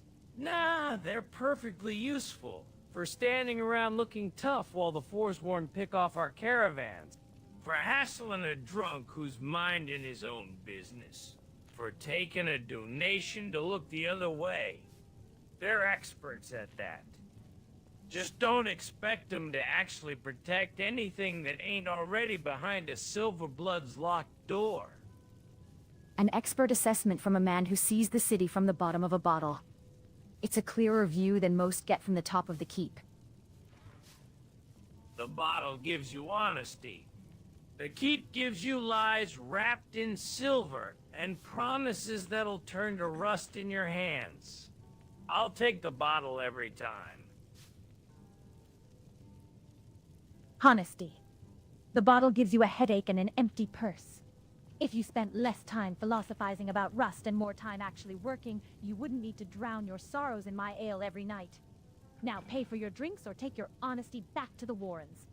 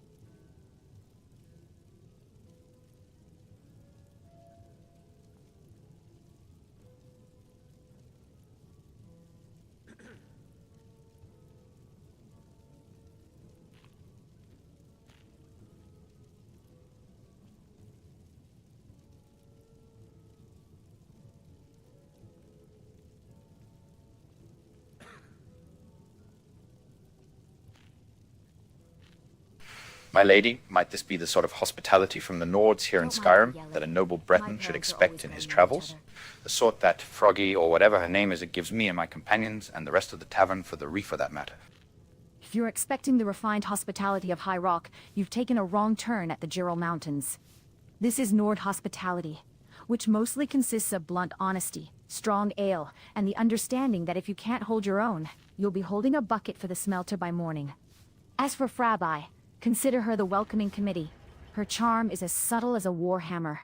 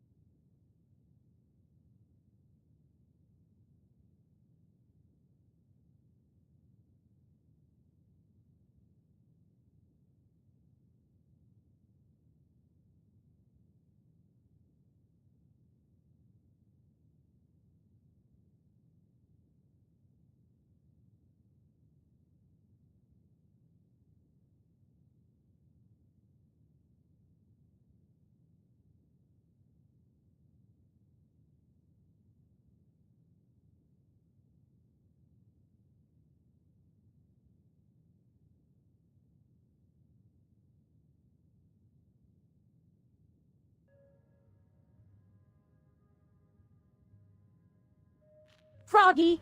Gods, I've been called a hag, a shrew, and once a stone-hearted bitch by a drunk orc, but Froggy is a new one. My charm is exactly what this city needs. Someone who doesn't wrap lies in silver like the rest of these schemers. You want High Rock hospitality? The road east to Fall Creek is that way. You want a clean bed and ale that won't kill you? That'll be 10 septims, and my name is Frabbi.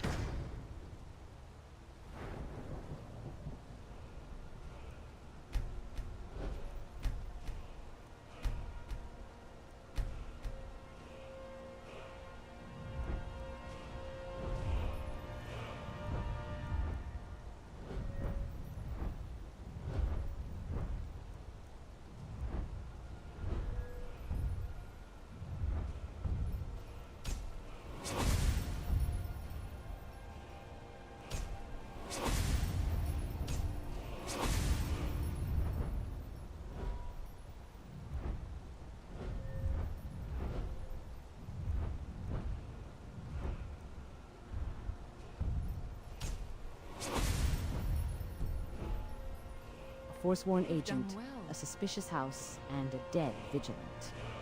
That's a more interesting ledger than most people keep in a month. You're collecting quite the portfolio. You've gone from a simple exile to a political incident.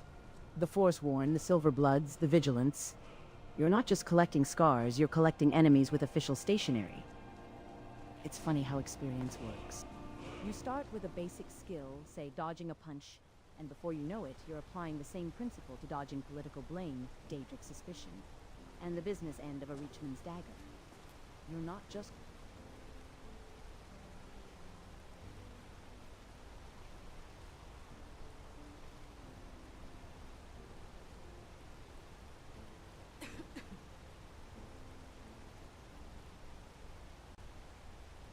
May Hermaeus Mora give you ever vigilance in the answers that you seek in this house, O zealous one. You dare speak that name here. Hermaeus Mora, the gardener of men, the corrupter of minds. That you invoke him so casually confirms every suspicion I have harbored. You are not merely curious or misguided. You are already in his thrall, seeking the knowledge that will unravel your very soul. Mark my words, Breton. The answers you will find in that house are not for the living. They are worms that will eat you from the inside out.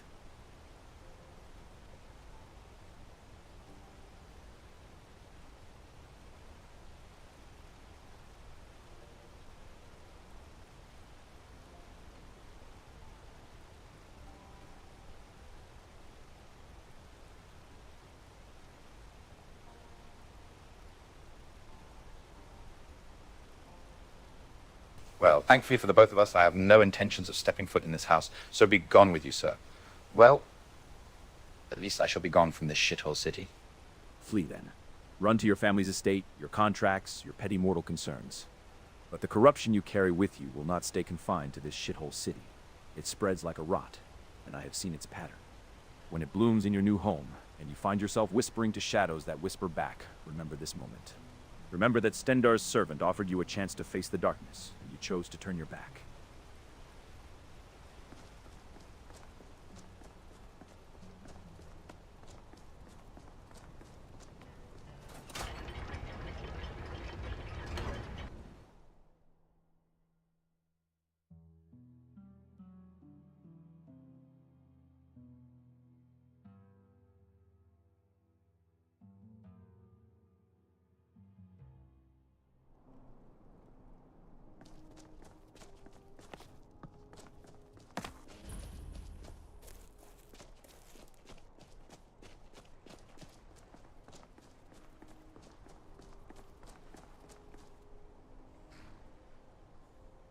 Good day.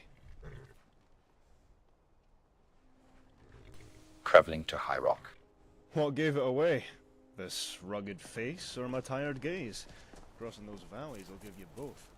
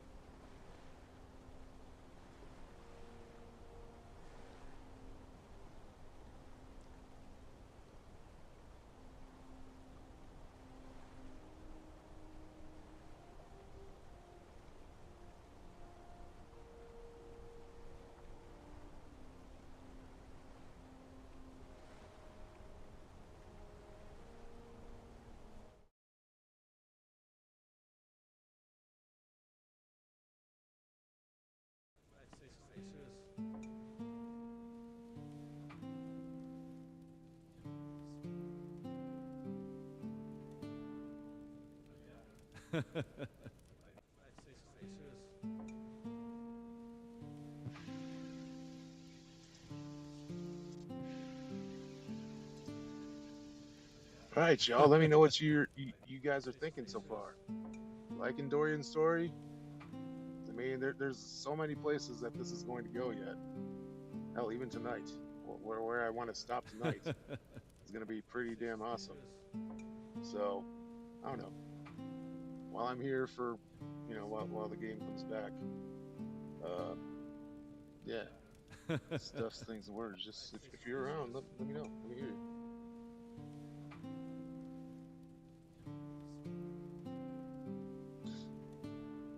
I did the wrong thing. So now this is gonna take even longer. Whoops. Won't be like an hour or something. Just bear with me for a sec, everybody. Hell,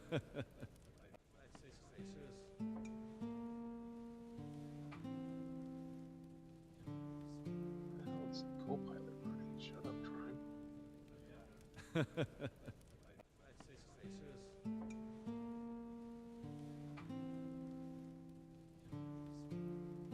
Honestly, man, this is like the best shit ever to me. This Chim, speaking to what are they called? The AI NPCs,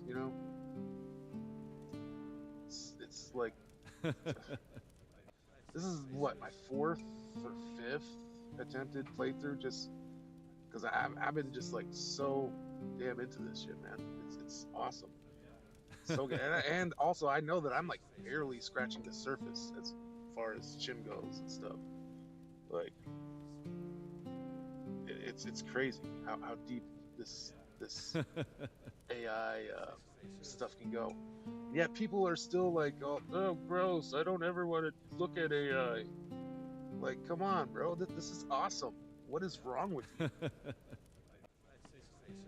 I mean, I understand like voice acting concerns and stuff. I get that part, but I don't know. I don't have an answer for it, honestly, either. So, whatever. Let's get the game back up and running. No. Obviously, I don't want to talk to that guy. That high rock guy. What the hell is my problem?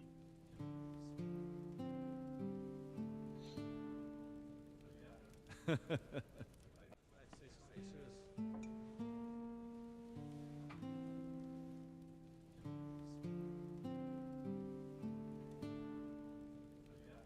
got the game back up.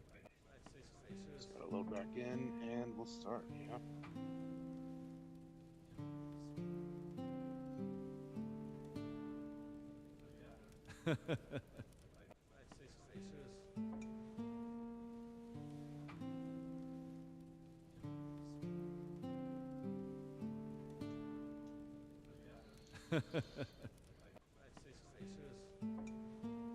I need a new one of these little intro things too, by the way.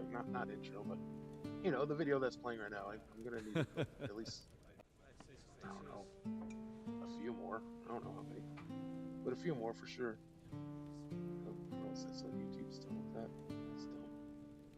Anyways, all right. Let's stop the loop and we'll get back to the game. Where are our buttons? Right there. Shut up, crime.